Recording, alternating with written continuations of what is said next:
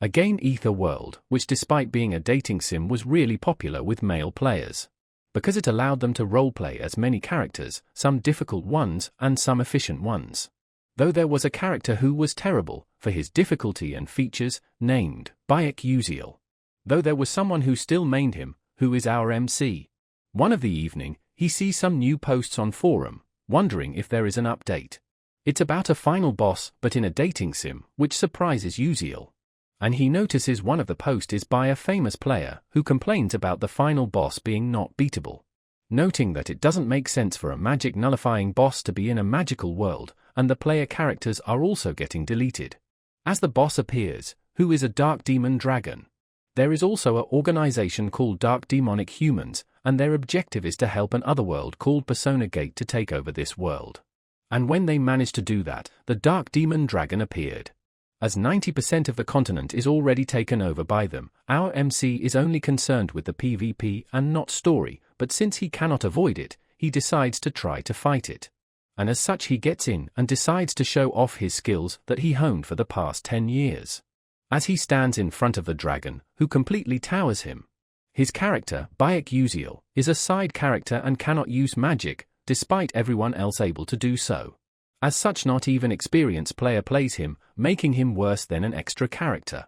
But he can use some magic, only one that is. As against the incoming dragon attack, he starts to smirk. And uses his one and only spell he can use, Blink. His Blink spell allows him to travel between 3 to 10 meters very quickly. But the direction is random, and if the distance is not controlled, he dies immediately due to speed and impact. And the cool time and mana usage is insane, not to mention a penalty that you cannot move for 2 seconds after using it, and such even when some players learn it, they never use this skill. But Uziel has mastered it, able to control his direction and the distance, and also managed to nullify the penalty.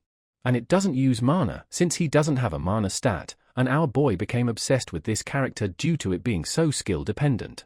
And as such he plays a character no one uses, and slashes the dragon with his skill and sword. And ending up defeating the final boss. He gets surprised himself as well that he won with a trash character, even if he is wearing top-level gear. But suddenly he gets bombarded with notifications about the world being destroyed since a bad ending has been reached. But since he was the closest to the true ending, the system tells him to reach the true ending, as he starts to get enveloped in a white light. And getting transported to another world. Lying on the floor, he starts to get up. Wondering, where is he? Though, he notices a mirror and goes to it. Surprised by his appearance, as it is that of his character, Bayek Uziel. And just then a notification appears in front of him. Which starts the episode 1, Escape the Chase. And our MC realizes that it is the Bayek Uziel's prologue quest. And remembering something, he reaches down in his pockets and pulls out a letter which is an entrance certificate to Stellar Academy. And with that he confirms that this is Ether World, and out of all the characters, he had to be Bayek Uziel. He starts to calm down and thinks about the true ending, but this game doesn't have any true ending, only multiple endings. But suddenly he comes to a realization that perhaps no one has managed to reach the true ending in last 10 years. But he bites his lips in frustration, remembering something crucial. That right after Bayek wakes up, the people who are chasing after him burst into the hut. As he tries to hide from them behind the wall. But they are able to notice the hut itself. And orders his men to search the hut, while Bayek wonders his next move. Knowing he cannot keep avoiding them, but he is unable to fight either. Just as he in a dilemma, a notification appears. Informing him that he can use his skill, Blink. We learn that his body is affected by the mana leakage syndrome, due to which he is unable to accumulate mana, but he has one hope, the spell that he practiced his whole life. Back to the present, he is nervous, as before he was using it in a game, controlled with a mouse and keyboard. Outside the hut, his pursuers are running towards him at full speed. Hearing their footsteps, he realizes that they are already here. Knowing that there is no time left, now only thing he can do is try. His pursuers who are standing outside the hut catches Uziel trying to escape. They chase Uziel, and as the first part of the tutorial he has to escape them using Blink. But his pursuers are faster than him due to wearing magic boots, hence the only way left is to use Blink, but Uziel is still hesitating in using it. But he calms himself down and tries to remember the muscle memory. His pursuers are also right behind him, almost reaching him. The main disadvantage of blink is, if the user fails to control it, they could collide with an object and die instantly, as the pursuer draws his sword and attacks Uziel. But for Uziel, when he uses blink, it's different.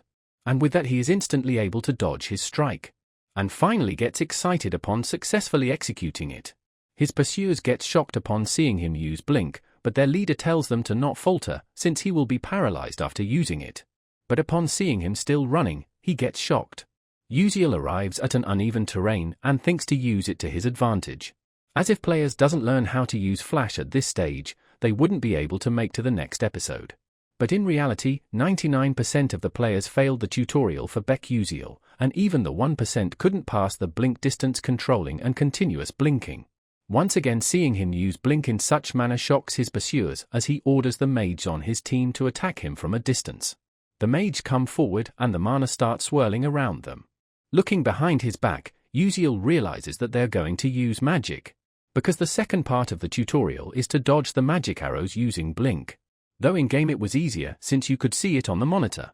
Suddenly another notification comes, informing him that his magic leakage syndrome has derivative skills, sixth sense and cognitive acceleration which are now active.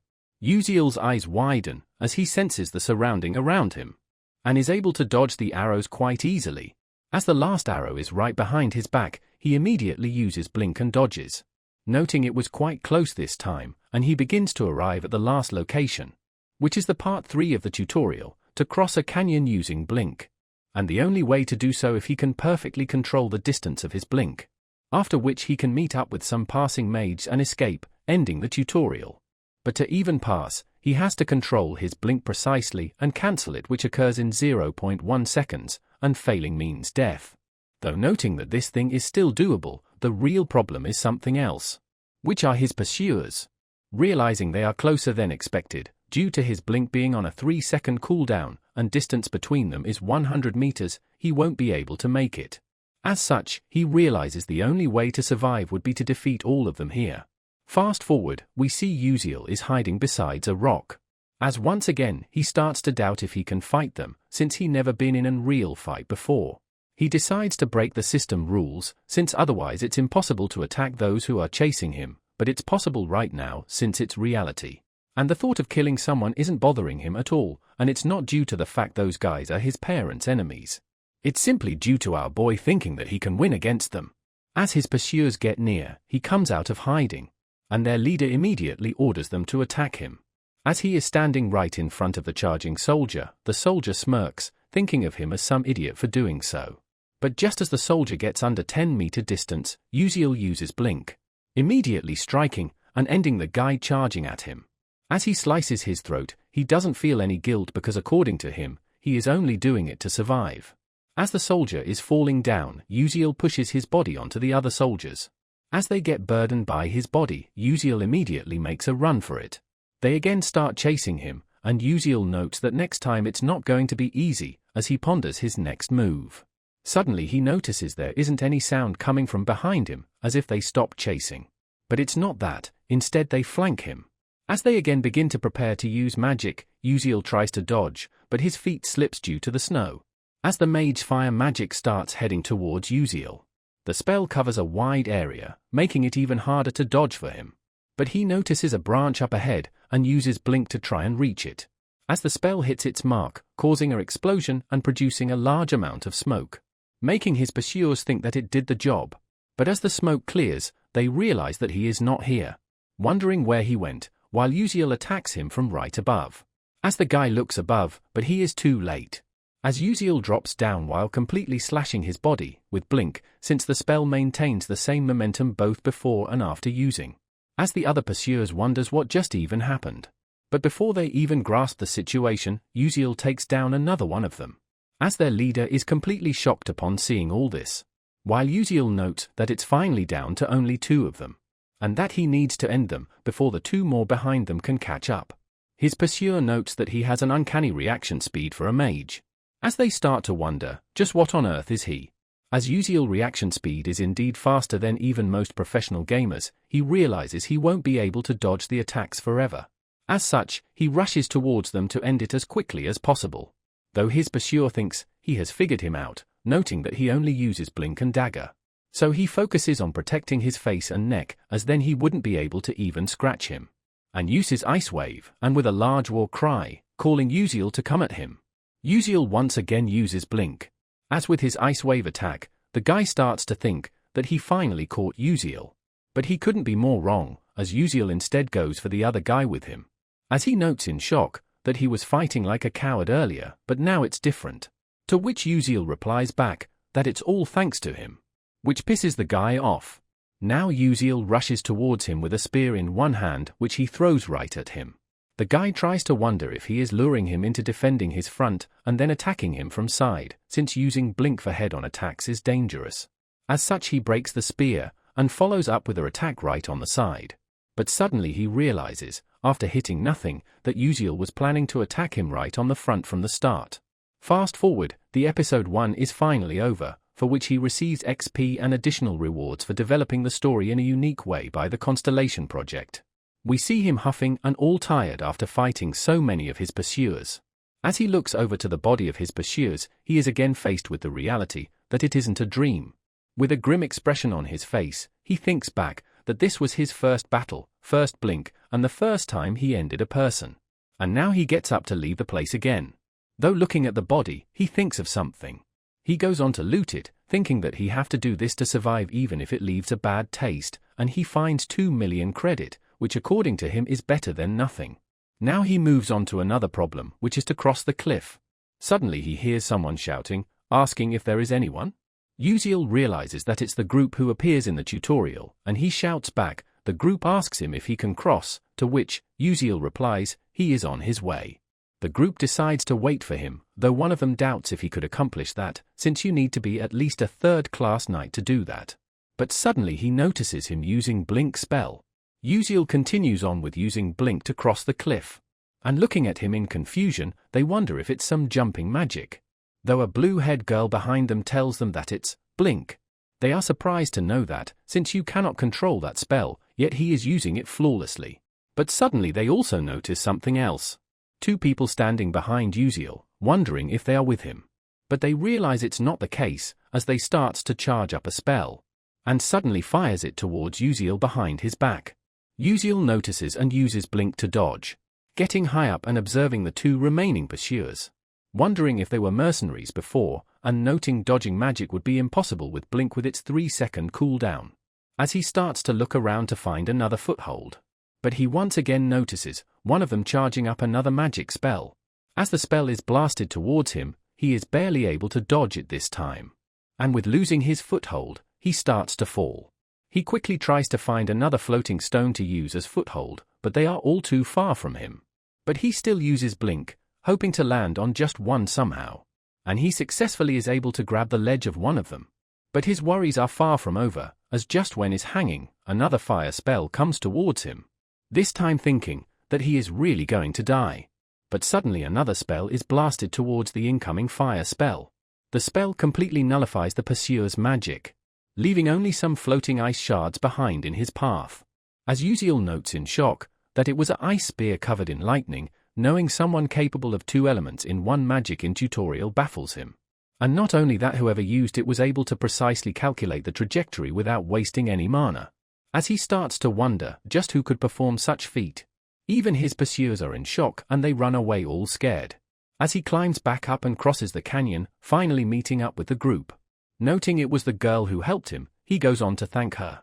Though she replies, she hasn't done anything to deserve his gratitude. Hearing her makes Uziel thinks that she got the prettiest voice he has heard, although she seems difficult to approach. Now he thinks back about his pursuers. Noting that even though they are known as bandits, in reality most of these activities are carried out by Dark Demon Cult. But even that would end here, since when he enters the territory of mages, they won't be able to pursue him anymore, not to mention they don't even know his identity.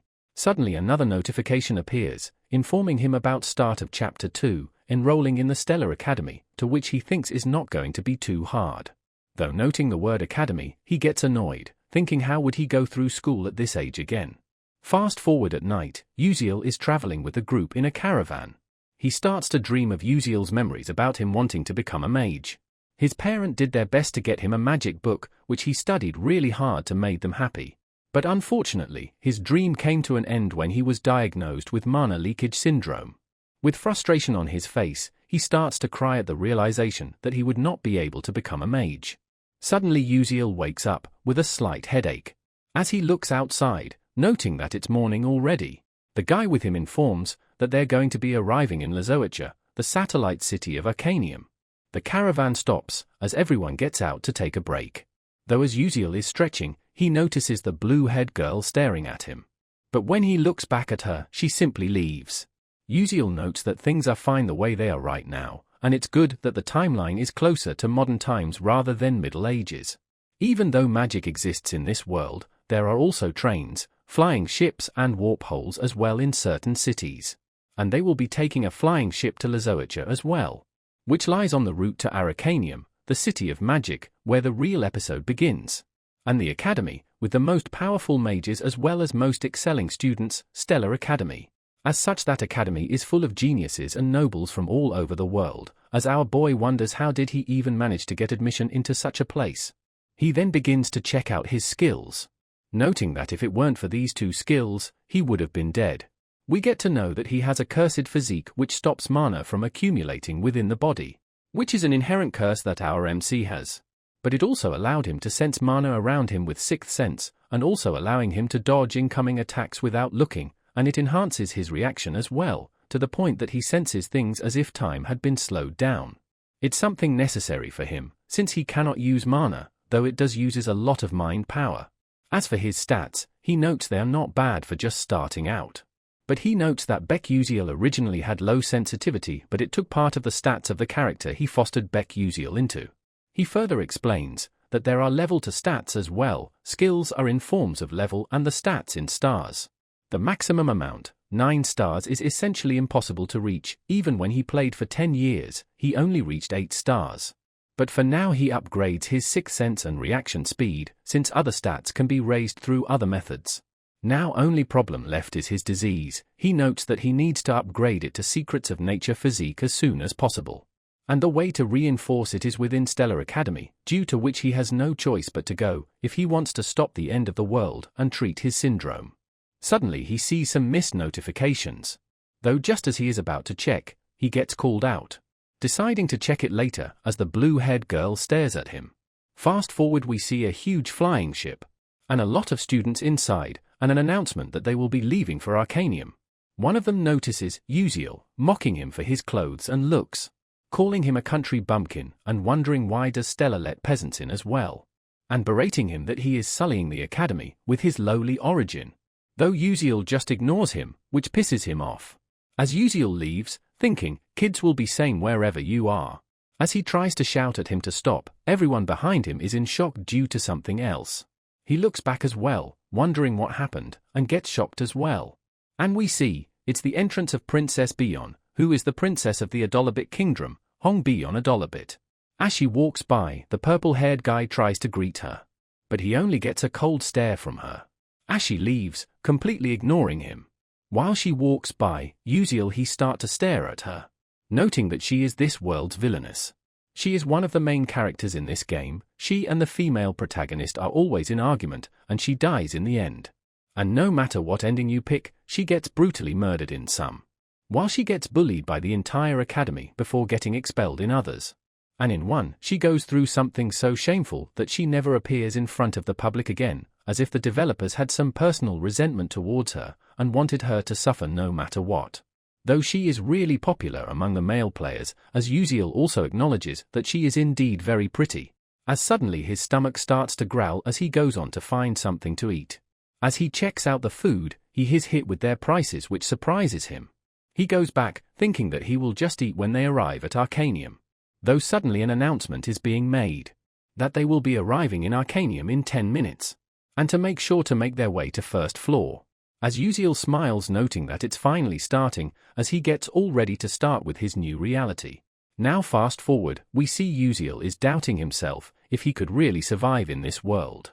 He wonders if there is anything that could help him, but suddenly remembers about the missed notifications. He quickly opens up the window, and he gets a special reward, which are either a downgraded version of his items, or downgraded version of his skills that he got in-game. He searches for one of the skill, but the system tells him that item's grade is too high and will be severely downgraded. He searches for even more stuff, but everything turns out to be too high level, though it does gives him an option to slightly upgrade his blink spell using the reward.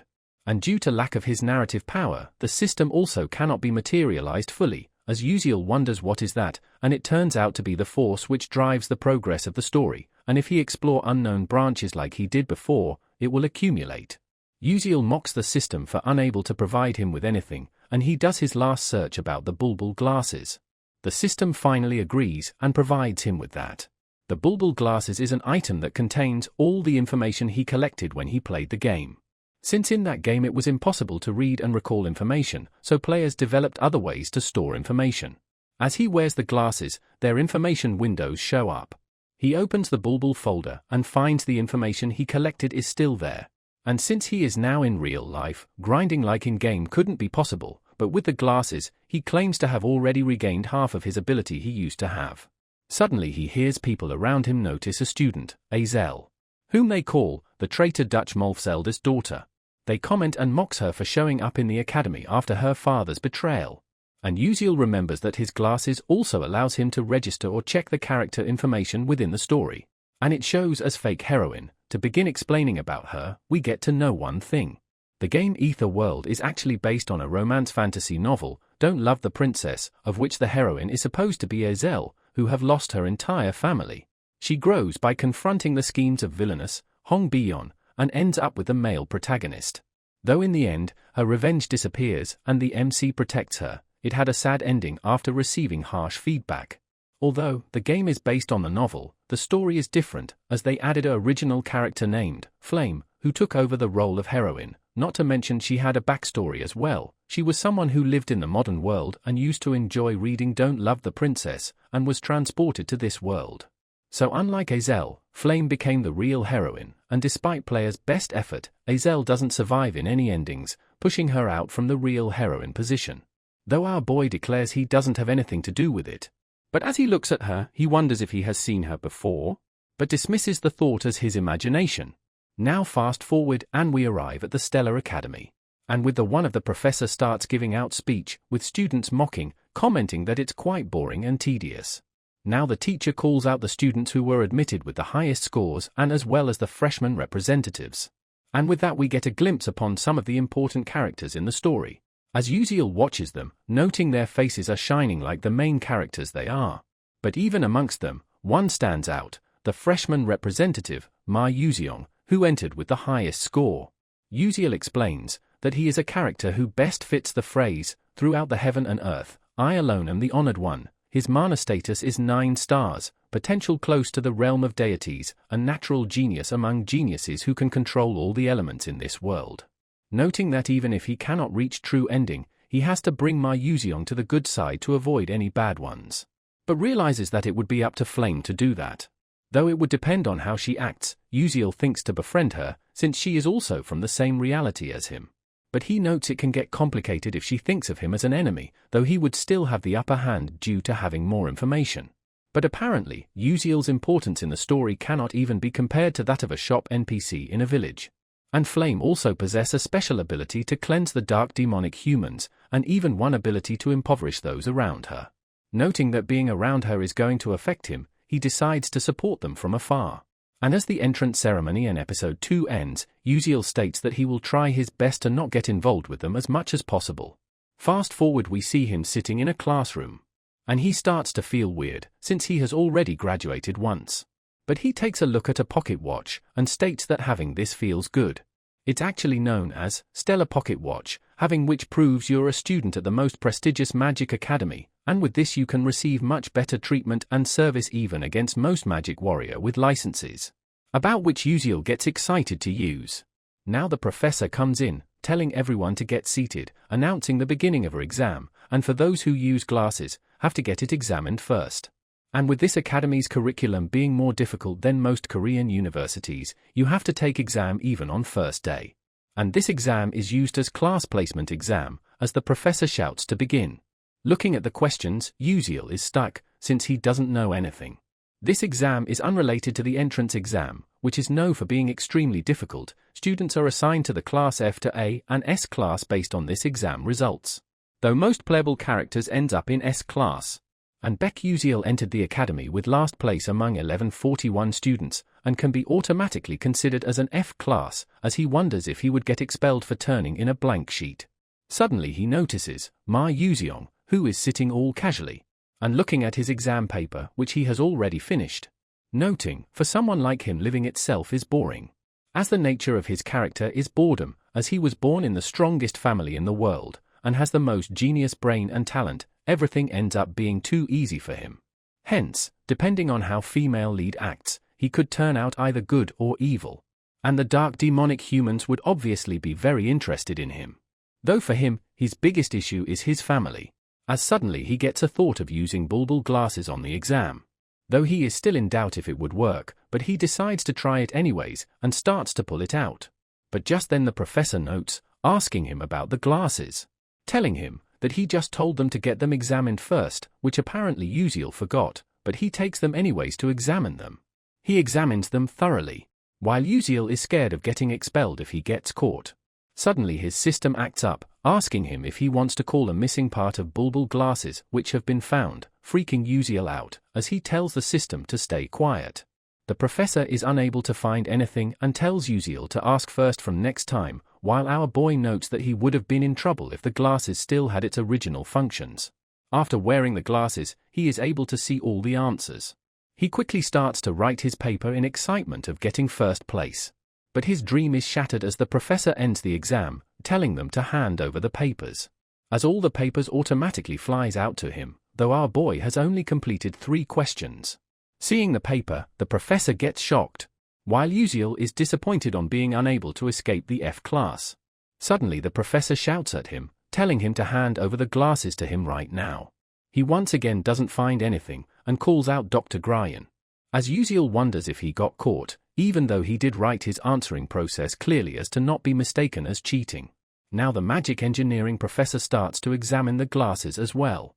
He states that it is suspicious that he solved those questions. The professor jumps to conclusion of cheating, but Professor Gryan claims he did not cheat, since he cannot feel magic tool energy from these glasses, and that he definitely solved it with his own ability. Professor Gryan calls it very interesting, and tells Professor Hanwol to apologize to the student. As such he does apologize for the misunderstanding, and Uziel forgives him, while knowing that he did in fact cheat, and it would have been bad if it had its original functions. Now in the teacher's faculty, we see Professor Hanwol checking the papers, as he is staring at one of them, and in some thoughts. Suddenly another professor comes, and asks him if there are this year's papers. She is introduced as Council of Elders, Professor Edeltamen, as she notes that there sure are many interesting freshmen this year, which Hanwol agrees with. From the most renowned family in fire class magic, Hong Bion, the Princess of Adolabit, the Kingdom of Flames. The chosen successor of the position of Crown Prince of the Scalvan Empire at the age of 12 purely because of his magical prowess, Jeremy Scalvan, who completely surpassed his older brothers in the race for the crown. And from the world's greatest magic tower, the Full Moon Tower, the successor of the Magic Tower Master, Ha Wonriang. Edeltamen notes that it must have been difficult to set the exam questions for such prominent students, as it did had many interesting questions, to which Hanwol agrees with.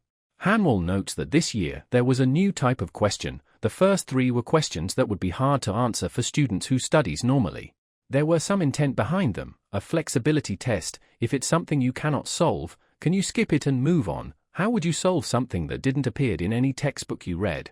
Currently the age of combat demands quick judgment and creative thinking. But those questions didn't meant to be solved. In fact, over 1,000 students left them blank, and the other 100 who attempted it couldn't get a single one correct, though only 3 of them got it right. Ma Yuzeong, genius of the century, as he appeared like a comet with unknown origins, and Flame, who got admission on principal's recommendation despite being a commoner, a talent close to Ma Yuzeong. And then there is Baek Uziel. They both are considered genius, while Uziel had the lowest admission score. As such, Hanwol didn't expect it for him to answer, especially when he left everything else.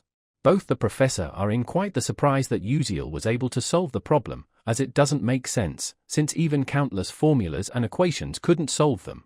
They wonder if he is a genius, though Edeltamen considers it a coincidence. On his paper there is also a note that principal gave him special admission for able to control the blink spell. Looking at the note he smiles, saying a mage combat student who specializes in blink, he will find out soon enough whether it's a coincidence or if he is truly special. Many students chatter about the class assignment being put on the board, though Uziel is slightly embarrassed in checking the board in person. One of the students notices Beck Uziel. Everyone around him mocks him for getting the lowest score in admission test and disregarding Stella's decision to accept him, though he just ignores them and moves on to check his class. But he is unable to find his name in them. He wonders if he got failed since he only solved 3 questions. Suddenly he overhears voices of surprise about him. Students comment about that even prominent students got an A class and is doubtful and jealous of Uziel's class placement. Uziel is confused as well and decides to check it out. He is shocked upon looking at the board. We see his name is written under S class, which completely shocks him, as he wonders what is even going on. As it's a class most students only dream of getting, a place where only the best students gather, unlike other grades with multiple classes. Class S has only 41 students and only 1 class. He thinks his assignment is a mistake and now he would be running into main characters often, knowing that getting involved with them will shorten his already short life, and such he decides to keep a low profile, as he thinks he will be able to manage it somehow. But we see Flame behind him, noting something. We switch scenes to Beyond, who is getting slapped by someone. The lady is also a professor, a Fire Element 1, Hong Yil, who berates Beyond for getting those 3 questions wrong. She compares her with Azel, as even she got some of them correct despite being an insect and hence calls Beyond even lower than insect. She orders Beyond to do it again, to which she agrees with. Yil tells her to not become someone like her, who was chased out of the kingdom and had to become a professor, telling her to not become a shame of the kingdom. She grabs her face, telling her to become better than her sister, while she smiles with an evil grin on her face, asking her if she does understand her. Beyond replies she does, though in reality she doesn't, as she starts to cry since she only lives the way she is told to, and hence is unable to solve problems she haven't learned. While in tears, she expresses her grief of being tormented. Back to Uziel, who is still troubled by the fact that he got assigned to class full of a social weirdos. As students around him comments in shock how is he here, as even their parents protested against it, though the teacher shut them all down, which the students finds ridiculous, as it all makes Uziel feels like an outcast. Though he gets past all of it, relating to their frustration since they've been studying here since they were young, unlike him, while noting the class can change according to one's performance, though it's rare to be demoted. He does remember about one student who will rise up to Class S in the future as well.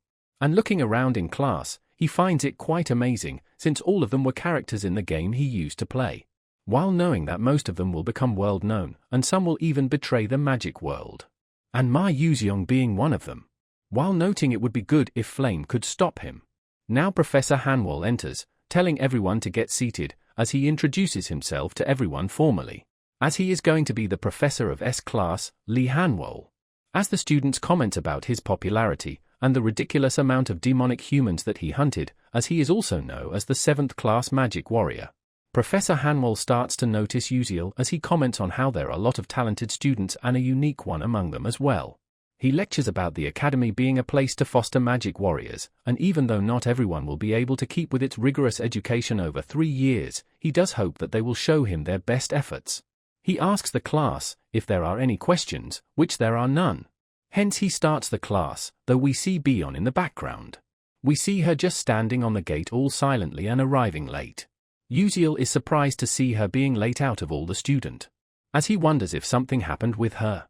He decides to use bulbul glasses to check on her info. In her status window, he notices that she is guaranteed to die, as he remembers that Azel dies because of Flame, while Beyond dies because both Azel and Flame, noting that it's basically inevitable that she will become a villainess. Uziel feels that he would like to save her if he could, though he is not in a position where he could. He does feel bad, but he will be keeping his distance. But just then, Beyond walks right up to his desk, surprising him, as she looks over to him with a cold glare, which makes Uziel a bit nervous. But she just silently sits right beside him, as Uziel starts to feel incredibly nervous, due to things already getting twisted right from the start. Now Professor Hanwol announces the staff succession for the staffs they will be using, and both A and S class will have it together. Uziel smiles, knowing that it's annoying, but he looks forward to it. In Stellar Academy, there are two big events. One of them is Familiar Contract Ceremony, and the other one is Staff Succession Ceremony, which is quite special, just like Stellar Academy itself. Now all the students and Professor Hanwell arrives at some magical place. As he informs them that there are lowest class to middle high class rank staff here, all they have to do is just grab the staff that they like. And telling them to choose carefully since changing it later is complicated, though Uziel notes that it's actually the staff that will be choosing us, as they only respond to the person they deem worthy of commanding them, creating a resonance effect. Which means you cannot just use high-level staffs just because you want to. As Uziel looks around, wondering which one should he choose, knowing that he have to choose carefully, since he is in S-class now, though the staff that best fits him is the wand. Staves are divided into two classes, the short form, wand, and the long form, staff. Wand is wielded by spell knight, who spam magic quickly, and staves are used by bishops, who focus on single hit with longer casting time. Once again students comments and wonders what is Uziel going to pick, mocking him that it should be easy for him to cause a resonance effect. But he simply ignores them once again. Suddenly someone calls him out from behind. The guy introduces himself as Uslek, though Uziel is not interested. Uslek asks about his choice of staff, to which Uziel replies that anything will do, and Uslek mocks him that he should pick a staff which fits his commoner status, and to not make trouble for anyone, and Uziel simply leaves by saying that he shouldn't as well, which pisses Uslek off, as he shouts at him. Uziel calls him annoying and uses his bulbul glasses to check his information. Seeing all of it, he starts to pity him for being a too much of an extra. Uslek points at a staff to show off that he is going to pick that one. Seeing that staff surprises Uziel, as it's the Edmeri Etamiri, noting that it's the highest class staff here, a middle high class one, which is something used by pro magic warriors. As for the students, having a middle low class is the limit, no matter how talented you are. And even the professional magic warriors are barely able to get a middle low class staff. Though we get to know that there is another middle high class staff as well, but it's not for picking, but just for show. Professor Hanwell tells everyone to go stand in front of the staff which they like. We see both Jeremy and Wan Riang picks there, and as Beyond takes a hold of her staff, we see it emitting an incredibly blinding light. As everyone is shocked seeing Wan Riang, Jeremy and Beyond able to pick and middle class staffs, noting that this year is crazy. It annoys Uslek as well, as he goes on to pick his as well. Everyone notes that he is trying to resonate with the middle high class staff. He smirks in confidence while grabbing it, being all sure of his victory. And just as he grabs it, the staff retaliates. Though Uziel is not surprised at all by his failure. All the students note that he has gotten hurt badly, noting that picking that staff is going to be impossible. As Uziel states that they all need to give up anyways. And we see Ma Yuziong is walking towards it. As Uziel continues, since the owner of that staff has already been decided. Everyone is surprised to see him there, as they doubt him, that even he could handle that staff. But when he grabs the staff, a bright light starts to shine. As he smirks, while he is able to hold the staff successfully. All the students are surprised from it, except for Uziel, who already knew. And now a lot more people will realize how talented he is. As suddenly Ma Yuziong notices Uziel, and for some reason, smiles in his direction, which confuses and shocks Uziel. And now Uziel remembers that Flame is going to own another high mid-class staff, Terravon. But he notes that this is also where the route could split, as if she does manages to grab Terravon. Yuziong will take interest in her because of her ability, starting the Yuziong route. But if she picks another staff, it would open a completely different route, as such he decides to use Flame to bring Yuziong to their side. And he finds Flame, walking towards the Terravon. He watches her carefully, wondering what is she going to do. As she gets close to it, Uziel wishes to have her grab the Terravon, which will result in Ma Yuziong taking interest in her. But she completely ignores it and walks past it, surprising Uziel. He is shocked by her non-interest in the Televon. He wonders if she doesn't know about it, perhaps a lack of information, realizing that it's bad, since she should be able to resonate with any staff as the female lead. He gets worried about her picking some strange staff, which could potentially mean losing out other good routes as well. Uziel starts to charge up with the intent to push the Terravon to her. He uses his blink spell and appears right behind Flame, as she turns around and freaks out after suddenly noticing him behind herself. He asks her choice of staff, to which she questions on why does he wants to know. He makes an excuse that it's because she looked lost, and Flame gives him a cold shoulder and hits him with, "It's none of your business," and leaves immediately, completely ignoring him, surprising Uziel. He notices that it's strange, since she is supposed to be friendly with everyone. But Uziel doesn't give up and calls out to her once more, telling her that he really wants to help her, to which she tells him to mind his own business. As he is trying to push her towards Terravon, she gets pissed, asking him, what does he know about staffs?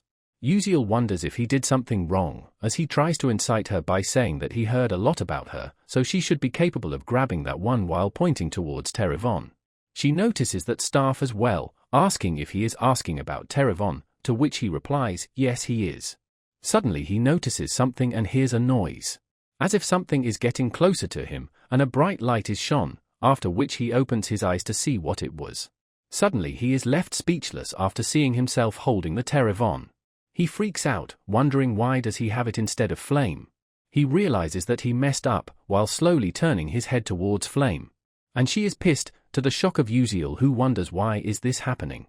He shrinks back in fear, noting that he has messed up big time. Now in the evening, as Flame is walking back, she overhears the student talking about Ma Yuziong and Uziel, and how they become 2 out of 7 students in the history to grab the high mid-class staffs. And especially focus on Uziel, as he being a student who only used Blink during his admission test, which surprises them since their parents taught them that it's a useless magic. Overhearing all that, Flame starts to think about him as well. Now at the self-study hall, she finally gets some peace and quiet as she wanted. As everywhere she went, all they talked about was Uziel. Since the news that 2 students grabbed high mid-class staffs were spread instantaneously, thought she doesn't understand something. As she wonders just who is he, since the original novel she read, there was never a character named Beck Uziel. Wondering in frustration that it is said no one is able to grab it, let alone resonate with it, yet he did. As if he is trying to show off to her. But for now she decides to ignore it. As some of her friends suddenly calls her out asking if she was going for self-study. She turns back to them and smiles. She asks them if they think she is a nerd or something, to which they reply that it's just due to she is always studying, and why does she always call them kids despite being the same age. She passes it off as a habit, which she got since she was always treated as older, though the real reason is that she is in a novel from present time. A red-haired girl asks her if she is going to be alone today as well, as Flame notices her name to be Jackie, as she also notes that her style is similar to her, and Flame tells her that she is going to attend supplementary lessons, as she leaves soon after. While walking down, she thinks it's hard being a student at her age, as she suddenly bumps into someone at a corner. And it turns out to be Wan Riang. As he asks her if she is okay, he notices her expression and asks if something is bothering her. Flame wonders if he is worried about her, though she tells him that not anything particular. Next he asks if she is going for self-study then, to which she replies, indeed, and asks him back that if he is again going to the S-Class exclusive training hall. Wan Riang says he cannot be lazy when it comes to it, which makes Flame call him unnecessarily sincere, though Wan Riang notes it's something they both share. And while looking at her, he smiles, as he cleans up her shoulders and leaves saying to see her later. She also turns around, calling it bland. But Flame notices Jackie, who is staring at her, standing behind a corner.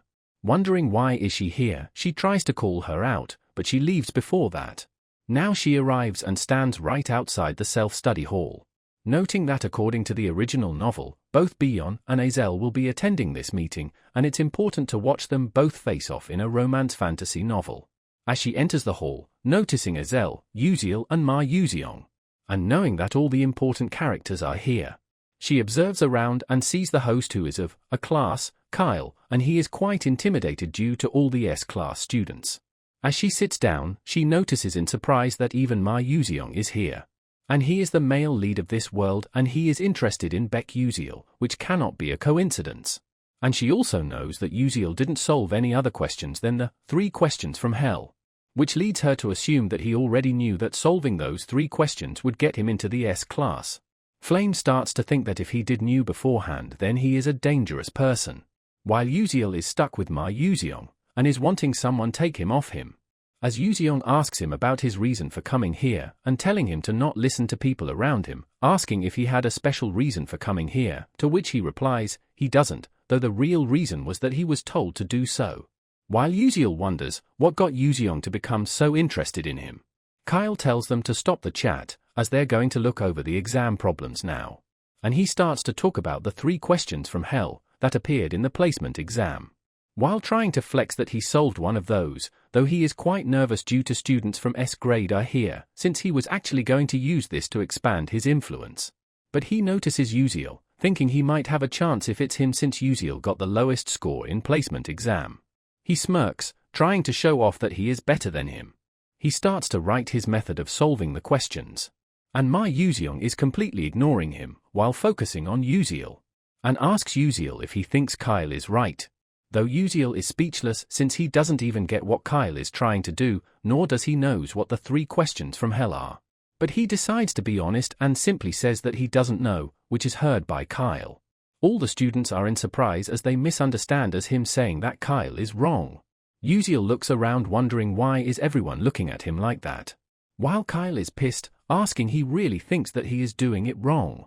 He then calls Yuziel out to come and solve it himself in front of everyone, about which he is completely in shock. As he looks over to Ma Yuziong, who starts to hype him up, realizing that Yuziong is doing it on purpose. So as such he starts to walk over to the blackboard, stared at by everyone. He wears his glasses, realizing that the question is more like a pun quiz. For example, a mage cast a spell, saying, "D earth shed tears," and there was double the amount of dirt than before. Why would that be? And for that the answer is simple: if dirt cries, it's in a state of decomposture.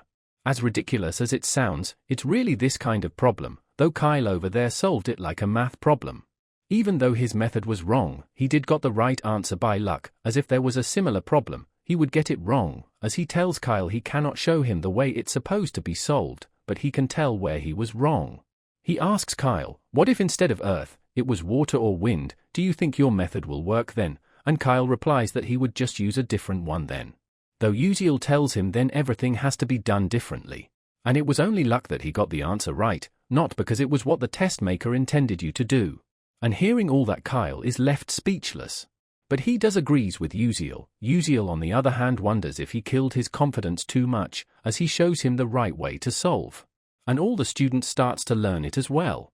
But on the other hand, Flame is in shock about the fact that other students are actually writing what he is saying. And both Bion and Azel should have gotten in argument as well, but they are distracted by the problem. As she starts to wonder if story going like this is really okay. Now after the class, Ma Yuziong excitedly leaves telling Yuziel that he will see him tomorrow. And due to which, Yuziel is worried as he claims that he doesn't want to see him ever. And he assumes that it's probably due to Terravon. While leaving, he also starts to wonder just why did that staff came to him, since there wasn't any instance of anyone else using it besides Flame. And in the hallway he finds Bion waiting for someone. He thinks she might be waiting for someone, but ignores her and tries to leave. Though suddenly she calls him out, saying that she wants to ask him something. Which surprises Yuziel as he asks her, what is it, and she asks him about the solution earlier and why didn't he explain it. Yuziel is lost for words as in reality, it's not that he didn't but he can't since it's a nonsensical quiz, and he makes an excuse that he just didn't had anything to say. But she takes it the wrong way, that it was just that he didn't wanted to announce the solution at that place. Yuziel is surprised to hear that, but she makes him an offer that she will compensate him for the solution, asking him to explain the solution to her. Which shocks him, as he realizes that once again he is involved in some major plot point. But nonetheless he agrees, and we see both of them sitting in a library. Yuziel questions her on why is she paying him simply to help her understand 3 questions on a placement test, to which she replies, she got her reasons, hence Yuziel goes along with her request, calling her, my lady, though he asks her, isn't she embarrassed to ask him for help, since he got all the other questions wrong? She replies, not at all, in fact she is embarrassed that she still doesn't know the solutions to these problems. And that she is willing to do anything to find the answer, which gets Yuziel thinking of her as a model student, but he does ask, why specifically him? As she is a princess, she should have a lot of friends. She tells him out of all the freshman students, only 3 people got these questions right, including you. Which confuses Yuziel, and she adds that these questions were meant to be unsolvable, yet Ma Yuziong, Flame and Yuziel were able to solve it. Yuziel is shocked upon hearing that no one was able to solve that, which prompts Bion to ask him if he didn't realize that. And with this he finally realizes how he got in S class. and also why Flame held him back, as he doesn't know the details of world building or about those questions. But Flame is different, since she has read the entire novel. Even without playing the game, she knows most of the setting, including those questions. And since he is an extra who wasn't in the novel, she had no choice but to acknowledge his existence. As he finally realizes her reason for her to act that way, and laments it, while Byeon asks, why does he look like it, to which he shrugs it off. He reminds Byeon about their deal, that she will fulfill one of his requests, as thanks for helping her. And hence he puts down his request to alter his staff into a magic sword. She is surprised to hear that since only low-level mercenaries uses those kinds of weapons. But he simply replies to her that it suits his style better, though in reality he cannot tell her that he is a cripple. She pauses for a moment, and replies, she will get it done, would be quite easy. Now they move on to the questions, and way to solve the first one is a change of perspective. Though that leaves her a bit confused, as her weakness is that she uses magic strictly from textbook, and she's stuck in a rut. Though she only realizes it in her second year after losing to Flame in a bad way. He decides to push her in the right direction, even if he cannot give her important insights right now. And such he asks her if she knows what nonsense quiz is by any chance. She gets taken back by a bit, and replies she does think she have. Uziel starts off with an example, and asks her, what's between a knee and a knee? She ponders for a moment and answers, the back of a knee. But Uziel corrects her, saying that the answer is, and, which she asks, how? And he replies, that he asked what is between a knee and a knee. Hearing which pisses her off. But he tells her to calm down and look at the questions, since they have to solve using her creativity. And he questions her, if it's possible to memorize creativity, which leaves her with no answer. As she replies, no, and Uziel smiles. And tells her that knowing many spells and techniques are important, but there is something more important for a mage. It is to look at the world beyond the boundaries of your thought. Magic can grow with even the slightest of change. As she only thinks about stuff as she sees them, and spells aren't something to just learn and cast. And even though she is better than Uziel in analytical thinking and judgment, she lacks the most important quality, which is creativity. Hearing all that, she really starts to get into it and serious. Noting she looks a lot more serious, he tries to tone it down and asks her if she understood what he was trying to say. She replies with a confident face that she did. On the other hand, it surprises Uziel, as he himself has no idea what he is talking about. Now with that out of the way, they move on the next example. What did the man say to the horse before putting him to the bed? And she starts to think. She replies, she doesn't know, and Uziel answers, it's bedtime. Again he asks, why don't beds work hard? She again doesn't know, and he answers, because they are always lying down on the job. He once again asks, what happened when rock, paper, and scissors entered the race? Now slightly irritated, she again says the same thing and Uziel answers, rock began to roll, but paper and scissors were stationary. Now at this point she starts to get quite irritated since she is unable to answer anything. Which Uziel also realizes that she could explode any moment now. Now he asks her once more, what did the cloud say to the ocean when it was raining? She starts to ponder and think, while Uziel is praying this time, that she gets the answer. And she answers, that it's getting a bit emotional, which surprises Uziel. And at last he tells her that she got the right answer. Hearing which she gets really excited and happy. Which surprises Uziel as he thinks this is the first time he is seeing her smile in both game and reality. He praises her by saying that as expected of a princess, your creativity is on another level. Which she accepts albeit a bit embarrassed, and asks for the next question, while Uziel chuckles. And just like that time passes and it gets night. And we see Uziel walking being all exhausted and spending 3 hours on those nonsense questions with her? Though he didn't expected her to believe what he said. She is undoubtedly an excellent magician with a sharp mind, but her weakness is her rigid way of thinking. Though he feels bad about taking advantage of her like this, he needs to modify Terravon into a sword quickly. And now he goes on to search for the books he needs for his class. And he looks around and finds the shop that he was looking for. Now inside the store he notes that it's quite run down. But he does know about the owner, who has a habit of watching people while pretending to be asleep. But in this store, the study notes of Marella, the student who graduated at the top of the academy 10 years ago, is hidden. In-game a screen would show it with a press of a button. But in reality, a textbook is needed for major and your grade will also depend on which book you choose. Uziel before used to buy books from famous stores, but later he realized that good ones are hidden in one without any signs. And if he were to take magic engineering classes with the study notes of Marella, he will easily get full marks, though even using bulbul glasses would get decent marks, but he also needs the hidden recipe. Looking around, he finally finds it tucked into a corner. As he takes out his hand and reaches for it, another hand comes for the same book and touches him. And that person is Azel.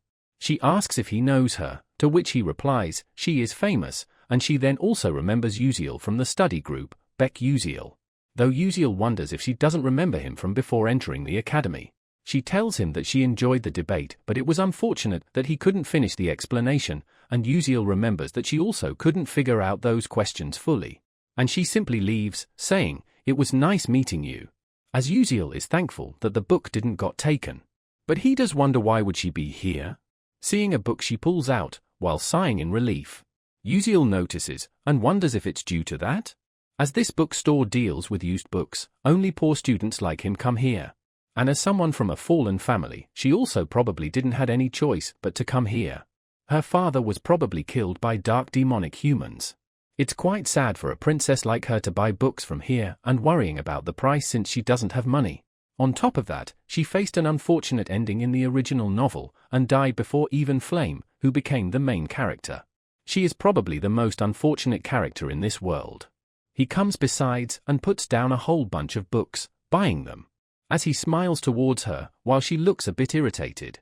He asks her, what, and she was about to call him a name for picking such books, but changes the line to, that he picked some interesting books, though Uziel catches on that she was about to call him names. He asks her, like what, she replies, why is he reading topics like, advanced sealing theory, it's an ancient magic involving the use of item, in the current world magical engineering is so advanced, this skill is rarely used.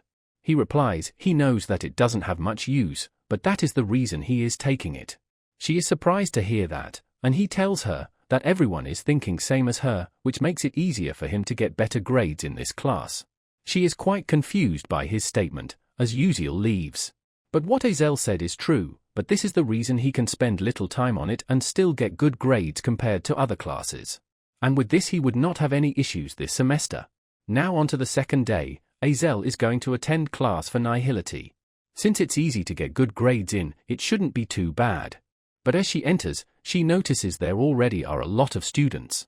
As students comment that the news is spread about this being a class to easily get good grades in, hence everyone is attending it.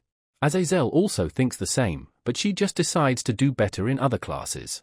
Fast forward as the classes ends, everyone starts to leave. But for Azel it's troubling, since it will be hard to get scholarship as too many people are signing up for the same class. She starts to get hungry, and wonders if she should get a meal. She counts her meal tickets, noting that she should only get bread this time, as she only have 60 meal tickets for this semester. Suddenly as she is walking by, she notices something. And it's Uziel, who she sees attending classes. She wonders what is he doing there, and notices it's due to the lecture. She also notices there aren't many students, and all of them are who scored low grades. And this lecture would probably get cancelled at this rate. But suddenly she gets a thought, that if she signs up for this class, she would be able to raise her grades without putting too much effort. And if she uses that saved time for other subjects, she will be able to earn more scholarship money. And she gets curious about Uziel on how did he knew that this subject would be easy to score in. And perhaps he planned all of his classes in such a way that it makes his life easier. But she walks away, ignoring the thought, deeming it not possible, and a coincidence. Now in the lecture, Professor Layden explains that the founding mage in white spread magic all over the world which allowed humans and other species to learn magic. He taught the elves, nature class magic, and to the dwarfs, matter magic, and to humans, elemental magic, and he traveled to heavens afterwards. As the professor keeps going on, Uziel is already sick and wonders how is he going to go through this for 3 whole years? But he do realize that this lecture is of importance, since it might give him some clues about the true ending. Though, it's just his assumption. And, he looks besides himself, noticing something. It's Azel, while he wonders what is she doing here. As he does not remember any of the main character taking this class, though he ignores it since it doesn't matter to him. The professor continues that humans were not satisfied with what they were given, hence they traveled and began to steal magic of other species.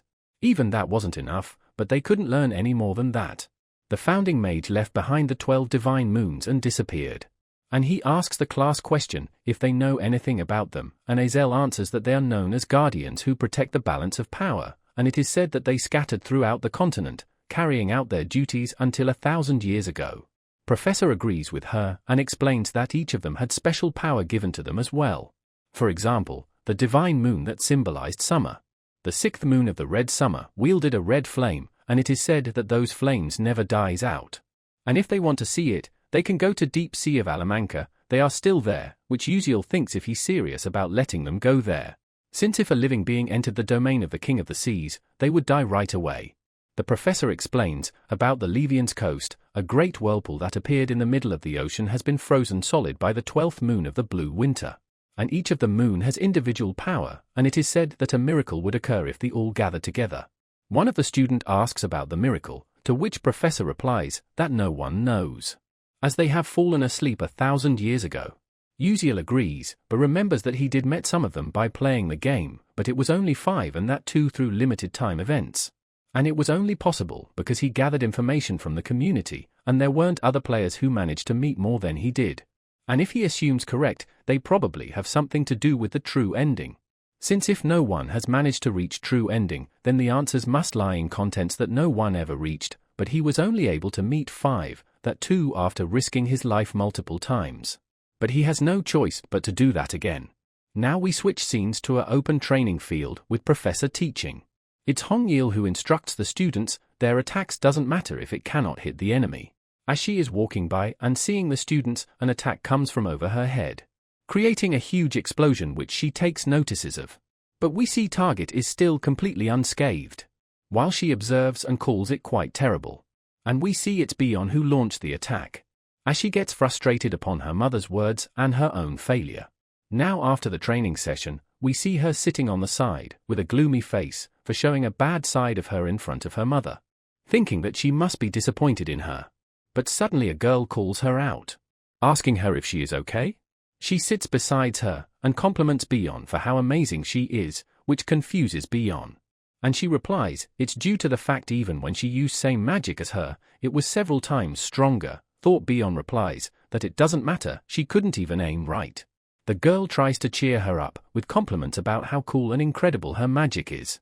Seeing her talk, Bion realizes that she is a fire-type magic as well, and remembering her name was Arshuang, and that she has heard of her before.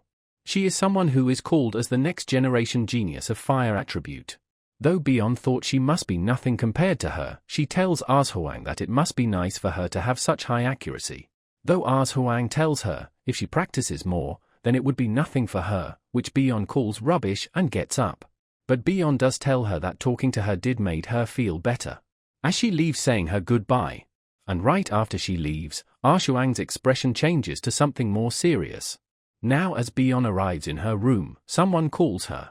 And it's her personal maid, Ye Terin, who welcomes her back. She serves Bion some drink and ginseng candy, and starts about the staff remodeling commission that Bion asked of her. She informs Bion that since the staff is so good, hence a top-grade magic sword will be made. And there is something she found questionable, which Bion asks, what? She tells Bion that the staff continuously suck in the owner's mana, which surprises Bion. She asks, then wouldn't that be a dark demonic tool, and her maid tells her that it's different, since it is consistently in resonance with nature's energy. Hearing about it, Bion is quite surprised, as she wonders why does such a garbage staff is high middle class, and her maid tells her that it's exactly the reason that is a middle-high class. And Bion asks, what do you mean? And her maid answers, that its original ability would drastically strengthen users' mana, making it a high class or even higher, but because it sucks in mana just by holding it, it was downscaled to a middle-high class one, which greatly surprises Bion. Bion wonders how could a student wield that, which is what her maid is also confused about. Bion does realize that it wasn't there for them to resonate in the first place, but most students won't even use it, even if given to them. And even though she is confused, she leaves it to Uziel to figure it out, as she starts to think that he is quite unique. Now fast forward a few days later, and in the class professor is again giving a lecture about attack magic. As the professor explains that attack magic is different from normal magic, hence the mana orbitology class is mandatory. And from today, for their PvP battles, they will be learning, shooting, and target. And as such, he begins the class with a water attribute question and formula. None of them have any answers, as it's a water attribute, and without being a water attribute major, the answer is impossible. And they wonder if the teacher is just trying to bother them, while Uziel is yawning from boredom. As he is wondering why the classes are harder than Korean, the teacher catches him slacking off. And he calls Uziel out to solve the question. And shortly after, Uziel completely solves it, surprising the professor. The professor is very impressed by him, and asks if he is of a water attribute major, to which he replies, he isn't. And while Uziel is looking at him with no words to say. Now after the class, as Uziel is leaving, someone calls him out. And we see it's Uziel, who tells Uziel that she has a question for him. Uziel thinks that after observing him, she has determined that he is definitely smart, unrelated to his grades, even when compared to top rankers. As she thinks back to when he solved the question, making her utterly shocked. Since that question was at the level of university, probably even professor level, even if Stella is a place where geniuses gather, she gets curious about his true identity and origins. And at first she was unsure, but now she is certain that he has a course registration strategy. And hence, she asks him, what his next class going to be, as she looks to obtain his strategy. Uziel is a bit taken back by her questions. Though he asks her if she is interested in him or something, to which she calls it as gross. Uziel wonders just what is he doing, and asks her the reason, and she replies that she researched him and all the class he is taking are one where you can get high scores easily. She asks him straight about his strategy, and where did he got it? Since it's something quite important to her, and Uziel just tells her that it's a coincidence. And just simply tries to leave after that, but she tells him to wait. Seeing him walk away like this gets her quite desperate. As she runs behind him, telling him to hold on, and Uziel tells her to learn it from someone else, since there are a lot of smart people here. Or she can also just follow him since she looked it up, but she tells him that anyone who take Divine Moon Studies gets an A+ no matter, but if she registers for other classes that he is taking then it could impact his grade negatively as well. He notices her sincerity, since if she doesn't get the scholarship, she will lose out the most, but even then she is thinking about others. Even though she is annoying, a female lead is a female lead after all. And Uziel asks him if he could recommend her some courses that are easy to get good grades in, while Uziel tells her that if she really thinks looking like that would fool him. But she says that her stress goes away when she looks at her own face, which leaves Uziel speechless. Though she calls it out as a joke, and tells him that she prepared a compensation for him in return, which gets Uziel thinking that why do these people love to offer compensations? She asks him if he knows about the ghost story of the 7th tower, which surprises him. He replies he does, which prompts Uziel to say, not many does, sign it's an abandoned building that disappeared.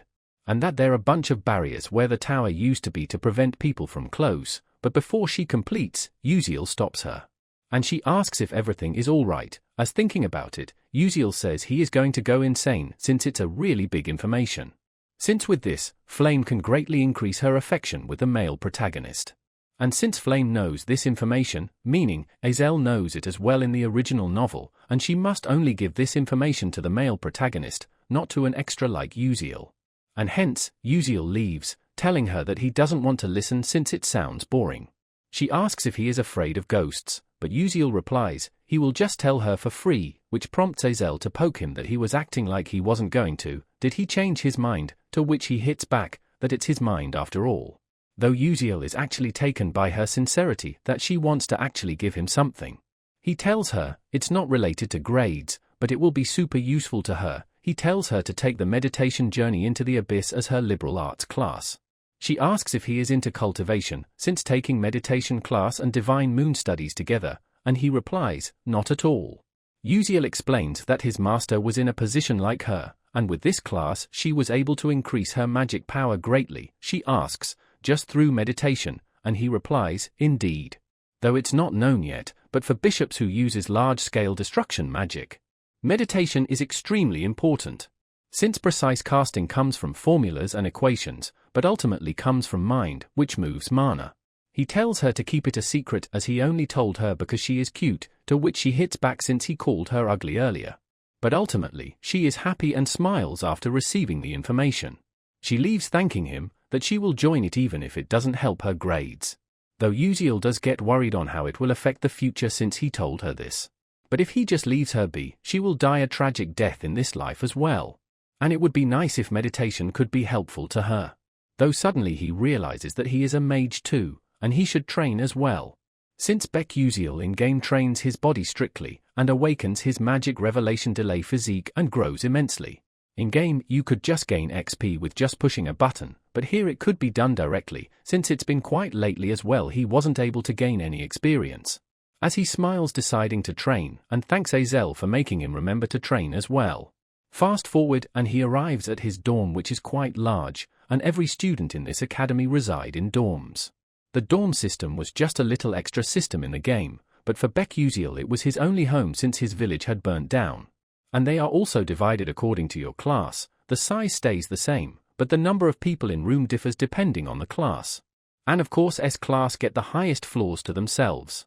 Now finally when he is alone, Uziel starts his training. As stats aren't the only thing, he needs to get used to the body as well. In the game, Baek Uziel was a genius who manifested sword aura by utilizing the fact that mana is endlessly circulating in and out of him. No one paid attention to him, but Baek Uziel is a genius sword master who was the only person in this world to reach the pinnacle of swordsmanship. And now he needs to walk down that path one more time. His breathing dictates the flow of mana in his body, and by slowly increasing the amount of mana intake, soon he will be able to take in enough at once. Skills don't just level up by collecting XP, you need to keep using them, which means all you have to do is train. The time passes and it gets morning. And Uziel also finishes up and opens his eyes. He feels the same sensation that Baek Uziel did when he did this. And for someone who accepted his disease from an early age, even though it's faint, he can feel it. His mana leakage syndrome levels up, along with his blink spell as well. And with his he is one step closer to his goal, and we see him determined to find the true ending. Now we switch scenes, and see Flame in an open grass field, which is created with magic along with wind as well, but they feel real. The Stellar Dome is a pocket dimension set up on the Academy campus. It allows to freely manipulate the size of the place as well as its features. All sports and other type of events, along with dungeons, gates and monster training are all held here. We see a whole lot of students have gathered up in the grass field, with Flame counting a total of 141 people. 50 each from A1 and A2, and 41 from S-class, though according to the novel there should have been 39 from S-class. As she expected it to be 40 including her, but to her surprise one more was added. As she looks over to Uziel, wondering where did he came from. And in the novel there were 1,140 students, and with her addition, it became 1141, which means BAE Uziel was in the original novel as well. She starts to get a bit nervous, and decides to find out things slowly, assuring herself that she is the only person who knows the novel, after all. As she notes that the lesson should be starting soon. Suddenly she overhears someone asking Jeremy about his registration. And Jeremy tells them that he is done with it, and many students signs up for same classes as he does as well. And with a smile on his face, he tells them to let's have fun together. And we see Flame observing him from a distance. That he is the Prince Jeremy. And in the novel, he was obsessed with Azel and after getting rejected by her, he became a villain in the end. She also notes even though he is smiling, his actions are all calculated, and hence she tries to keep her distance from him. Though Jeremy notes Flame looking at him. And he smiles towards her, and waves. She waves back, noting he is quite handsome and seeing the reason so many people hang behind him, and that his clique is probably the most conspicuous in school. But she picks herself up and states that since this is reality now, she needs to prepare for the future. Though Jeremy also observes her and gives off a faint smirk. Now Professor Hanwell arrives, and starts with a simple training session first to know their skill level in order to teach them properly. And explains that he will be directing the training and those who don't like, can get out. And professors also have the right to take or give away points, hence they will be expelled if they fall below a certain number. Now he starts to explain the training, which is going to be a dungeon mock training, and they will be using scenarios that happens in dungeons, as well as traps and monsters. They will get 4 points to take down a monster of risk level 1, and 8 points for a monster of risk level 2. And 20 points if they get the point stick. And the top 5 students will receive reward and shop privileges, and students with 0 points will have their points taken away. They can also form team if they want, but then the points will also be divided amongst the team. And taking out other students will reward you with their points as well, and with that he leaves telling them good luck. and suddenly the ground starts to shake, and a huge tree root sprouts from the ground. With Flame noticing that it's the Jack and the Beanstalk map. We see all the students trapped in forest, and Flame getting ready to go. Suddenly someone calls her out, and it's Jackie who asks her if she is going to be alone again. Even though forming a team is advantageous, she decides to still go alone. Jackie replies that she understands, since she would have to distribute her points between teammates, which Flame thinks is her being sarcastic, and as she leaves while Flame saying, "next time." Looking at her, Flame feels like that she is mimicking her. Now an hour later and we see Flame defeating monsters and wondering when would this test end. Suddenly she notices the plants coming at her, but she is able to block them with her defensive spell. Noting that it's not just monsters, but the field itself also attacks, even the dungeon practical of this academy cannot be underestimated. And so far she has collected 18 points, though not bad, it could be covered with a single point stick. And as such she gets on the move again. Suddenly she notices a presence in the field. Wondering if it's a monster at first, but the silhouette she knows it's a person, but she is confused and surprised on how could a student conceal their presence to this extent. She decided to move closer, since she is also hiding her presence using one with nature skill, and with her specialties, bind, destruction, defense and healing, it's an okay choice to ambush someone. As she gets close to him, she is surprised that it's Beck Uziel, and she wonders if he is going alone as well. She remembers many students trying to form a faction with him, but he rejected all of them, as she doesn't get the way he thinks. But just then she notices the point stick in his hand and that he already got one. She realizes that it's the perfect chance for her, and that she is going to test Uziel. She uses a spell, Light Cluster. Calculating the distance between them, she determines that he won't be able to perform any defensive tactic at such a distance. She starts to charge up her spell and is enveloped in yellow light. And she attacks using her skill, Light Bullet. As the attacks get close to him, Uziel suddenly notices and looks back, and immediately uses Blink, surprising Flame. And she sees him completely disappear from the point of attack. She grips her staff tightly and is shocked on how could he dodge a second-class spell at that distance. In the meantime, Uziel is using Blink to get his distance from her. Looking at her, he wonders if she is trying to kill him or something, using a spell like that out of nowhere. If his mana leakage syndrome level didn't increase, he would have been in trouble. He does have 2 Blink left, and he thinks he could take her on at some point due to terrain advantage, though he notes that avoiding would be the best option. He uses 2 more of his Blinks repeatedly, and gets some distance with her, since his goal is to become 5th place, so he is not going to take risks. Because the reward for the 5th place is Ethelic Roots, which increases both health and strength by certain amount. As he is walking around, knowing that top 4 spots will be taken by main characters, and they only need 3 more point sticks to do so. Suddenly he hears someone, look who it is. It's a bunch of extras with full confidence who thinks they can take Uziel on. While Uziel looks simply uninterested, wondering who is he. Uziel remembers the guy to be Raiden who is famous in school these days. A member of Uslek, Jeremy's pushover clique. And he notices that he does have 3 point sticks. Their group talks how Uziel has collected sticks despite being a pushover, and that he is a failed student who cheated to get to S class. He mocks Uziel that Stella has fallen for them to admit him into S class for solving 3 questions, which prompts Uziel to think they are just repeating lines. Riordan tells Uziel to give up his point stick to them, though he simply replies he don't want to, and Raiden asks if he is resisting them. He points his wand at Uziel and asks if he could take all of them alone. As he is mocking Uziel, Uziel is wondering what to do, noting that it would be hard to face Raiden who is from a famous family with only 1st class Blink, though it would be different if he had 3. But he counts the stick in his hand as a variable, and the fact that the location is dungeon. Uziel points his stick towards them and tells them to take it, as Raiden is all confident and is ready to take it. Uziel suddenly smirks, as he uses Blink to immediately get close to Raiden, which surprises Raiden as Uziel is smirking right before his face. As Uziel hits him directly with point stick, though his attack gets blocked by a defensive ability, Raiden gets pissed, as he shouts at him but stops in the middle, because Uziel has disappeared. He suddenly hears his voice and looks back, only to find Uziel standing behind him, and with one of his point stick in his hand, along with a smirk on his face, thanking Raiden for it. He angrily demands it back from him, which Uziel obviously denies. Though Uziel thinks point sticks are quite efficient, he learned it coincidentally while playing the game. But the point sticks are actually bug items. They have unnaturally high durability, which allows them to not get destroyed by the magic of students and strength of most magic tools. For other people it's more helpful to use magic, but for Uziel who fights physically, a weapon with strong attack power can be used perfectly. Raiden angrily orders his group to attack Uziel. But just then the dungeon starts to move, as Raiden orders everyone to prepare their magic and to not lose sight of him. As Uziel is running away, one of them spots him. And they immediately attack him with their spells. Uziel praises them to better than he expected, though he dodges it with blink. They are completely lost, noting that he is too fast to be found, while for Beck Uziel who played PvP for a long time, using terrain to his advantage is a piece of cake.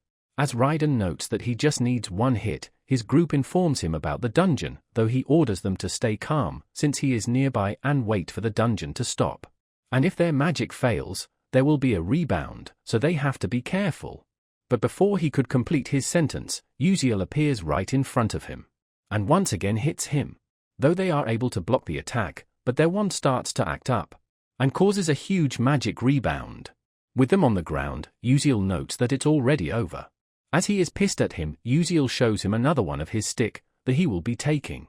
He makes fun of them, that if he gets a girlfriend later, he will give one of them to her as a gift, while they are in shock on when did he got it. He shouts at Uziel to give them back, but Uziel starts to leave, noting that taking last one will be annoying. As he uses blink spell to again get away. As their group is screaming at him, we also see a girl was observing their battle. Now Uziel is leisurely walking around the field, chuckling that he hit a jackpot. Knowing that if he fought normally, he would have been robbed, but since it's a dungeon it's different, which he calls an adult's experience. Suddenly we see a spell coming at him from a distance, and Uziel wonders if he is just feeling things, since he is feeling something strange. Somewhere, as he looks back completing in sentence in shock. And seeing a huge fire spell coming right towards him.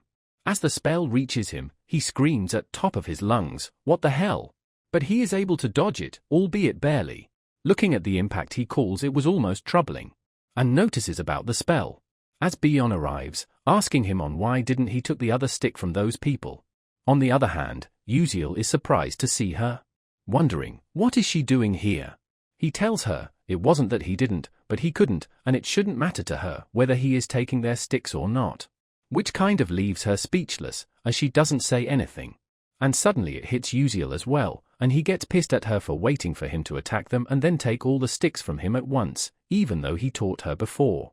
Though she simply replies that she is of royal blood and tells Uziel to come at her. Since just taking objects from a commoner isn't dignified and hence she will battle him and take it properly. Though he calls her out for BS since she is just robbing a weakling, but she responds back that she saw him joking around with them since the beginning, as he didn't even face them with proper magic. We go back in time a bit before, as Bion walking around, hears some noises. She notes the sound of talking and it's Raiden's group. And also notices that it's Beck Uziel. She wonders if she should attack, but realizes that even for her taking on 6 people alone would be hard. She plans to attack them when they are out of stamina, though suddenly she sees something surprising. Which is Uziel going against the Raiden's group alone. And that he isn't using any other spells than blink. Even though they are much weaker than her, they are still elite mages, and if he is good enough to joke around with them, and she bites her lip in frustration. Stating that she will use her full power to burn him. And as such she attacks him with another spell. But he once again dodges, and jumps up. And notices another spell coming for him, in mid-air. He then uses blink twice to dodge the attack and land on the ground. Though Hong Bion just stares at him with a bit of frustration in her eyes. While Uziel notes, that as expected of her, it was quite dangerous, if he haven't trained his intuition in advance it would have been bad. Though using 2 blinks to dodge is quite difficult, and he wonders if there is any other way. Bion asks if he is not going to take out his staff, he replies, if she doesn't remember about taking it, and Bion asks him about the basic staff that was given to him when entered. But he does forgot about it, since he wasn't going to use it anyways. She gets irritated and tells him that he is joking as always. Thinking to herself that she is this desperate, while a brainless commoner always jokes like this. She tells him to go all out against her unlike he did with other losers. Even though he is always serious, it's just he cannot use magic.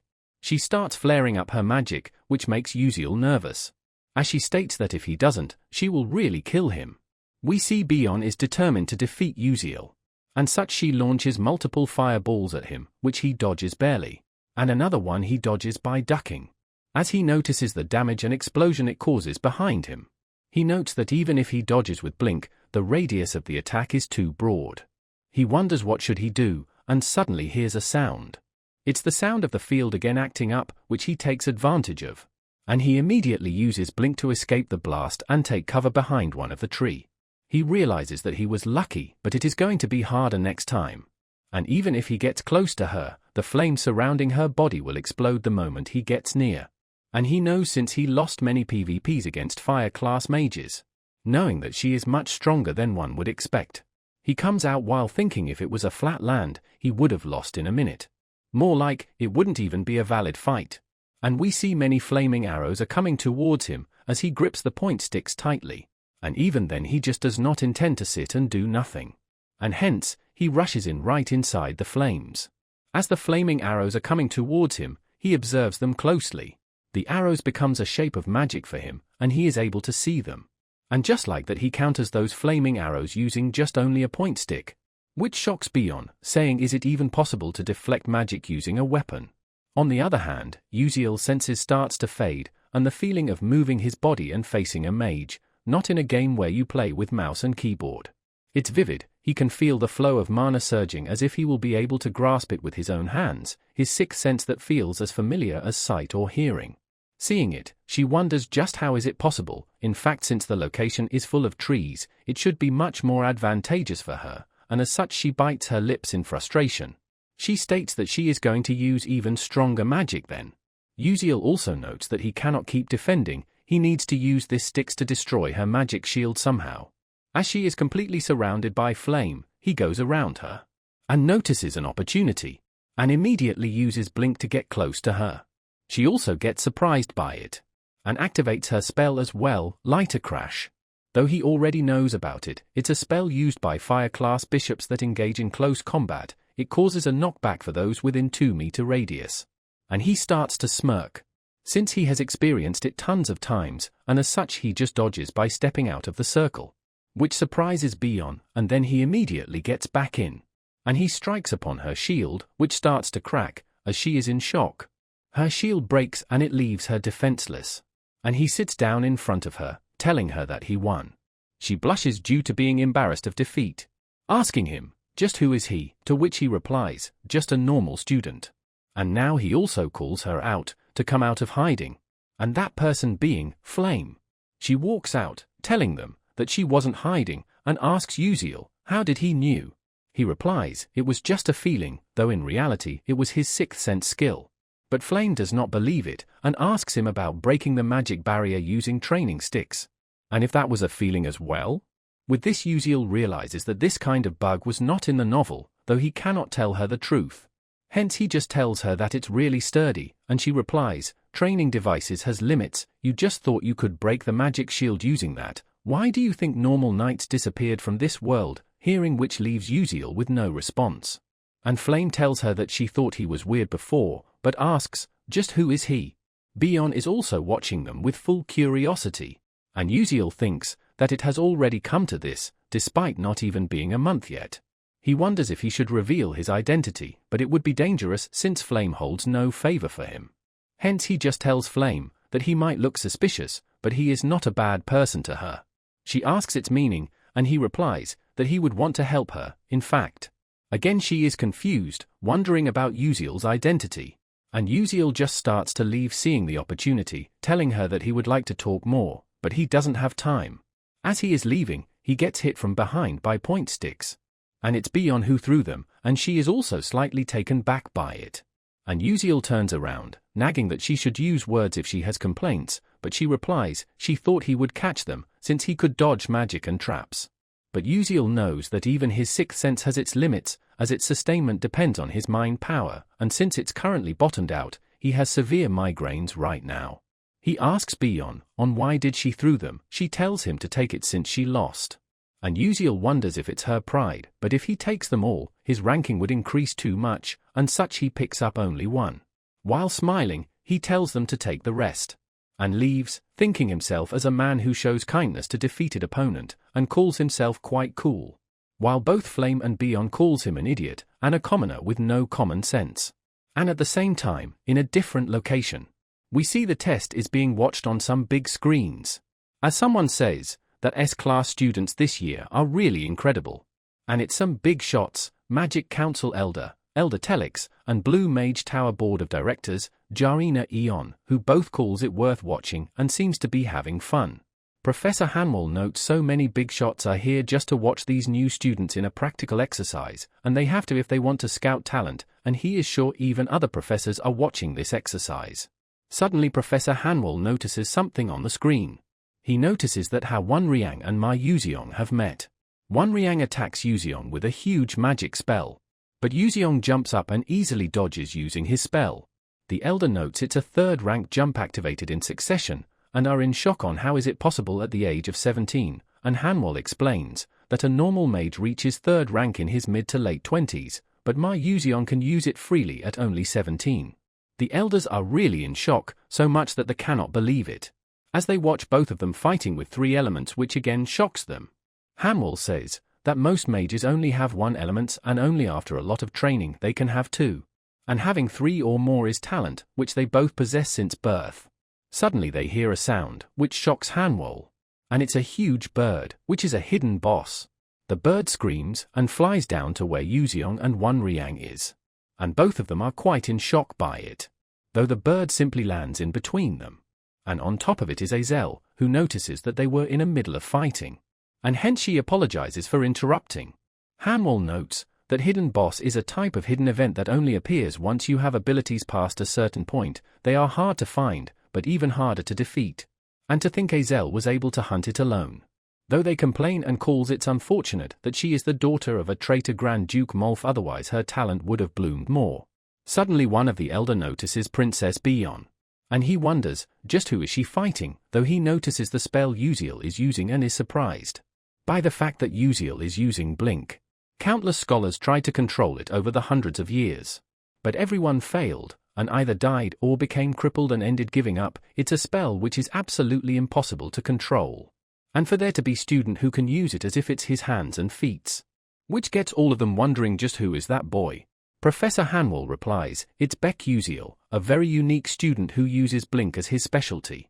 Hearing that surprises them as it's very different from the power of all other geniuses. An Elder asks, why doesn't he use his other magic and just jokes around? He could end the battle quickly if he did it. But someone else enters, saying that he is fighting seriously right now. And we learn his name, Eltman Eltwin. He tells everyone that he has been serious from the start, and calls it interesting since they all doesn't seem to notice that. He remembers that the way he fights reminds him of chivalry that once existed in the old generations. They asks, does he mean the chivalry that disappeared along with the cold weapons, and a student as young as that? Hanwell explains, by that they are talking about knights' mentality, those who still use swords within a world that uses magic. The existence of the heroes who have existed since long ago to protect the world against evil. They were said to have always fought evil with a single sword, which the Elder thinks unrealistic, but he also cannot ignore the fact that he is fighting right now by using point stick as a sword, and if that's what Eltman is feeling, who is the headmaster of the Stellar Academy, the best magic academy in the world, and a 9th rank master mage, and one of the only 10 great sages in the continent. And if that great sage is thinking that, now fast forward and the dungeon practical training has ended, and in the S-class exclusive training hall, we see Wonriang, who is thinking about his battle with Yuziong and how he doesn't feel like he won. As back then, if Azel didn't interrupted them, then he probably would have lost. Thinking about which gets him incredibly frustrated. Since that has been the case with Yuziong since the start, he always half-asses everything, but regardless, he still gets above average results. Even in the practical training, despite creating magic circles around and calculating his movements, Yuziong was still able to fend him off easily. And such he starts to doubt if he could ever reach him, and is the wall of talent really that high? But he picks himself up and states that he just needs to train more. And Princess Beyond also walks into the training center as she notices Wonriang practicing. She notices a calm guy like him sure seems quite spiteful today. Though it's not something she should be saying, as she also releases a huge fire attack right on the target. Wonriang also notices Beyond's mood, as Beyond thinks to herself that even after being yielded the point stick, she got 3rd place. Her mother was satisfied, but if she didn't got that, she would have been disappointed. as she once again angrily lashes at Uziel in her mind while firing out attacks. Which one Riang notes and wonders if something happened to her as well. And he feels that her magic seems much more accurate than earlier, but seeing how explosive her magic is, it's almost impossible to control it precisely. There is no way she could have improved so much in such short period. And Bion also, as much as she hates to agree, she realizes that Uziel's classes are quite effective. And after switching to the pun quizzes, her magic achievement has increased tremendously. Even though he is just a commoner, his grades are terrible and his personality is the worst, but she is sure that he is the only one who knows the method to supplement her weaknesses. Though despite all that, she is still quite upset. And suddenly she gets called out by her maid that the staff, Terravon, which she requested for remodeling has been completed. She asks if she should give it to Beck Uziel, and Bion tells her to do so, and just as she is leaving, Bion suddenly stops her. We see her blushing slightly as her maid asks her, "What's wrong?" Now fast forward at the second main tower. We see Bion arrives as she heard that Uziel was here, though she notes that this is the place where the research faculties are. Suddenly she wonders why did she even come here. She could have just given it to him at the training hall. If she does this, it would seem like she is following around a commoner. She blushes slightly and thinks to return back. But suddenly she gets called out by someone. And it's teacher Hammeril. She greets her as it's been a while, and Hammeril replies that it feels to her just like yesterday when she was teaching her magic at the castle. She has gotten so old, and asks what brings her here. She replies she just had some business, but she is going back. Hammeril advises her to go back as well since it's disorderly right now, and tells her that it's hectic because some magic officials have become due to a student named Beck Uziel, hearing which surprises her. She asks about him, and Hammeril replies, since she fought him herself as well, he didn't use magic, right? Knowing that she watched her fight, she gets all down for showing her such an unsightly sight to her teacher whom she respects the most. Hammeril notices it and tells her to not blame herself, since her opponent also tried his best. Bion asks, even though he didn't use magic, and Hammeril replies, it's because of his creed. Bion is confused about it, and Hammeril explains, the headmaster who saw him fight said that he thought he was trying to revive chivalry, which disappeared many generations ago. She is surprised to hear that as that makes no sense to her. But suddenly she remembers about their fight. That he was definitely using point stick as a sword for their battle. And she wonders if that is why he wanted this magic sword as well. Getting to know this all, she also starts to feel it. Bion says that if he doesn't use magic it would give him an incredible penalty in the academy, and he would end up receiving penalty points during magic practical training and other things as well, to which Hammeril replies, it's the path he decided to walk. And praising him as incredible, the fact that he pushes himself, even after accomplishing a great achievement of Blink, which makes her think that his creed is real. Now it gets evening and we see her waiting for him. Bion wonders if he is serious about it, since if he uses chivalry in this age, everyone would mock him. And starts to feel bad about telling him to not joke around. And Uziel arrives, asking her on what she is doing here. She notices him suddenly and becomes asunder, saying that she is not here because of you, though Uziel never said she was in the first place. As she stares at him with her angry eyes.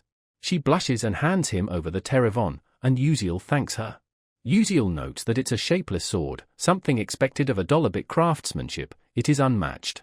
He asks if he could keep the box as well, to which she tells him to do as he wish, which irks her off. Though she suddenly calls out his name as he looks at her. And she starts to ask if he is really not going to use any other magic. He just stares at her in confusion, which embarrasses her. And suddenly she just leaves without getting an answer. And Uziel remembers that Professor Hanwell was also saying the same thing to him. That he understood his intentions and he will respect his creed or nonsense like that. Though if he just have the magic sword, he would be safe enough for the next episode, and he goes on to test it out. He arrives at the S-Class training center and takes it out. And starts to channel his mana into the sword. It grows and emits a white energy which is swirling around it. He gets really impressed by it, saying that it's better than he expected. Though he still thinks that it would be better if Flame had it. As she is quite special, even though she is a human, she can use elf, dwarf, and angel magic. Since the staff cannot be used by anyone, as it continuously absorbs the user's mana, and Flame recovers it using the energy of nature and uses this wand as her lethal move. But for him, he doesn't have mana to begin with, though his body is continuously absorbing it, he cannot accumulate it, and is expelled due to the mana revelation delay physique, so the concentration of mana within his breathing is used as Terravon's output. And just like that, he starts to check his status window. And thanks to getting 5th plane, his strength has also increased a bit. And now with a weapon he can increase it directly instead of relying on XP, as he states that he would get bust since he needs to practice with his sword. Fast forward, and magic defense lecturer, Virion, is going to be teaching them some actual proper magic. He checks upon the students practicing magic shield. Noting there are quite a lot of talented students, and it was good that he lined them up according to their rank, though suddenly he notices something. It's Uziel, whom he calls the infamous S-class student. The commoner S-class student, who resonated with upper middle-class staff and got place 5th in dungeon practical training. He states that he really dislikes him and asks him, why is he just standing? And Uziel makes an excuse that he is learning a different defense technique so he doesn't need to learn basic magic. It pisses him off as he tells Uziel that he is curious about it, and thinks of him as arrogant, and he would have understood if he was learning some succession magic like Princess, but he is just a commoner. And he remembers that he heard he cannot use any magic other than blink as well. He asks Uziel to demonstrate his incredible defense technique to other students. And his opponent would be Morso from B class. And Morso starts to grin with bad intentions. Professor notes that connections are important to him, as Morso is from Scalvan Empire. It would be helpful to give him a good impression of himself, especially if he could perform against an S-class student. Uziel agrees to the duel and they both stand on top of a platform. The other student starts to cheer for Morso to beat and humiliate him publicly. And Uziel notes that they are part of Uslek and Raiden's group. Though he also considers a good opportunity since it's a mandatory class and he cannot do anything since he can't use magic. And he notices Virion smiling and remembering that he has been notorious since the first episode. Uziel also smiles and decides to test the result of his training. Professor explains the rules to be based on attack and defense turns and no magic to be used outside of them. And the first turn is given to Morso. Students comments that Morso will win since he has learned a defensive type Earth class magic which is hard to defend against. We see Jeremy is also there, smiling. And the professor initiates the duel and Morso immediately uses his magic to lift a boulder. Everyone is surprised to see him using a second rank magic since only first rank is allowed during a basic magic practical, wondering if Uziel would be okay. He sends the attack towards Uziel. But Uziel readies his sword and cuts the stone in half. And the magic completely gets erased, which surprises Professor. Though Jeremy looks quite unfazed by it. As Morso is shocked upon seeing his magic just disappear like that.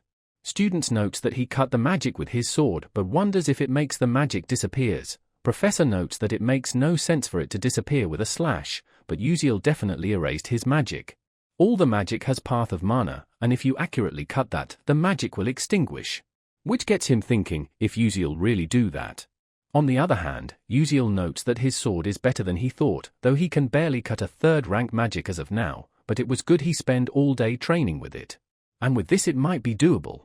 Morso is incredibly flustered by the fact he cut his magic and the professor thinks it would be annoying for him if Morso loses here. He then tells Uziel his technique is good, but there is a limit to hitting everything one by one. For example, if too many attacks comes towards him, which gives Morso the hint. And just like that, Morso charges up multiple attacks at once. As everyone notes that it's too much, and wonders why is Professor not stopping the duel. Morso smiles with confidence that this attack will end things for sure. As he fires those multiple projectiles right towards Uziel. Uziel counts 11 stones are coming at him, and if he cannot blink or slice them, then there is only option left. And that is to block all of them. Seeing it, completely shocks him as that was his strongest spell and was blocked so easily. Professor also starts to get agitated since Morso isn't able to do anything. While Uziel was just trying out a technique he saw in a game which is called panning. But Terravon has disadvantage of requiring a lot of mind power which quickly causes his stamina to fall, and since the defensive power is weaker than blocking a singe item, it's difficult to use in actual fight. But he is relieved that this is just a duel. As the student starts to comment about Morso losing and how impressive Uziel's defensive technique is, Morso starts to lose it. He gets really pissed at Uziel for embarrassing him like this in front of everyone. Though everyone notes that he is still attacking despite his attack turn being over, and the professor also isn't stopping. Morso shouts at Uziel that he won't let him go this time. But suddenly someone calls the professor out. And we see it's Jeremy, who is simply smiling as the professor asks him on what's wrong. He asks him on why is he not giving Uziel his attack turn, which leaves him speechless. The professor sees the gaze of students criticizing him and telling him that he has no right to be a teacher. And he realizes that he went too far since he was too focused on the duel. Though just as he decides to change the turn, he looks to the duel and is shocked. Uziel is standing with his sword pointed at Morso, and has won. Jeremy smiles as well, and other students comments that Uziel is more impressive than they thought. Though suddenly Jeremy's smile turns into an evil grin. Now fast forward, we hear someone grunting from being beaten and asking for forgiveness. We see it's Morso who is being beaten and Jeremy who is beating him. He calls her assistant, telling her to take a look at his friend, since he seems quite sad. His assistant notes him calling Morso his friend and not his loyal subject. Within the Scalvan Empire, where the heir to the throne is decided solely by magic ability, Crown Prince Jeremy Scalvan obtained the role of Crown Prince after beating his brothers at the age of 12. The fact that he is not his loyal subject means that his family has been thrown out of the political world. And that it's not just Morso, since he also caught Jeremy's eyes, that commoner Beck Uziel won't have a comfortable school life either. Now we switch scenes to another class, as students are talking about Uziel being all about chivalry, calling him desperate for attention and the fact that he beaten Morso of Scalvan Empire even though they are quite famous there. We see Flame is also there, who is pissed again hearing about Uziel, as wherever she goes it's just him, though it's not like she wants attention, she just does not like this for some reason. Now it's Professor Maizen Terran, who tells everyone to focus, since alchemy requires measurement and timing as well as perfect temperature control. And today they will be practicing Terran Fatigue Recovery Potion, annoying Flame, since one misstep will make everything go wrong. Though Flame tries to avoid alchemy since it's difficult, and we see Professor Maizen is scolding one of her students for a slight mistake. With Flame noting that one day she will become blackened and unruly, and in order to prepare for that, she is taking these classes. Though she suddenly hears an evil chuckle from besides her. And she is shocked to see it's Uziel. At first she thought he took the classes to get close to Azel, but later calls him a pervert simply. Fast forward and Flame is finally finished with her assignment, thanks to the fact that her academic achievement is high. And she quickly tries to observe on what Azel is doing. And she notes that she is decently good. But just then she realizes something. In the original novel, Azel comes across Marella's magic engineering notes. And with that she created high-rank compatible good to the Terran Fatigue Recover Potion in class. Which gets Flame thinking on why is Azel making it normally. Suddenly he overhears Professor scolding Uziel for changing the ingredients. As he is arguing with the teacher about it being better than her solution. Seeing it all unfold shocks Flame. Since he made the quality potion that Azel was supposed to make. Flame notices it to be strange. Wondering how was Uziel able to make the quality of potion that Azel was supposed to make like in the novel. And Professor Maizen calls Uziel out for his bad attitude and mocks him for being a commoner due to his behavior. And Flame again takes notice of that. Since in the original novel the line was supposed to be, "This is why your family fell." And those words deeply impacted and traumatized Azel, who lost her family, and they bothered her until she finished making the potion. But she assumes, what if Beck Uziel knew about it and did this on purpose, to get on the bad side of the professor, and help protect Azel from that? Though she notes that Professor Maizen has quite the influence in Stella, if someone gets on her bad side, there will be after effects on your other classes as well, as she starts to wonder just what is with him, and she wonders, why would he go that far for her? Professor Maizen starts to shout at Uziel due to not finding his tone of voice appropriate, and tells him to bring his parents immediately. And Uziel thinks that he completely forgot about this annoying development since he was too focused on the alchemy, and he tells her that he does not have parents. As the professor is still angry, Uziel thinks there is nothing he can do now, since he is already on her bad side. Though he does remember something, and that is to make kimchi potion and a cola potion tomorrow. Now a few weeks has passed, and Uziel's name is being shouted as everyone is watching. Again it's Professor Maizen, who scolds him, that despite saying repeatedly he is still using ingredients that she haven't taught them yet, but Uziel tells her that he is creating better results by slightly altering her compositions. She gets pissed hearing that, and Uziel uses his bulbul glasses. He sees her information, and we see there is dark demonic erosion progress in her status, which is currently at 21%. Yuzhen notes that it is going just as he planned. In the episode 8, Dark Demonic Erosion boss, Maizen Tyran, she is unable to defeat her dark emotions and undergoes dark demonification, becoming one of the villains. Once her dark demon erosion reaches 90%, she completely becomes a dark demonic human, but while her erosion progress is under 50%, it's impossible to find out through magic. Current it's at 21%, and such he cannot report or prove that she is a dark demonic human, so he needs to continuously provoke her, and once it passes 50%, he would call in the Dark Demon Assassination Squad. For a typical dark demon erosion, there would have been a way to overturn it before she completely underwent dark demonification, but she is a dark demon contractor who underwent a contract with a dark demonic human of her own will. The dark demonic human seeds are already blossoming inside of her, so it's impossible to reverse. And the 4th episode hasn't even started yet, and since she is a strong boss, he needs to be prepared. If he doesn't, she will turn other students into dark demonic humans and threaten Stellar Academy. Professor Maizen leaves, complaining about his bad attitude and warning him that he shouldn't expect to receive any good marks in her subject. And Uziel thinks of it as better, since there won't be additional damage if he receives the attention. Though fast forward, and he gets a shock since the practical exam is a group project. As the other students are worried and Azel is silent. And Uziel notices the atmosphere, and begins his introductions. They all also introduces themselves. Liwan is worried as he thinks that this group is done for, since Professor Maizen always gives bad marks to students she dislikes and for which Uziel feels sorry about them. Azel steps up, saying that they cannot give up like this even then. She explains that the practical exam is assessed by at least 3 alchemists from the alchemy castle, that means Professor Maizen cannot ruin their grades by herself. Hearing that, they get a bit relieved and cheer up. Uziel also smiles looking at Azel, but she ignores him and turns her face away. She explains the assignment, which is to make D-Vitality Potion, which won't be hard to make if they combine their knowledge, but they need to gather ingredients for it as well. She asks on who could gather the tail of the fire lizard, and Uziel agrees to get it. She tells him that the monster corpse is the most important part, hope he knows that, and to only select something fresh, to which he replies, he does. Since Uziel looks confident, Azel decides to leave it up to him. And Uziel smirks, thinking that he will dropship the fire lizard here. Now we switch scenes and Professor Maizen is meeting a student whom she called.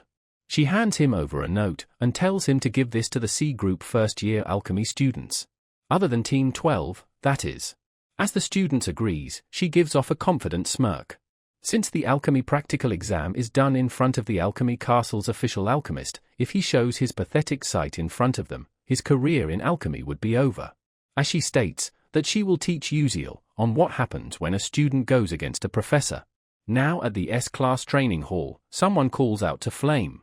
The student hands her over the note, which Professor Maizen gave him, which is the alchemy announcement, and informs her to not tell other students, and Professor said that she would understand what she meant by that. And Flame understands she means Team 12 with Beck Uziel. She thinks to do something about it, not listening to the professor. But she suddenly thinks of something. If Uziel knows the novel, he will be prepared for the incident. And he will prepare not the tail of a fire lizard, but italic spider scales needed for the Terran Point potion. As this will be her perfect chance to test Uziel. Now fast forward and we see Uziel is using a barrier to move to Derivel Stadium and getting all dizzy due to it. And there, a lady greets him by welcoming him to Derivel. He informs her that he is not an official mage, just a cadet, and she replies, even a cadet of Stellar Academy is worth of the same treatment as an official mage. As everyone around him are also watching in surprise and being jealous of him, since they have never even seen its uniform. She asks if he needs any help, he could let her know, and Uziel leaves thanking her. Uziel notes that as long as he have a pass and a stellar pocket watch, he would get treated as an official mage, no matter where he goes, which is sure nice, and he can even use Warp Gate, which costs 100,000 credits for free. Thanks to which, he has been going around the city every week and has confirmed that the information he has is mostly the same. Now he tries to search for his monsters for the ingredients. The fire lizard, which is known to have a risk of level 2, although its stamina and power are stronger than most beasts, you have to use at least rank 2nd magic to catch one due to its magic resistance and quick movements. And he was testing it out by catching risk level 1 monsters, and they were quite easy, and such he thinks that he could handle a level 2 risk monster as well. Suddenly he hears a sound from behind him, and notes that the monster is here, and prepares his sword. He is standing ready, and the monster is also watching him. It suddenly attacks Uziel from behind, and he uses his sixth sense to detect him, and turns back and stabs the monster right through. And with that he finally gets one, but he hears another sound, as many more starts to come out from the bushes. Though Uziel smiles in confidence and gets ready, he rushes towards them, while stating that it's time to collect some ingredients. Fast forward and we see Azel is quite surprised seeing the ingredient being super fresh, as she praises him for having an eye for ingredients. She states that the only thing they have to do now is to make it perfectly, as Professor Maizen asks if everyone is ready, and explains that today's exam will be carried out in front of the alchemist from Alchemy Castle, and if they do well, it would helpful for their career as an alchemist. She tells them to begin, and the subject will be the Terran Point Potion Type B, which surprises Uziel and his team, as Professor asks if they got the ingredients ready for it. Azel speaks up that they thought the exam was on the D Vitality Potion. Professor Maizen replies that she did send out an announcement that it was changed to Terran Point Potion, as she tries to verify it by asking the other students who are left speechless due to her fear. Uziel wonders if this is how she is going to play it. For him it does not matter, but it will be tough if the others also fail because of him in this exam. He wonders if it's the part of original novel, while Flame is looking back at him. And when he notices her, she quickly looks in front again.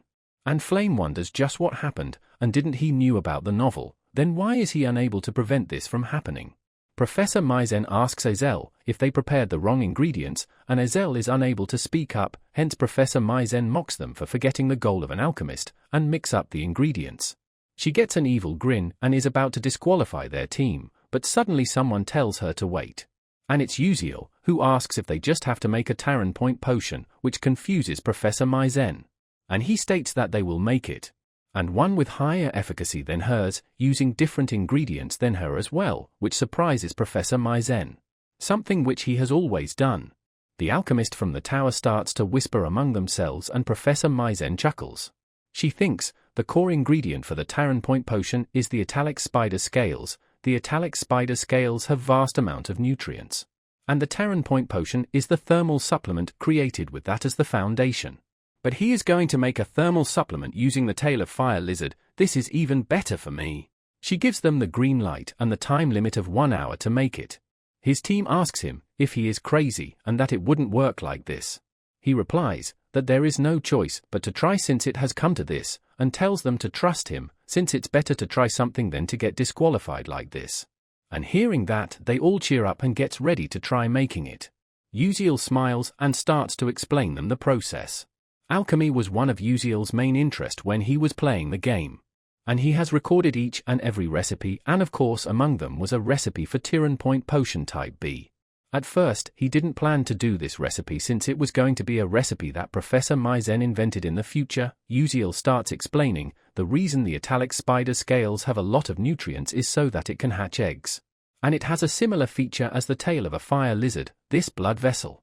The Aleka tribe in the southern desert is said to use this blood vessels to improve the health of their leaders. Using it also results in a longer life expectancy, so they can use this instead. Liwan tells them he have some knowledge about this, so he can take this process on. Uziel continues, this spike mulberry mistletoe should be dehydrated using the desert style of mana release, and asks if anyone knows how to do that, and Sahun replies, he has learned about it with his dad before, so he would be able to do it in 5 minutes. And another part of the process, Azel raises her hand to take care of it. And hence they all start to make the potion. Looking at them, Uziel thinks that they all are better than he expected. Fast forward and Professor Maizen is surprised to see the potion actually being completed, as Uziel introduces it as the Terran Point Potion Type B. The alchemist behind them are unable to believe that children could do that. Professor Maizen starts to get nervous about it, since it's a potion she spent countless years inventing, and does not believe that they could actually complete it so easily. The alchemist comes forward to check it. As he starts to examine it, he is quite shocked. The other alchemist asks his thoughts, and he replies, though it's incomplete, and there were a bit too many ingredients added. This potion is much more effective than Professor Maizen's. The alchemists are really impressed, and compliments them for possessing such unique knowledge. While Professor Maizen is pissed. She snatches it from their hand to check it herself, and is surprised as well, and notes her technique that uses a monster's nutrients to replace a human's vitality has definitely been applied here. and that this is clearly a perfect potion, though she is still in denial and wonders how could they create a result better than her potion right on the spot. But she realizes that she is the one who would give grades in the end, and can just disqualify them for missing ingredients. Just as she is about to disqualify them, the alchemist speaks up that even an A+ score wouldn't be enough for Team 12, and asks Professor Mason's opinion. And we see her completely pissed at the alchemists as well, and hence is forced to pass their team. And they all get cheered up and excited about it. While they are leaving, Professor Maizen is beaming with a dark aura, as she warns Uziel to just wait for her.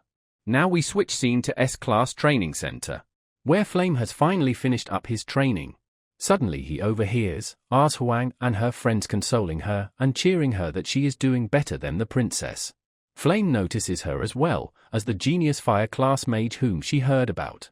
They talk about beyond scary growth speed, and that even though she practices for years, princess already, and that soon she will surpass her in control as well, which shocks Flame, since Beyond's control should start to develop in the second year only. She wonders if this is also due to Beck Uziel. Flame notes that the practical exam was strange as well, since the Tyron Point Potion Type B was a recipe that future Azel was supposed to find, which Professor Maizen would steal and complete. She questions on how is that Uziel knows the recipe that didn't even appear in the original novel, but it seems that he didn't knew about the incident that was going to happen. Suddenly she realizes something, as he knows about the future but does not know the original novel. She assumes that perhaps he is not a possessor but a regressor? It would make sense if he was someone who came from the future. He may know things about the future, but not the small incidents that occurred to Azel. And in the original novel, Ma Yuziong did once obtain the opportunity to regress. The sole being with the power of time in this world, the 11th moon of the Silver Age, with that being's power. Suddenly someone comes along and asks Flame on what's wrong? And we see it's Wan Riang. Considering it a good timing, Flame asks him about Uziel and what does he think about him, and he replies that all he thinks is that he is a strange student. Flame asks if he does not feel anything else, to which he replies, not particularly. She gets frustrated and Wan Riang asks if she is bothered by Uziel. She replies that she does. And Wan Riang hesitantly replies, I see, and Flame thinks it's due to that it seems he also knows about the original novel just like she does. And Flame suddenly says, but this won't do, confusing Wan Riang, and Flame adds, whining like this does not match her personality. She tells Wan Riang that she is going to confide her thoughts to Beck Uziel, hearing which surprises Wan Riang for some reason. And as he is standing in shock, Flame starts to leave, thanking Wan Riang for hearing her out today. He also waves her goodbye, though he seems quite bothered and sad about what she told him. Now on to the next day, we see Beck Uziel sitting in the cafeteria thinking something. He wonders, now what, as currently, Maizen Terran's Dark Demon Erosion's progress is at 37%, that means that the incident will take place within 3 months. Maizen's Dark Demon Erosion randomly affects one student. And there are 3 candidates for it, Flame's friend, Jackie, Hong Beyond's clique member, Huang, and Full Moon Tower's heir, Wan Riang. And if Wan Riang gets involved, it's the worst case scenario. But you had to be especially careful of Wan Riang's Dark Demon Erosion, because it almost always meant a bad ending. As he is thinking who is going to be the most likely candidate of the 3, he encounters someone on the way. And we see it's Flame, who seems to be here to ask Uziel something. She asks him for his real identity, and Uziel replies, what is she suddenly saying? Flame replies that he did not answer her properly last time about his identity. Uziel thinks that it's getting difficult for him, as she is again asking the same question like before. He thinks telling Flame the truth and obtaining information from her might actually help them both to get the true ending. This makes Uziel wonders, since he has nothing to lose, should he just tell her the truth? We see Uziel is about to reveal his identity to her. But suddenly, he gets bombarded with red alert notifications that he lacks narrative power, and to not reveal the fact that he is a possessor to the relevant character, and do not share the information and knowledge that he has with the relevant character. It starts to drive him nuts, noting that in the end, this is how it's going to go. He tells Flame that they can do something else, since they both have secrets they don't want to reveal to each other, each can simply tell half of it. Flame agrees with his suggestion and replies, fine. Uziel gets relieved hearing her answer, and Flame goes first and asks that he knows the future, doesn't he? Hearing which, Uziel thinks he only told her to say half of it, why is she accelerating to that already? And he replies that the fact she is asking that question must mean she also does, and he asks her, what is she trying to achieve by going to this school? Flame replies, to move the world in a different direction where it doesn't collapse, as the world is unstable. Hearing her answer, Uziel gets relieved again, though he cannot figure if she is telling the truth or not, and once again, it's Flame's turn again to ask the question. She asks him, why is he acting like that, and Uziel thinks, what does she mean by, like that? He decides to speak vaguely, and replies, just because he thinks that doing this is for the best, which surprises Flame a bit. Uziel thinks that saying this much should be enough. But suddenly, she tells him loudly to not lie, which surprises and confuses Uziel, and Flame continues and asks, how can someone be that kind? And that he definitely have some kind of goal, or something that he wants, but Uziel replies, there isn't. She is surprised hearing that, and Uziel says, that even if she asks that there is something he wants, he is not sure, and Flames asks, what does he mean by, not sure? Uziel then replies, that he simply wants to live, hearing which she gets shocked. She suddenly apologizes and says, that she overstepped, and Uziel wonders, if this is it. She starts crying and leaves, while saying that she will go first, and Uziel tries to stop her and thinks, that it's his turn to ask the question, and why is she crying right now? Suddenly, someone calls out his name from behind. And we see it's Wonriang, who is quite angry at him. He questions Uziel, why did Flame go back crying? And if he answers wrong, he won't let him be. Uziel gets scared, because the rival of the world's strongest person is glaring at him, and he totally forgot about the fact that how Wonriang had an unrequited crush on Flame. And if he has a misunderstanding here, it would be tough. As such, Uziel decides to tell him clearly, and replies, that nothing happened with Flame, and why is he asking him that? But Wonriang says, does he really think he would believe that? But Uziel once again reaffirms, that nothing did, and it's especially not something like what he is thinking, so he shouldn't worry, while thinking, that it should be enough. Wonriang seems a bit hesitant despite it, but chooses to believe him and apologizes for asking something pointless, and Uziel tells him that there is no need for it. Wonriang leaves telling Uziel goodbye.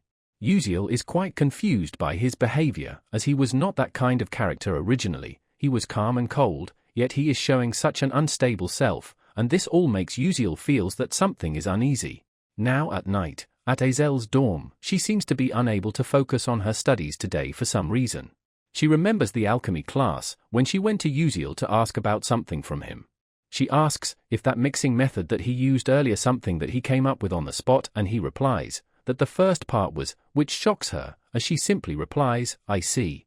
She thinks that she always considered herself a genius, so she thought that if she kept going, she could beat that woman. At least that is what she believed, but right now, she gets frustrated and wonders, what is she right now, and at this rate, she would never be able to avenge her father. The dirty and mucky Adolabits, who framed her father as a traitor and caused his death, and in order to get revenge on them. But suddenly, she slaps herself on the face, saying that she cannot just let this be, and that she needs to work harder. Now we switch scenes to Flame's room in the girls' dorm. She is trying to sleep, but is being disturbed by the noises in her room and thinks that she chose a 4-person room because she liked the bustle, but if she knew it'd be like this, she would have just chosen an S-class exclusive 1-person room. She opens her eyes and think about her conversation she had with Uziel, remembering that he definitely said that he didn't had a goal, and that's the evidence that he regressed, there is no doubt to it. And in the last part of the original novel, the 11th moon of the Silver Age says this to Ma Yuziong, he can turn back time, but as the price, he will lose most of his memories, and after completing his mission, his existence will cease to be. And no one will remember that he saved the world, and even those whom he loved will come to forget about him. After saying all this, the 11th moon asks him if he still wants to turn back and walk those steps again. Yuziong smiles and replies, if that's his fate. But it was Azel who stopped him from doing that, as we can see her arriving in hurry and telling Yuziong to wait. And says, rather than living in a world without him, she'd rather go to ruin while remembering him. And we see them both hugging, while saying, let's go together. Convinced by her, he gives up on regressing, and so the world was destroyed, and the epilogue ended. Flame then gets up, and thinks, if this world is a different story from the original novel, and it was Baek Uziel who used the 11th moon of the Silver Age's power to regress. After fulfilling his mission, Baek Uziel will disappear, and his existence will be completely erased from this world. But the one who should have lost most of his memories, and only has his mission, said that he wants to live. She grabs her sheets, while deciding to do something if it turns out to be true. Suddenly someone barges in on her, and we see it's Jackie, who tells Flame that Wonriang has come for her, and that he is waiting on the first floor of the dorm, but Flame gets back to sleep, telling Jackie to tell Wonriang that she is not here. Jackie is hesitant in doing that, and Flame doesn't care and tells her that she is going to sleep. Seeing her reaction to all this, Jackie seems irritated and nervous. On the first floor of the dorm, we see Wonriang patiently waiting for Flame to arrive. And instead of Flame, Jackie arrives and calls out his name while blushing slightly. As Wonriang turns back, Jackie seems quite happy, but much to her despair, Wonriang asks her, "Who is she?" She is shocked upon hearing that, and asks, "What?" But Wonriang ignores it and asks her, "Where is Flame?" and she replies, that she is sick and hence, sleeping. Wonriang wonders if she is feeling down just because she confessed and got rejected by a flunk-out student. As such, he leaves while telling Jackie that he would be back later. As he is leaving, we can see Jackie's expression turn to despair, as she reveals that she likes him this much, yet he doesn't even remember her name. Jackie thinks that it's always been this way, outstanding ability, having everyone's attention. The person who always had everything was Flame. Even how Wonriang's heart. We see a hint of darkness clouding her heart, as she clenches her fist and calls it all so annoying. Now fast forward in the morning, at the first main tower. We see someone scolding Professor Maizen as she was embarrassed by a student, and she replies that she is ashamed for that. The person turns out to be the vice principal of Stellar Academy, Akahayden, as he tells Professor Maizen that she should be aware that there are high expectations for her. He asks her if the research on the random sequence convergence technique that she is conducting with the Moon Shadow Order doctors progressing well, and she replies, of course, and that she will not disappoint him. He pats her on her shoulder while saying that he trusts her, and she happily replies to leave it to her. But as she is leaving, the vice principal calls her an idiot, as she doesn't even know that she is being used and is completely blinded by glory. He gives of an evil smile, while saying that it's laughable. A magic warrior who is meant to fight against dark demonic humans is performing research for a dark demonic human, and he cannot wait for the day when alchemic magic engineering is complete. We now switch scenes to some girl who is carrying a huge stack of paper while saying that she is unable to see. But we see Uziel comes around and takes half of the stack, while asking her if she is okay. As they both deliver the paper, she thanks him, saying that if it weren't for him, she would have gotten in trouble with Professor Maizen again, and he replies, "It's nothing." But as Uziel looks around the place, he notices that it's a complete chaos here. Suddenly his eyes notices some kind of diagram and information on the board. She tells Uziel that it's the formula that Professor Maizen is researching with the doctors, and she thinks it's the random sequence convergence technique, hearing which shocks Uziel. As he wonders if this is that random sequence convergence technique, the first formula of alchemic magic engineering, the random sequence convergence technique. In Professor Maizen's Blackening episode, the dark demonic humans and Maizen work together to complete this technique. As a result, the difference in technical skills leads to incredible damage. But after Altalicia appears, the situation changes. And it all makes Uziel wonders, what if she is to solve this technique before the dark demonic humans? As such, he calls her out, and she asks if he wants some coffee. But Uziel replies that it's not that, and asks, doesn't Professor Maizen bothers her and gets annoyed at her all the time, and she replies, why is he asking that all of a sudden? Uziel replies, and asks her, what if there is a very refreshing way to get revenge? Altalicia gets hesitant and replies, she is just an assistant, how could she get revenge, and she would be fired and would then have to live on the streets. Uziel then tells her an alternative, and tells her to become a better alchemist than Professor Maizen, hearing which, she gets confused. He gets up close to her and says that this way, no one will be able to look down on her anymore. Hearing which, she starts to mellow down on the idea, saying, if that happens, it would be so nice. Uziel notes that Altalicia is already tired, there is no way she'd be satisfied by doing Maizen's dirty work in a dusty storage room. Altalicia has a dream to become an alchemist and make all sorts of inventions, and she has the talent to make the dream come true as well. And that's because she will one day become this generation's greatest genius alchemist, who will create countless items with her genius brain and innovative thinking. Though, of course, she has been discouraged by reality so far and had to put it away, but he decides to make sure that her dreams come true. After Stella's first round of exams ended, Uziel went to meet Altalicia regularly. We see Altalicia being much more happy and excited than before, as she discusses her ideas with Uziel about wanting to add a function where you can change the color of a pen with press of a button. Uziel suggests her try adding an eraser to it as well, while she is at it, and she replies, it would be like a mechanical pencil, and that's a good idea. Uziel notes that her inventions are increasing smoothly, but her formulaic solutions are still lacking. As such, Uziel tries to think of a way to lead Altalicia to the answer before Maizen Tiran reaches it, though it's not going to be easy. Suddenly, someone calls Uziel out, asking, what is he spacing out for, and refers to him as an old man. And we see it's Flame, who tells Uziel that if he goes around like that, he would bump into something. Uziel asks her, who is she referring to an old man as, and she replies that it's him obviously. Uziel gets annoyed hearing that, especially since he never even told her his age, though he notes that she does speak to him more frequently than before. As such, he tells Flame that she met him on a good timing. He asks her if she knows her friend, Jackie, and hearing that name, Flame gets annoyed. She suddenly turns away in disgust and tells Uziel that it's a crime, but Uziel gets pissed and says that he haven't even said anything yet. Uziel tells Flame to keep an eye on her, as she might not be in good condition right now, and thinks that if she is influenced by the dark demon erosion, she would be in a very unstable state. Flame replies that she does not get why is he telling her to do that, but she is going hunting with her during the weekend, so she would watch her then, and Uziel thanks her for this. And from hunting season, Uziel remembers the place that they will be going to, calling it quite obvious. It is the location where the 4th episode will begin, Martivis Cemetery. All of the main characters, including Ma Yuziong, Azel, and Flame are involved in it. It's a huge battle where a 5th-class necromancer appears, though of course, he doesn't plan to intervene in the story, but earning the hidden reward there will be helpful in the familiar contract ceremony. Fast forward, and we see him handing over his leave pass to the instructor. He looks at the reason, which says training, and tells Uziel that it's not like he can learn swordsmanship or chivalry at Stella, hearing which confuses him, and the instructor tells him that it's nothing. Suddenly, Uziel notices Ma Yuziong's leave request on the table. Seeing it, he decides to sound it out, just in case. As such, he comments how there are a lot of students requesting leaves to go hunt. An instructor replies, they are all going to Martivis Cemetery for club activities, probably to try and win points.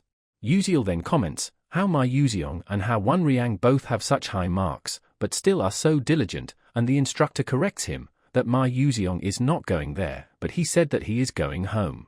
And how Wan Riang is going with Flame. Hearing this surprises Uziel, as he notes that they won't be able to defeat the necromancer's attack without Yuziong.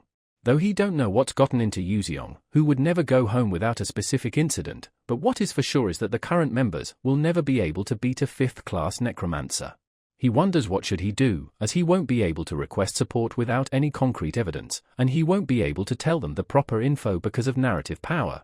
But he also cannot let them die, leaving him with no choice. He decides to take matters into his own hands, and says that he would have to solve this matter himself. Now a few days later, at Martivis Cemetery, we see a second-year student killing a predict fish with a risk of level 2, needing only a single blow, and the guy is introduced as Doc Cholkwang. Someone suddenly shouts at him from behind, calling him an idiot and asking how can he just destroy everything. And he has to follow his orders. This guy is also a second-year student, Kasif Derek. They both start to bicker with each other. Meanwhile, we see a second-year girl with Azel, Bandion, who tells Kasif to leave him be, as speaking to him will just be tiring to himself.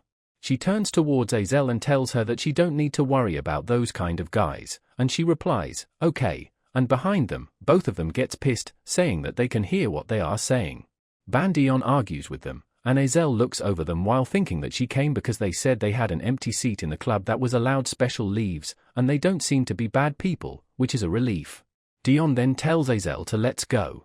And right as they are leaving, an explosion occurs right behind them, and Dion wonders, where did that came from? Cholkwang notes that someone is fighting passionately nearby. Dion says that it won't be good if their hunting grounds overlap, so they should go greet them, and Kasif agrees with her. As they all arrive at their hunting ground, Azel notices something and is a bit surprised. And we see Flame and Hong Bion facing off against each other. Azel wonders what are they doing over there. We hear them both argue about the predit fish, and who shot it down first, as Bion tells Flame that she shot down these big predit fish first. Flame calls it bullshit and replies that it's the area they are hunting in, so it's theirs, and Azel notes that it's indeed a big predit fish. They have a risk of level 3 and she heard they are also hard to discover, so perhaps they are in a fight to raise more points, and getting involved with them will make things tumultuous. And she also don't want to meet the younger sister of the enemy who killed her father in the first place. And right as Azel thinks to leave quickly, Kasif goes to Beyond and Flame to mend things up, as he tells them to not fight and express their concern to him, as he is their senior, but they both tell him to shut up and continue on his way. Kasif gets pissed and asks them, what did they just say to their senior, and Beyond tells him to act like one if he is a senior. Suddenly they feel the ground trembling and Flames realizes it from the energy, and we see a skeleton hand coming out of the ground. Everyone is shocked seeing what is happening, as Flame lets out an audible, "No way" in shock. And we see tons of skeletons rising from the ground. Meanwhile on the same cemetery, we see Uziel is there and hunting, wishing that he wanted to use magic too. And wonders why did he got stuck with Blink of all things. We see him going around the cemetery, looking for something while saying that he should come across it soon. And finally after walking around for a bit, he finds the place he was looking for. Uziel thinks that he does not have any OP skill or overwhelming power to sweep the skeleton army away like Ma Yuziong does, so there is only one way for him to survive here. And he needs to fight in a way only a player can, as the ground starts trembling around him as well. We see a notification coming up that the episode 4, Necromancer's attack has begun. We see at the grave where Uziel is standing, the skeleton general who commands hundreds of skeleton comes out. He notes that there are only 3 of these semi-boss ranked monster skeleton generals in this episode, and he would die immediately if he were to fight them normally with his current ability. Though of course, he doesn't plan to face them normally either. As we see Uziel pushing the skeleton back in the grave where he came from, while telling him to go back in, and even the skeleton general is confused. Uziel thinks that it's the golden rule to just watch when a monster is transformed or being summoned, but ignoring it won't help with defeating it. Fast forward and we see Uziel succeeding in his plan and acquiring the spine staff. And with this, the right of command given to Skeleton General will become his. And after getting this, Uziel decides to head off to save everyone. Back to everyone else, we see they are surrounded by a bunch of skeletons. Flame also forgot that this was the Necromancer episode, but she finds something strange. As in her memory, it was Ma Yuziong who resolved this episode, but she questions, why is Azel with those people, and where did Ma Yuziong went? Due to this, she wonders if they would have to face a 5th-class necromancer with these members. Wan Riang tells Flame that he has sent a request to Stellar Academy through his pocket watch, they just have to face and hold the skeletons until then. Chul Kwang says that the professors of Stellar will come if they can hold on a bit longer, and Daeon comments that even if they cannot defeat the necromancer, they would still be able to escape. Beyond tells them that it's not the time to be talking about that. Because this is a cemetery, the longer they wait, the more skeletons will appear, they need to hurry and return to the base camp. We see the skeletons closing in on Jackie, who is quite scared of them, and when they attack her, we see someone shoots a water spell on them and saves Jackie. It turns out to be Azel, who asks Jackie if she is okay. Chul Kwang is impressed by her and calls her pretty good, and Azel tells him that this necromancer must be thoroughly prepared, and she thinks that there is a high possibility that they created a pose vessel. A pose vessel is a technique for a necromancer to continuously inject and store one's mana. Even necromancers have a limit to their mana, and if they were to normally summon skeletons, they'd be tired after summoning a dozen 3rd to 4th class skeletons, but she finds it quite surprising that he was able to seize a domain this large. Chul Kwang notices that more and more skeletons are gathering, and thinks that this was probably planned a long time in advance. And he wonders if they are trying to kill them and make them into mage skeletons. Kasif thinks that since he is the leader, he needs to show them something here. He plans to use strong magic and sweep them away in one blow. But suddenly, one of the skeleton grabs his leg while he is charging his spell. But Chul Kwang saves him by smacking the skeleton right on his face and pushing Kasif away. But Chul Kwang notices his mistake that Kasif was in mid-cast, and hence, his spell starts to rebound and Kasif tells everyone to duck. Everyone also notices the rebound and Beyond says that they will be in danger if it explodes. And we see the rebound causing a huge explosion on their location. After the explosion, we see Flame, who is quite injured, and she thinks that this isn't right, as she is at her limit now as well. And others such as Wan Riang and Ars Huang seems to be lying on the ground, as Flame comments that the situation isn't good, she barely have any mana left, and she doesn't have enough time to recover as well. And there are way too many opponents to deal with as well. The skeletons jumps at her to attack, and she gets nervous and scared and wonders if this is how she is going to die.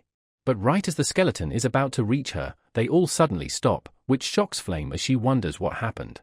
All the skeletons are seemingly stopped in one place, and from between them, we see Uziel arriving.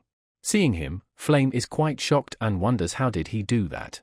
She is then shocked upon she notices the skeleton general's staff in his hands. Flame notes that the skeleton general is much stronger than a normal skeleton, and an elite skeleton should be guarding it as well, and despite all that, he was able to defeat it by himself, and this thing greatly shocks her.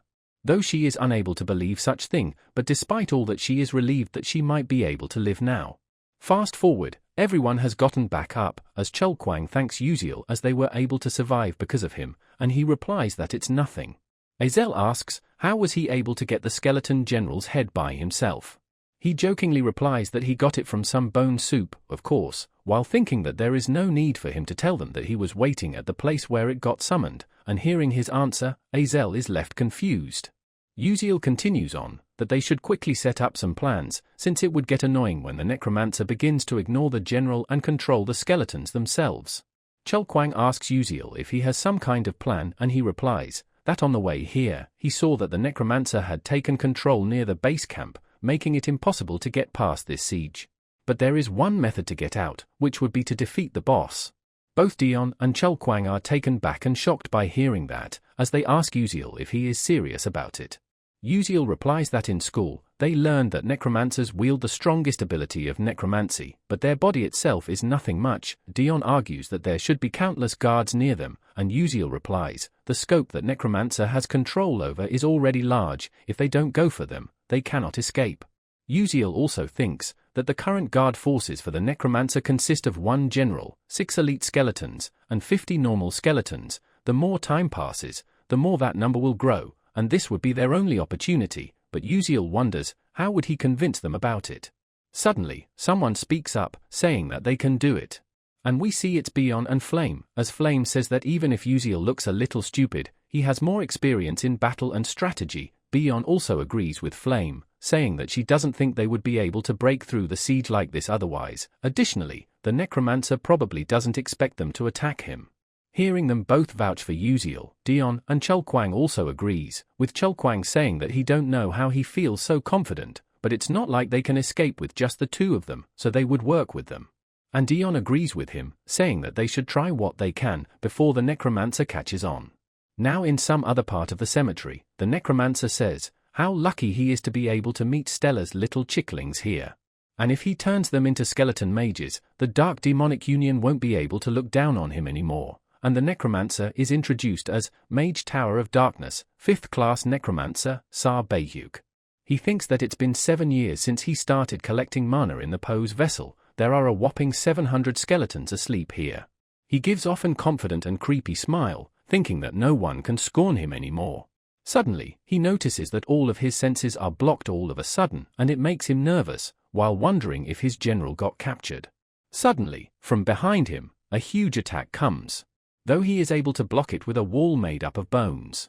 But the attack was quite strong, as he notes that it cracked the bone barrier he made using a 4th class magic, and whoever it is, he won't let them go. But he is not given any time to rest, as immediately after, a huge fire spell strikes down on him from the sky. But he was able to block that as well, although barely, and thinks that he let his guard down, as he never thought that they would come to attack him. Which makes him acknowledge them, that even though they are chicklings, they are students from Stella after all. He bites his finger, thinking that he didn't want to use this method if possible, but facing them like this is dangerous, and he needs to call the elite soldiers. We see the ground below him starts to tremble and break, as a huge number of undeads rise up from the ground. But he also starts to cough up blood, noting that he took some internal damage from overdoing himself while summoning skeletons, but this much should be enough to take care of them. He orders the undead to block them, and he smirks, seeing them fighting well. Right as he is being at ease, Uziel arrives behind him using Blink, which shocks him. As he asks Uziel, who is he? As Uziel is facing off against the necromancer, he again asks Uziel, who is he and where did he came from? As the necromancer wonders how did he got here, since he was keeping an eye on all the Stellar students through the skeleton's vision, and upon noticing his skeleton general's staff in his hand, he is left quite shocked. Uziel drops the skeleton general and destroys it by stomping on it. The necromancer gets damaged due to it and starts to cough up blood, thinking that he underestimated them a lot. And while looking at Uziel, he wonders if this is the power of Stella. Meanwhile, Uziel is sweating bullets, thinking that this isn't what he planned though. Normally, Dok Cholkwang and Ban Dion should have dealt with the generals and come to help him, but because of more elite soldiers were added, they are not done dealing with them. As such, he gets scared and wonders if he would have to fight alone, despite being the weakest one here, and right as he is thinking of running away, the necromancer again coughs blood. Uziel notes that the necromancer is not in good shape right now either, and realizes that he overdid himself to summon the elite skeletons, which is why he now has internal injuries. Uziel smirks with confidence, thinking that in this situation, he can probably do this. We switch scenes to Bion, who is stuck with skeletons, thinking that it is not good, as she needs to deal with these guys quickly and join Uziel. Huang comes towards her in hurry and tells her that there is trouble, and informs her that the necromancer and Baek Uziel is having a one-on-one fight, hearing which shocks Bion. We see a bright purple light shining from the location of Uziel and the necromancer's fight, and Bion thinks that Uziel is a first-class mage, and his opponent is a fifth-class necromancer. There is no way this will be a manageable fight. She gets frustrated at her inability to do anything, and tells Uziel that she will kill him if he dies. Back to their fight, the necromancer uses his bone cage to try and trap him, but Uziel escapes using Blink. Suddenly an attack shoots right at him, but he once again dodges using Blink. He closes the distance between him and the necromancer to attack, but the necromancer puts up a shield of bone to defend, while saying, "Not a chance." But Uziel pulls out some vials and throws it onto the bones, as he has prepared for this in advance, and lots of cola potions, which are good for dissolving bones. Necromancer's bone barrier starts to melt and he gets pissed, calling Uziel a rat. He then attacks Uziel with bones, but he dodges and blinks right behind the necromancer. Uziel notices an opening and tries to strike, but it was a trap from the necromancer. Uziel realizes his mistake, as a bone grows from the ground and pierces his thighs. Uziel thinks that he has been had, and jumps backwards to make some distance. The necromancer laughs and calls it quite a sight to see him in that rough state of his. While Uziel thinks that even if he is weak, a fifth class is fifth class after all, but in other words, he is a fifth class, but this is all he amounts to. Uziel notes that the necromancer is quite tired right now, and if he were to go in once more, he can defeat him. But it's hard to use mind power because of pain, and at this rate, he won't be able to use Blink's motion cancel, and he starts to wonder, what should he do? Suddenly, he gets an idea, thinking that he can do just that. We see Uziel is kneeling on the ground quietly and the necromancer begins to attack him. But Uziel reacts and jumps out of the way, and seeing him run like that, the necromancer starts laughing sadistically, calling him running away a great sight. Uziel tries to gain just a bit more distance somehow, as he starts to crawl. Seeing him like that, the necromancer tells him that it's no use to struggle like that and that he will kill him here. And after reaching a certain distance, Uziel smirks, thinking he won. Uziel notes that the distance between him and the necromancer is 13 meters. In other words, it's a distance at which he won't have to use the motion cancel of Blink. As such, Uziel immediately uses Blink and closes the distance between him and the necromancer, which shocks the necromancer. And this time, Uziel successfully pierces right through the necromancer with his sword. Switching scenes to outside, the skeleton stops attacking them and Cholkwang notes that they're disappearing, much to his surprise. In shock, he wonders if Baek Uziel really defeat the necromancer, and Jackie falls down on her knees, unable to believe it. Everyone gets relieved and shouts that they are alive and safe, while Uziel is also down along with the necromancer. He tries to get back up while saying that he is so damn tired and wants to go home. Afterwards, they were all transferred to Stella's Magic Nights and returned to school. The instructor calls out Uziel, telling him that he said he was going to train somewhere with good mountains and good air, but should he consider cemetery to have good air? Uziel apologizes to the instructor, and he replies that he will receive a penalty point according to the school rules. There are no exceptions. However, the fact that he saved a friend while violating the school rules is amazing. He will receive appropriate rewards and points for that, so he should wait. Uziel thanks the instructor and thinks to be on his way as well, as he also needs to rest as they told him that it would take few days for his thighs to recover. But as he is leaving, Azel arrives. She thanks Uziel for today, and he replies that she should buy him a meal sometime later for this. We see her a bit sad about something, and right as Uziel is leaving, she asks him can she do what he did? Will she be able to do what he did if she tries? Hearing this, Uziel realizes something and thinks that this isn't good. The original Azel didn't ask a question like this. It must be because of him that Azel has become like this. It's because he interfered. Azel only received trials and didn't get a chance to overcome them. But Uziel decides to tell her something. He tells her that he don't think that she would need to ask him that, as she has already achieved a miracle that others called impossible. She asks him, how did he know? And he replies, it's because he has been watching her. Hearing this, she starts to blush, and says, what? In confusion. Uziel also realizes that perhaps that came out wrong, as it might make him seem like a stalker. He quickly takes his leave, while thinking that he almost got arrested right now. Meanwhile, Azel thinks that no one shows interest in the daughter of a traitor, but Uziel does. And that he is also watching her. She finally smiles, and indeed calls it a miracle. Fast forward, as they are back at the academy, we see a good amount of people have gathered. Uziel looks around and thinks that he cannot believe the magic faculty, mage tower, and nobles are here just for some commendations, calling it unnecessarily grandiose. But anyways, he notes that Bion is looking so outwardly excited. Bion notices Uziel glancing at her, and she asks, what is he looking at? And he replies, it's nothing. At the commendations, the instructor tells everyone to quiet down. And that today, he will be giving commendations to the 12 brave students who fought against dark demonic humans. And this reward will be given by the headmaster himself, which surprises Uziel and everyone else as well. Uziel looks at the headmaster and thinks that this is what the peak of humanity is, the 9th class master mage, Eltman Eltwin. He is 300 years old and he is always donning a comfortable smile, but he is the strongest mage warrior in the world who possess the destructive title of Decimator. The headmaster happily goes around and tells everyone that they worked hard and should continue to do so bravely in the future. As he arrives near Uziel, we see the headmaster glaring at him with interest. This prompts a taken-back reaction from Uziel, who thinks that the intense pressure is incredible, even just from locking eyes, and this is what a 9th-class mage is like, of which there are only 10 in the world. But regardless, Uziel continues to stare at him, thinking that he cannot turn away his gaze here. Seeing which, the headmaster smiles and says that he sure is as hard-working as ever. It is just as he hoped. Uziel is left confused by his comment, and wonders what does it mean, and such. The instructor announces the end of the commendation award ceremony. Fast forward and we see the rewards that Uziel got, 5 million credits, which is quite a lot, and with this he won't have to worry about money for a while now. And he even received the pose vessel that's said to be the heart of a necromancer. It would be difficult now, but Altalicia will soon be able to make a subspace, one she can. Carrying around items will get easier for him, and he is glad that other students also passed on their rewards to him. And the next are system rewards, and as he continued the story in a unique way, the Constellation Project promises him additional rewards, a downgraded version of an item he used in-game, a downgraded version of a skill he obtained in the game, or third, experience points.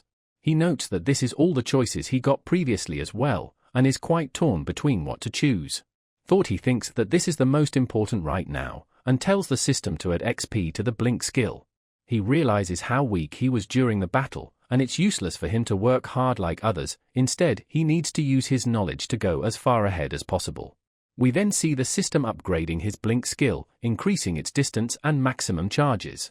We see a golden aura enveloping him, and he notes that Blink's maximum number of charges has finally increased to 3, and he would be able to use it a bit more while being at ease now. And now the next thing is Azel. We switch scenes to meditation journey into the Abyss class. As she is deep into meditation, she suddenly wakes up as someone calls her name.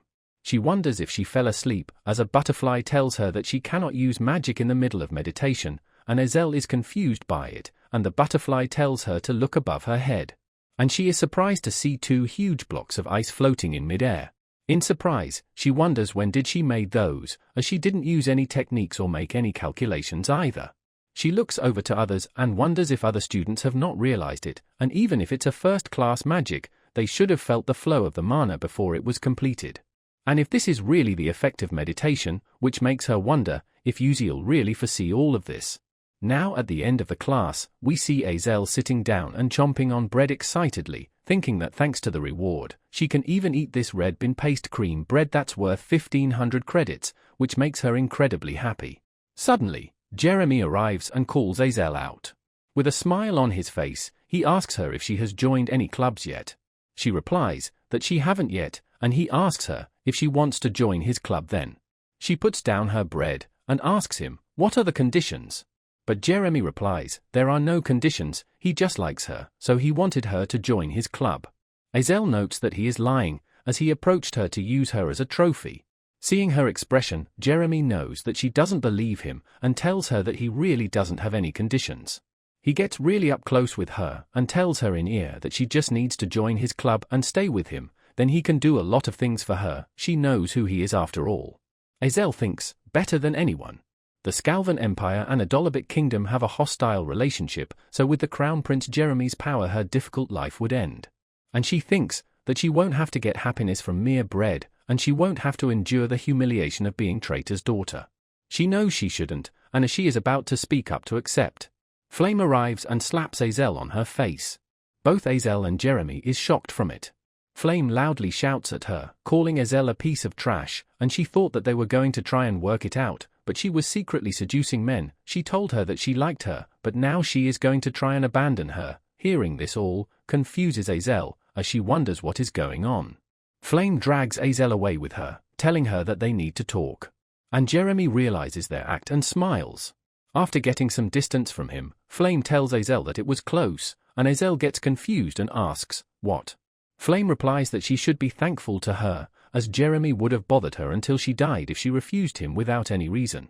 Flame then leaves, while apologizing for hitting her. While walking, Flame wonders if what she made was the right choice, since if Azel joined the club like in the original story, she would have been thoroughly destroyed by Jeremy. If possible, she didn't want to disrupt the flow of the original story, but when she looks at Uziel, she don't think that something like this is bad. Though she hopes that Jeremy doesn't realize that she lied. Meanwhile, Jeremy is thinking about Flame. He says how cute it was what she said when she took Azel away from him. It was an obvious lie. He gives off an creepy smile and calls Flame even more interesting than Azel, and decides her to be his next target, saying that he wants her. Fast forward, and the instructor announces that they will be having a monster mock battle today. This mock battle will not be against monsters of risk level 1 or 2 like the one they faced up until now, and the goal is to fight mid-level monsters of risk level 3. This is the strategy. They will make a team, analyze the monster, and defeat it using standard tactics. If they choose one of the mid-level monsters to suppress, they will be given practice time to face that monster as well. They can find the geography they want in the Stellar Dome and hunt the mid-level monster that suits their team. A class and S-class students will do this test together, and the performance assessment will be done in 4 days. They should create a team of at most 6 people and submit their list. Now after his announcement, Azel thinks that she hates group projects. She then overhears and sees students asking Princess that if she would be joining them, and some students are fighting on Gotget to take her on their team as well. And she sees Princess Beyond surrounded by everyone, while she is completely alone. Looking at which, she thinks that her surroundings were always like that too before the Adolabit destroyed her family. Their starting points were the same, the Grand Duchy of Molf, with the ice attribute, and the royal household of Adolabit, with the fire attribute. Back when the two families kept each other in check and controlled the magic world, the 2 children who were born with genius talent were Hongbion and Azel. Back when Azel thought that she would be chosen, but wonders if the current her can really get revenge on the Adolabit. Someone suddenly approaches her and asks if she is alone. And we see it's Uziel, and Azel asks her, what is it? Uziel smiles and tells Azel to be a team with him. Princess Beyond notices Uziel approaching Azel as well. Seeing this, she wonders why did he approach Azel, and Azel asks Uziel, did he just ask her to be a team? Uziel replies that there is not a minimum number of members, so they can form a team of 2 and receive bonus points for being a small team. Azel asks her if he is crazy, as how can 2 of them defeat a mid-level monster with a risk level of 3? Uziel doesn't reply back, and Azel stares at him. He once again asks her, would she be joining him or not? She closes her eyes and thinks, and finally agrees, saying that she will, since she doesn't have anyone to team up with anyone anyways, and Uziel gets happy, and replies that he will go to submit the list then. As Uziel leaves to submit the list, someone approaches Azel. And we see it's Hongbion, and looking at her, Azel asks, what is it, and says that if she is on guard against her, but Bion interrupts her, asking, what nonsense is she spouting about? Bion tells her to behave herself, since she is just a pig wearing a pearl necklace now, hearing which, Azel is quite taken back. Bion leaves immediately after saying that, and Azel notes that she was not being wary of her abilities. But instead, it was because of Baek Uziel. While leaving, Bion thinks that it's so annoying, and wonders if Azel really thought that she would lose to a loser and commoner like them. And that she would be fine even if she makes a team with her clique. But it's the most profitable to bring a knight who is called the best. As such, Bion approaches Ma Yuzeong, who greets her, and asks her, "What's up?" She asks him if he has teamed up yet, and he replies, he hasn't, and he wanted to do it alone. Bion asks him if he would like to do it with her, and he asks, why should he? Bion reveals that Baek Uziel and Azel have formed a team, which surprises him. And that she thinks they won't be targeting a mid-level monster, but a mid-large level special monster. As such, Bion asks him again if he wants to do it with her. Yuzeong smiles and replies that it would be fun, as he wanted to compete with Uziel at least once in his life. Bion also smiles, saying, "Let's do this." She glances over to them, and thinks that she will defeat both of them properly this time. And after 4 days of preparations, the monster mock battle began.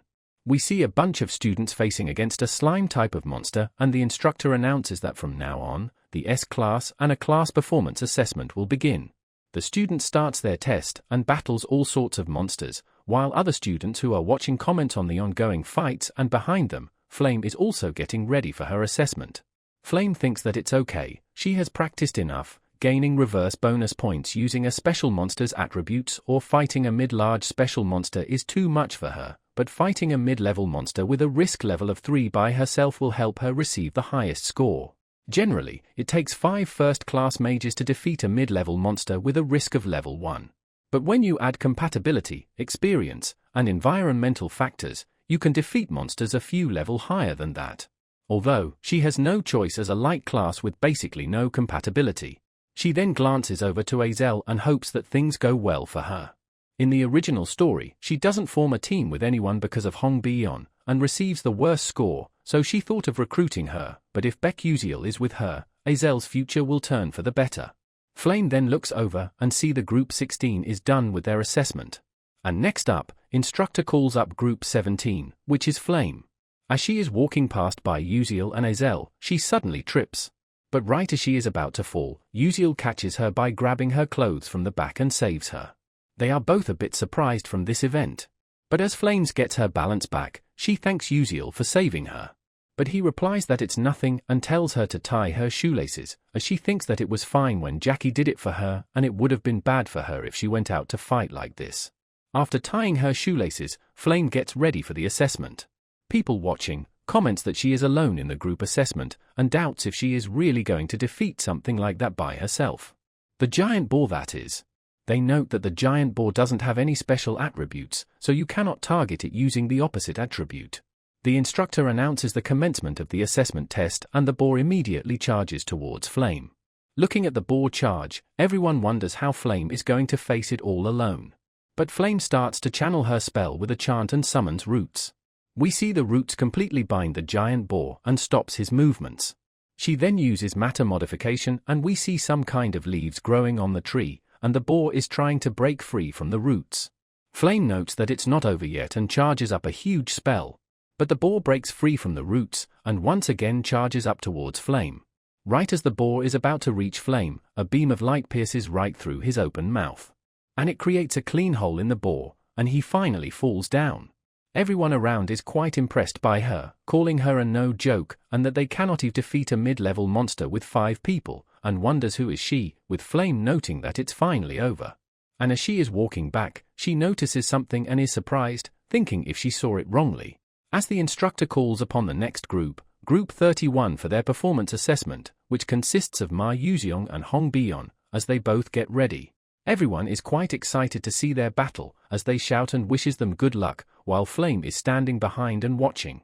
She wonders why Hong Bion is working with Ma Yuzeong instead of a clique member, since in the original story, they don't really interact at all, which makes it a very surprising combo. Now we see, their first monster is summoned, which is a waterfish monster, a mid-level special monster. Students are quite shocked that they found a special monster just to fight, which is quite incredible.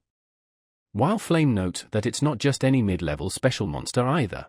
Hong Bion and Ma Yuxiong's attributes are earth, fire, and lightning. And the waterfish monster is a water class, which is strong against fire, and it is also a flying type monster that flies in the sky. The monster is complete opposite match of not just Hong Bion, but also Ma Yuxiong. And not only they are fighting a mid-level special monster everyone has failed at, they are also forfeiting attributional dominance, which she assumes is because they want full marks, though they can only receive full marks upon succeeding. The monster then starts flapping his wings and starts to fly. As it lets out a loud roar, Bion tells Yuxiong to begin, which he complies with. Few other students arrive to watch as well, as they wonder what are they doing, since they thought that they would attack it right away. And notes that the knight is standing behind the bishop. Yuxiong smirks and quickly uses his magic and disappears. And he appears right in air. The second year notes that he has good power jump for being a first year, and the girl comments that he won't be able to reach that monster with just that. Since one cannot use another power jump in mid-air, as they question, just what is he thinking? Yuxiong then takes out his staff, and forms a platform using earth magic. Bion then uses her fire spell to lift him by exploding it right below his platform. The second years are quite shocked and impressed seeing it. Bion then also starts preparing a fire spell of her own. Seeing which, Yuxiong seems a bit surprised, and also uses a spell called Giant's Fist. He then punches the waterfish straight to the ground, as it comes crashing down. We see its body starting to crack, and Ma Yuxiong preparing another spell. He then completely traps him using another one of his earth magic, as the waterfish starts to scream. Though, it goes in rage, and is able to break free from the trap. Yuxiong notes that it broke free quite easily, though he smirks while thinking that it's too late. Since their princess's spell is complete. We then see the waterfish is attacked by a huge pillar of flame. Seeing which, everyone is shocked, as the waterfish is in pain despite have a strong tolerance of fire. And now, Yuxiong points his staff towards him while charging up a spell and saying that it's over now. We then see a huge bolt of lightning comes raining down from the sky on top of the fire, burning the waterfish to crisp. Students note that it ended this year without waterfish being unable to attack even once, which prompts them to call new students of first year insane this year, and that they should be able to become like that guy from the third year's S class. And sees how true geniuses are like. Bion smiles and thinks, how is that usual? At this rate, she believes that no matter what he choose, he won't be able to beat her. With a satisfactory smile on her face, she assumes that she has won. Though as their time comes, Uziel asks them to summon 5 monsters at once. Both Bion and other students are surprised upon hearing that, and wonders if they heard it okay, since it's difficult for 5 people to defeat one mid-level monster, yet 2 of them are facing 5. And they all had heard rumors about Uziel apparently, and wonders if he is actually crazy. Soon enough, the monster summoning is completed, as we see they are surrounded by monsters. Monster scholar Weichen notes the monsters are Hymeraden, a sand-maned black cow, a Caden, and a Nomi slime. And lastly, a sensitive bat. Seeing this combination, they all realize something as Bion asks Yuxiong if he got it. Which he kind of does, though he is curious what Yuziel is thinking and also quite excited. Professor questions, who selected this monster combination, and Yuziel replies, that it was him.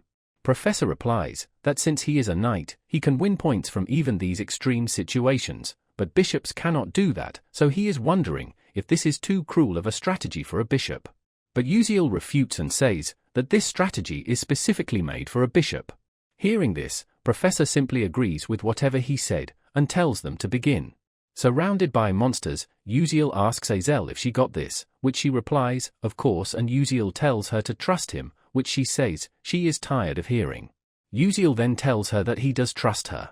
While Azel thinks that she truly doesn't know what he is thinking, as we go back in time a bit and see them walking together at night. Azel then speaks up and asks why her, since a knight with his abilities could have worked with someone else. Yuziel thinks a bit and replies that it's just as she said, there are many incredible students, there is no mage who can match Hong Bion when it comes to firepower, and no mage can match flame when it comes to control. And Ma Yuxiong is the strongest among first years, so that speaks for itself. Xin Huarian and Adalin, who are strong in one-on-one situations, also have good compatibility with him. Hearing this all, Azel again question, then why did he pick her? Yuziel replies, because he still thought that it would be better to do it with her, which is all there is to it. He then asks if they should get going, and we see Azel blushing slightly upon hearing all this. Back to the present, Azel thinks that she still doesn't know what he meant, but realizes that there must be a reason that he chose her. And so, she decides to show him and starts levitating in the air while charging up a spell. The other students recognizes what she is doing, it's ephemeral resonance, which shocks them, as it's a phenomenon that only appears when a 6th class or above mage completely enters the unconscious world.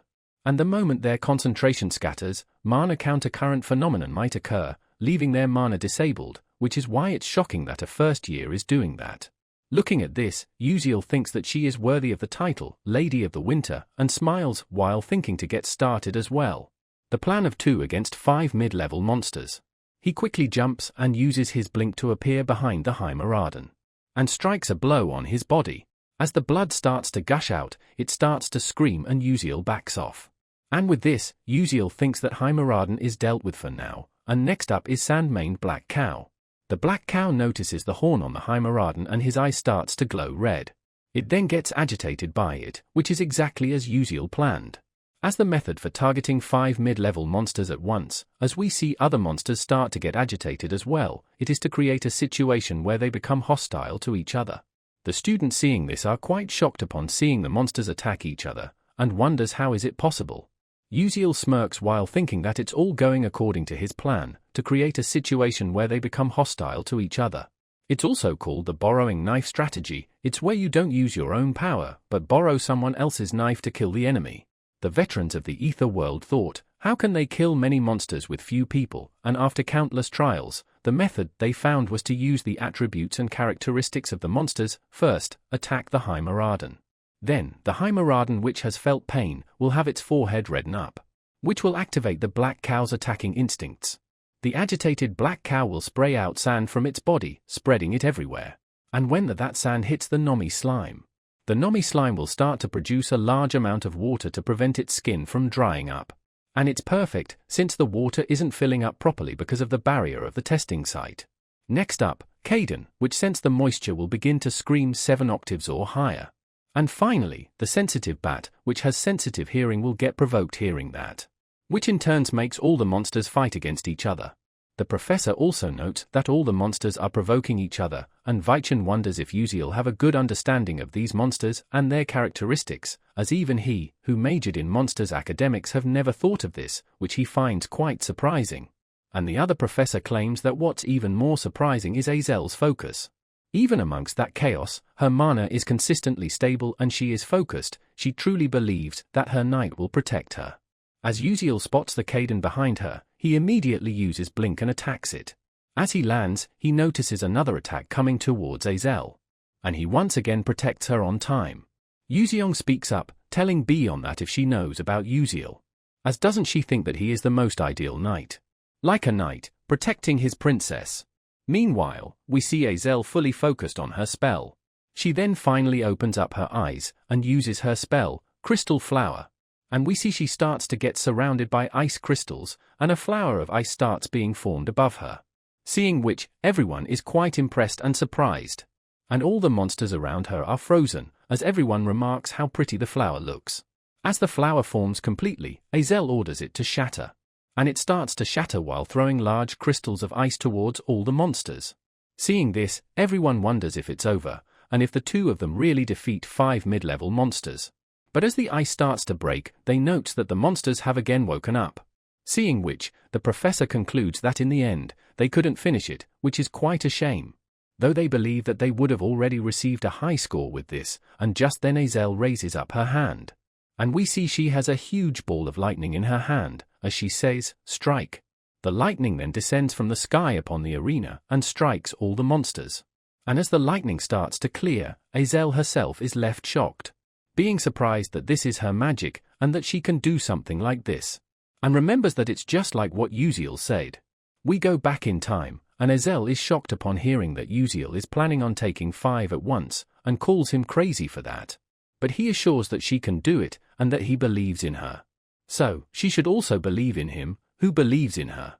Azel thinks that she didn't had anything up until now. She had neither the conviction for the path she is taking, nor a person who would tell her that the path she was walking was the right one. But, as she removes her hands from her eyes, she sees Uziel walking in front of her towards the light. and realizes that it's not that case anymore. She decides to follow that light, so that she won't have to be lost anymore. And the announcer announces that with this, the Group 32's performance assessment is complete. Hearing which, Azel gives off a warm and happy smile. Meanwhile, Uziel is hanging off the wall, as he almost got caught up in her spell as well.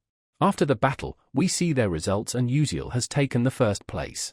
Yuzeong states that they completely lost, and Beyond says that if they lost even after defeating 2 mid-level special monsters of their opposing attributes, they have to acknowledge it. Yuzeong teases her that she came to terms with it faster than he expected, and she tells him to shut up. But it gets Beyond wondering if Uziel was her knight instead of Yuzeong. Then perhaps she would have been able to show magic as good as Azel's, and she gets frustrated that he is being so dedicated towards Azel. Since if the most perfect knight exists in this world, shouldn't he become a knight for her, since she will become the perfect queen in this world? And so, she gets quite angry and frustrated due to all this, and thinks that it would be a lie to say that she has come to terms with it, as she cannot accept it and cannot understand it, so she plans to investigate Uziel further. Suddenly, as she is walking, she notes someone looking at her. She is Sayerin Orkan, and Beyond wonders if she came after hearing that she lost to a group consisting of a commoner and a traitor, which she finds quite annoying. As Sayerin watches her go, she says that Beyond still has a long way to go. We then switch to Flame, who seems to be writing something and is surprised at Azel learning Crystal Flower so early. It's a spell which is Azel's identity that she demonstrates after recovering her confidence in herself in far future, after she experiences all of her hardships and struggles. And based on the progression of the original novel, Azel should be declining even more right now. But for her to demonstrate Crystal Flower in front of everyone's eyes must be thanks to Uziel. In the original romance fantasy, Ma Yuzeong and Azel share their feelings and the world ends. But however, she thinks that what if there was an extra story she didn't knew, a nameless character, Beck Uziel, who loved Azel. And the moment the world ended, if he chose to regress in place of Yuzeong. Which makes her wonder, a regression to create a world where the person he loves could live, even if he were to be completely forgotten by the person he loved at the end of it, could Uziel truly have no regrets? A love he felt so strongly that he turned back time, at the price of giving up his own existence. She wonders how it feels. Meanwhile, Uziel sees the notification about episode 5 being completed. He wonders, what should he take as a reward this time? He has strengthened his skill to a certain extent, so he plans to prepare for the episode that is coming up soon. He decides on what item to take, which is Ifanel's grass key. The system completes its search and rewards Uziel with it. Uziel explains that it isn't an ancient relic class, but it is one of the super rare class items that only high-level players can get. It's a key that connects to a place where deities exists. But in order to use this, he has to have an outing, but the conditions to go out have gotten much harsher after the necromancer incident. And as he is searching for a way to go out, he is suddenly reminded about clubs. Fast forward, we see Uziel writing his assignment, and finally getting done with it. And now, he plans to go and find a club for himself. He looks at the notice board, and wonders what kind of club would be good for his activity. Of all these clubs, not many are permitted to do special external activities, so he needs to think it through well. He then glances to his side, and sees Azel standing beside him, who he asks if she is trying to join a club as well, and is surprised that she hasn't joined any yet. Azel stutters in replying as she says that it's not strange. Uziel replies that he is sure there are a lot of clubs asking her to join them, but Azel replies that he forgot who she is, and he replies he knows that she is Azel. He notes that after the mocks, people's perception on Azel has changed a lot, and she must be the one who is most aware of this, as Azel thinks out loud that she needs to choose a club carefully. Suddenly from behind, Yuzeong arrives and holds Uziel's shoulder. It makes Uziel wonder, what is he doing here, and Yuzeong tells him that he enjoyed the mock battle, and he heard that Uziel even led the hunt against necromancers, which he found quite impressive, and Uziel chuckles nervously in response. Yuzeong stares at him for a bit, and says that it's like he thought. That he seemed to think differently from others. Uziel gets a bit nervous, and replies that as a commoner, he is always thinking of ways to do things better, and Yuzeong replies that unlike him, Uziel seems to be using his time well. It prompts Uziel to ask Yuzeong, what does he do on weekends, and he simply replies that he studies. Uziel gets a bit annoyed that because he asked him that as a formality, Yuzeong seems to have replied him as a formality, but Yuzeong corrects him that he does that for real. He studies and trains as well, which Uziel finds surprising as he tells Yuzeong that he doesn't seem to be the type to do that. Which Yuzeong agrees with, though he has been doing this recently apparently. Uziel remembers that Yuzeong should have started his training way later in the story, and wonders the reason for it. Azel speaks up that it's perhaps due to practical dungeon training, and Yuzeong agrees, while saying that if Lady Azel hasn't intervened back then, it could have been dangerous, and Al tells Yuzeong to not call her that. Uziel thinks that in the original story, Yuzeong and Flame worked together to easily defeat Wonriang. But since he intervened this time, Flame was tied, and he ended up meeting Wonriang alone, which he assumes is perhaps the reason that Wonriang's state is also weird. Though regardless, it's good thing, since if this happens, both Wonriang and Yuzeong would train more. As unlike him, the growth of those two will have a positive influence towards a happy ending. Yusoeng then questions Uziel if he still hasn't joined a club yet, despite being enrolled in the school long ago, and he replies that he was busy. Yuzeong then asks him if he would like to join his club, and Uziel replies that he will, if it does things that suits him. And so, Yuzeong asks him what kind of club would he want to join, and Uziel gives him a long list of his requirement as a joke. Which makes Azel wonder what kind of club is that, and Uziel thinks that there isn't, since he just said it as a joke. But Yuzeong replies that if Uziel would like him to make a club like that for him. Which surprises both of them, as Uziel questions him if he can really make a special outing club, which Yuzeong replies that he can. Uziel thinks that it is possible with Yuzeong's connections. But he questions him, how does making a club for him benefits him? And Yuzeong replies that it does, because Uziel is special.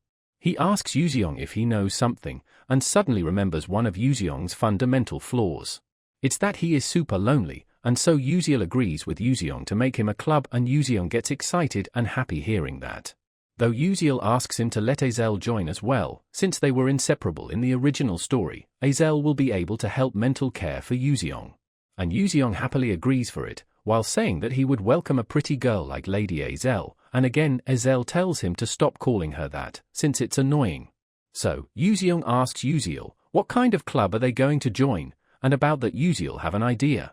Fast forward, they fill a club form for a delicious restaurants club. And Azel wonders if it's going to work, as in order to receive the seal for special activities, they need a guidance professor, and at least 4 club members. Yuzeong tells them that he would figure out the club members and the seal, but he thinks that it would be hard to find a guidance professor. But Uziel questions, why is that, since he can even get permission for special outing? And Yuzeong with an annoyed face, replies, that it's because they are all trash. He then leaves to get the seal, which Uziel leaves it to him, and knows that not everyone can give the seal for special activities. And if it's someone who can stamp it, it's one of those idiots, as we switch scenes to first main tower. At the vice principal's office, as someone enters, leaving him quite surprised. And we see it's Yuzeong, seeing whom vice principal is quite shocked. He stands up and greets Yuzeong as young master, and Yuzeong replies, long time no see, and refers to him as grandfather. Yuzeong sits on the vice principal's chair, saying that this seat is way more comfortable than he expected, and he likes it a lot, while the vice principal seems to be quite timid in his presence. He nervously wonders, why is that psychotic Yuzeong here right now? And asks him the same thing, what brings him here, and Yuzeong forwards him a paper, telling him it's a club form, and he wants him to stamp it for him. And so, the vice principal goes on and says that he will need to check whether it fulfills the conditions, but suddenly, Yuzeong slams down his hand on the paper, and tells him that there is no need for him to look at that, so he should just stamp it. And with an almost threatening tone, asks him, he will do it, won't he?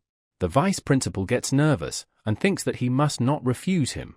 As long as he is that man's heir, he cannot refuse him. And so, he agrees to do that, and also tells something to Yuzeong, to which he replies, that he is aware of it already. And so, he leaves saying that he will be off right after getting the stamp. Vice Principal finally calms down a bit as Yuzeong goes back, and thinks that he is just like his father, a complete carbon copy, and is quite pissed at Yuzeong being so arrogant in front of him. But he believes that it won't be for too long, because one day, he will chop his arrogant head off. Back to the classes, the professor ends the lesson, and starts leaving. All the students sighs of relief that it's finally over, and comments how this professor always nitpicks whenever someone is presenting, especially for commoners. And we see Jackie's hands trembling, thinking that she could have shown a better version of herself, but she messed up since she was nervous, and that she could have done better than Flame. Flame goes up to Jackie and tells her that she was good during her presentation today, and tells her to not worry about the professor said. But Jackie ignores her and walks away angrily, which Flame doesn't realize. Suddenly, Uziel from behind tells Flame to ignore her, and she gets surprised by his presence, and asks him, what is up, and he replies, that it's nothing much, and asks, that she is close with the professor isn't she, he wants to make a club, so he wants her to ask some professors. She replies and asks, why is he not doing that himself, and he replies, that he thinks that the professor hates him too much for him to ask, and she replies, based on his normal attitude, she is sure that it's the case. As he keep talking back to the professors and sleeping during lessons, it's a relief that he haven't got her academic warning yet, but Uziel nervous refutes, saying that she is exaggerating. And as she is saying, but would someone do something so annoying, she suddenly remembers something. And asks Uziel, if isn't he close with the assistant professor Altalicia. And a bit later, Uziel gets to know that assistants can also take on the guidance professor role. He was focusing on the story when he played the game, so he didn't knew about this. On the way to there, he notes Professor Mizzen leaving from the office. And she seems to have a creepy smile on her face, which confuses Uziel, as he wonders, what happened? And as he enters the room, he cheerfully greets Altalicia, but notices something. She seems to be lost in thoughts, and also a bit sad, and she also notices Uziel coming in. She wipes off her tears quickly, and Uziel asks her, what is wrong? And she starts explaining the situation to him. Uziel then asks her, what happened to the thesis that she had been preparing for a while, and hearing his questions, her hand starts to tremble. As she replies, that she gave it to the professor, since the research conference is happening soon, Professor Mizzen told her that she would use her thesis, and she should be grateful for it. And for her to use it, in a place full of outstanding alchemists, and before she says anything further, Uziel interrupts her, telling her that she just had been robbed, and asks if her name will even be on there. She tries to console herself by telling Uziel that it's fine, as it would be a learning experience. Meanwhile, Uziel thinks that it's not the time for him to ask her to be the guidance professor. He knows that soon, Professor Mizzen will solve that formula as well, but before that, he wanted to let Altalicia complete it herself. And so, he tells Altalicia that there is something else that she prepared, the thing which she solved with him last time, and she remembers that it's the random sequence convergence technique. She had been working on it since she found Uziel's idea to be very interesting, but it has not worked out. It's not a problem which has remained unsolved for over 300 years for nothing. She does feel like that she would be able to see the way if she solves just one thing, and Uziel speaks up, saying that he will solve that part. It surprised her a lot hearing that, and she asks if he would really solve that, and he replies that it's something he just solved coincidentally, so he doesn't understand it. And with that, he goes on right on the blackboard. And after he finishes up, he tells her that it would be different for her, since she would be able to understand it. And she agrees with him, and is able to understand it. Uziel notes that she is sucked into it already, and thinks that she got impressive concentration. He considers her a true genius compared to him, who just copied something he saw, a genius to change the future of humanity. And with this, he believes that his role ends here and starts to leave, deciding to place his trust in her talent and wait. Fast forward, and we see someone yawning, and saying that they are finally here. And it's Uziel, who states that he is feeling unwell, and apparently, after he wrote the solution, with Altalicia's help, he founded the Delicious Restaurant Club, and with the rights of the club leader, he received a leave pass. Although, he did got some suspicion in the process, as the professor doubted his training, while receiving a leave pass from the Delicious Restaurants Club, though it's a relief that the professor still gave him the pass. And he believes that it would be fine anyways, as long as he don't cause any trouble. And upon walking for a bit, he arrives at a location and is quite surprised upon seeing the Dutch tree orchard. We get an overlook of the city, which is incredibly beautiful, surrounded by lush greenery all around. And walking around here, Uziel is also quite amazed, saying that it cannot even be compared with the game graphics. The people there seems to be quite respectful and nice to Uziel, as they greet him with respect and gives him blessings. Uziel thinks that it's perhaps because in the past, Eltman Eltwin saved the second world tree that was ablaze and about to die, but there are many elves who recognizes the stellar uniform and are friendly, as Uziel also greets them, and gives blessing of the world tree in return too. And just like the game settings, Uziel notes that there are a lot of beautiful people here. But there is an especially more beautiful elf among them, the king of elves, Flower Siren, with an appearance as beautiful as that of a goddess, many players have their heartstrings tugged. He is the character with the most fan art in Ether World. However, elves are a species born without a gender, and when they come to truly love someone, they change their genders based on their partners. Flower Siren too was born as a female, but because he hadn't found true love yet, he didn't have a gender, but after falling in love with Flame later, he chose the male gender. No matter what route one took, there was no path where Flower Siren chose a female gender, so it made many men fall into despair. And after walking for a bit, Uziel finally finds the hidden dungeon, deity Ifanel's garden. He notes that he has strengthened his skill to a certain extent, so he should prepare for the episode that is coming up soon. As before for the reward, he picked an item, Ifanel's key, and he finds it quite a relief that he can use it earlier than he thought. As he puts in the key, a warning pops up, saying that once he opens the entrance to this place, someone else who possesses this key may find out. And apparently, this is a phrase which Uziel saw in the game as well, but it was confirmed that it didn't lead to any special event among players. So, he doubts that anything special would happen, and so he enters the dungeon.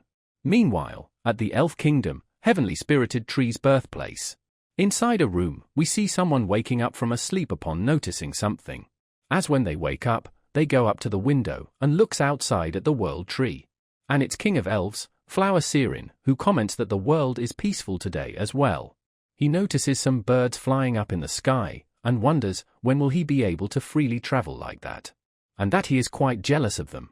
Suddenly, he notices some energy, as Uziel walks up to the hidden dungeon, and wonders if someone has entered the hidden garden that Ifanel is asleep in, but he knows that nobody can go there, so who is that person? But he realizes it's not the time to think this, and gets ready to leave. But he suddenly halts in front of a gate, thinking that he needs to hold back. He has waited dozens of years, he cannot just move now. Because if the curse activates again, he don't know who might fall into lunacy. And so, he decides to wait until the World Tree's birthday, which is coming soon. He can check who is that person is then. Meanwhile back to Uziel, who seems to be sneezing due to all the pollen around the place. Suddenly, some roots comes up from the ground and attacks him, but he runs away and dodges. And upon seeing their large number, he notes that even just fighting them would take him forever, which is why he created some fire potions with alchemy. He throws over the fire potion at the plant, and it starts to burn and lets out a loud screech. Uziel then quickly takes out his sword and uses his blink, noting that he cannot waste any opportunities. He notices the weak point of the flower, and quickly stabs it there. And with that, the flower disappears after being burned to crisp, and he receives the XP for it, as he comments, "This is enough with the small fry." And starts walking again, thinking that he should go and achieve his true goal. And with that, he finally enters the boss room, which seems to be a flower field, and seeing it, Uziel is quite amazed. And upon seeing a statue, he realizes, that is the deity Ifanel. The most arcane existence in the world are deities. They are pure souls who trained for hundreds of years and obtained enlightenment, becoming new beings, and even in Ether World, there aren't many. But what is in front of Uziel right now is not a complete deity, since the woman in front of him had her heart stolen before she became a deity. She became solidified into that state power. Seeing her, Uziel seems quite intrigued and starts moving towards her. Suddenly, he feels immense mana pressure, making him realize that a deity is a deity, even when they are dead. But he tries to get back up again, thinking that he cannot give up here. And so, with his sheer willpower, he gets back up again and moves to the statue. He then gets a XP increase for his mana revelation delay physique, and also an increase in stats, so with this, he can finally breathe.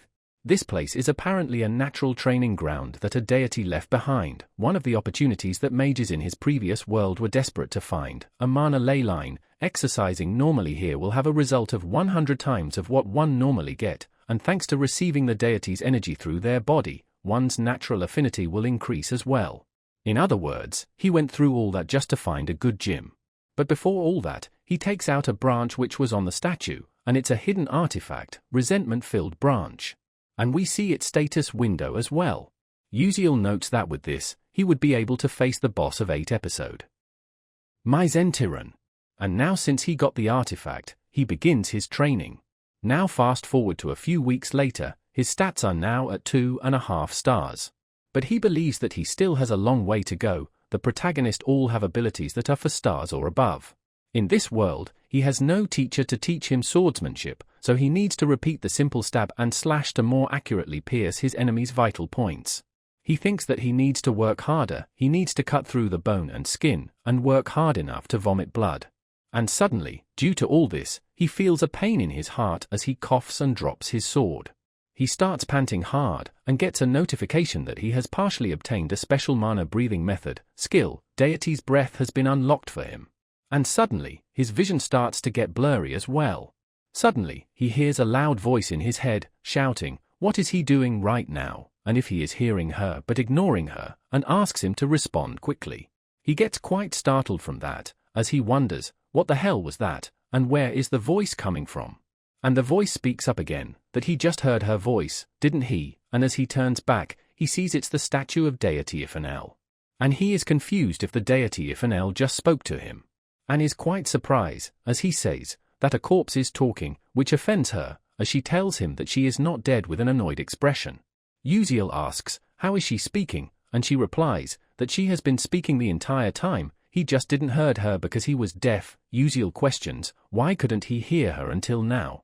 And she replies, it's because he has become like her, he breathed the same way that she used to, and Uziel remembers from this that he did got a new skill message. And upon seeing the skill window, he calls it incredible, and while the duration is short, his physical stats would increase to a 4-star level instantly, but he then notices the penalty, which is essence erosion. And it's basically saying that Uziel will lose his human body, his essence's form can maintain itself through mana, but if he, who has mana revelation delay physique, lose his body, it would basically mean death for him, making it a skill where the more it's used, the shorter the lifespan gets. But regardless, he decides to think positively, and he has obtained a good skill to use when he is in danger.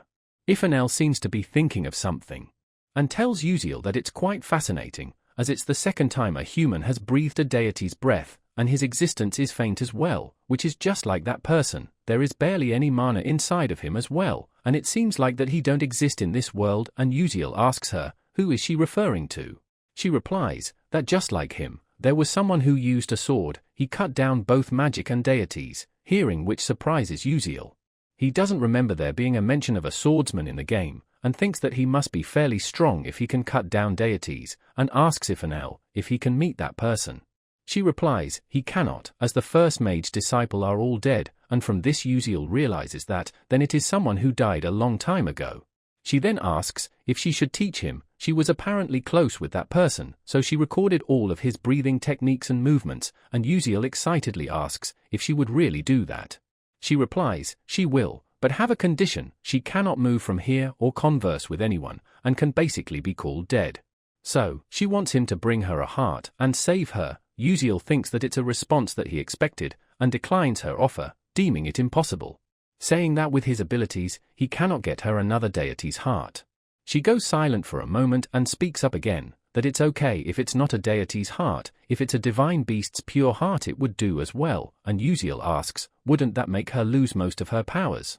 And she replies, she is okay with it, because it's better than to be trapped here forever. And so, Uziel agrees for it, since it's not impossible to get a divine beast's heart.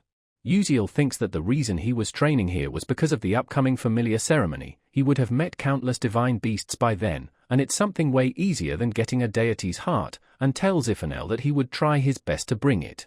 She thanks him for that, and says she would be waiting, and she also plans to give him something right now. She asks him to look at the pillar behind her, and as Uziel picks it up, he asks, what is that? And she replies that it's a sign that he is her friend. Uziel has apparently never heard of such item in the game, and thinks that if it comes to it, he can just use it as a firewood if there is none around.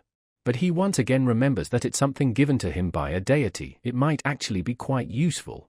We now switch scenes to Altalicia, who seems to be working on that formula, and finally drops down as she completes it. Though, she quickly gets back up, noting that it's not the time for this. And as she finishes her writing, she says that a new generation will begin tomorrow. And Uziel will also be quite happy to know that. Fast forward and we switch scenes to the Dwarf Kingdom, the capital of the Black Iron Empire, gold mining Manchurian Railway. We see a lot of people have gathered, along with Uziel and Altalicia.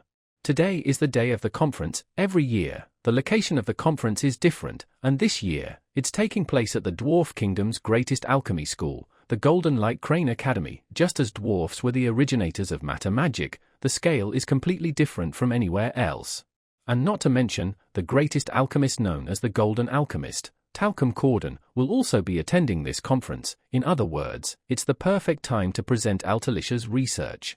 Altalicia asks Uziel if it's okay, as she believes it's something that Professor Maizen has been researching half of her life, hearing which, Uziel wonders if he should consider her a good person or an idiot one. He tells her to not worry, since it's not like she stole Professor Maizen's research.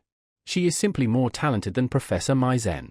Hearing which, she thanks Uziel, and they finally decide to go in, although through the back entrance, since the red carpet is too much.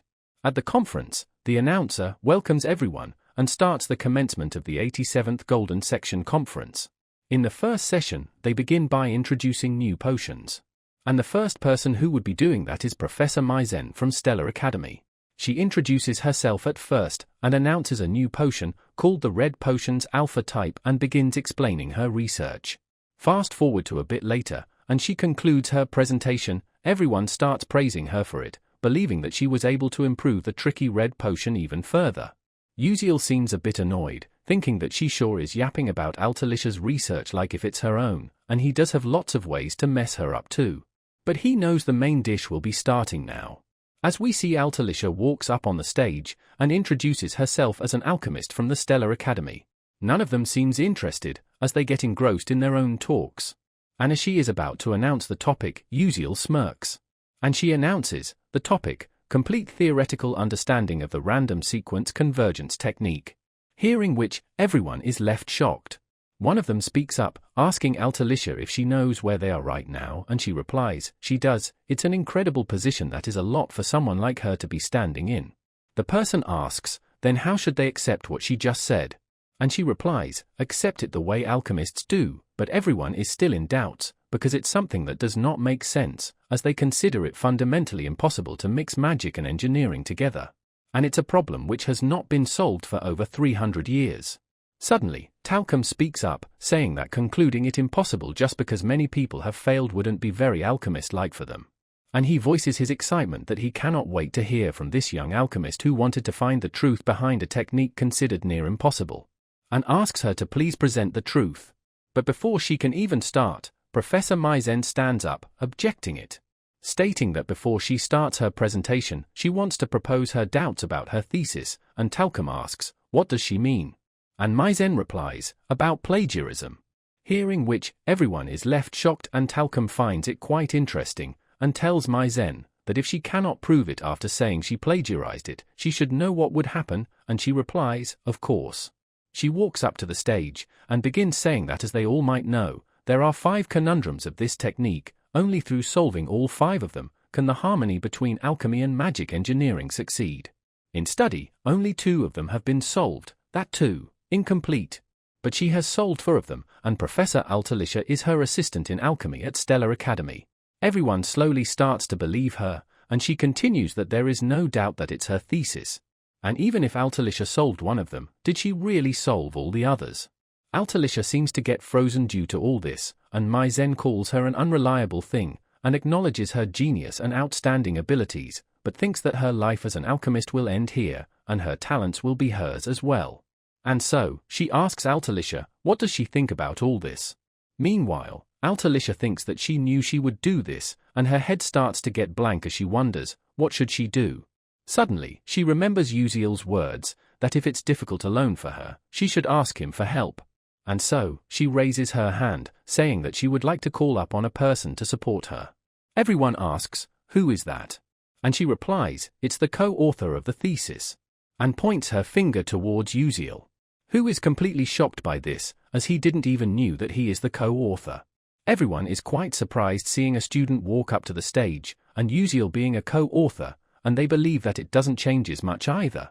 Talcum is quite intrigued by this, stating that he is quite excited about it. And upon arriving at the stage, he meets the gaze of Professor Maizen.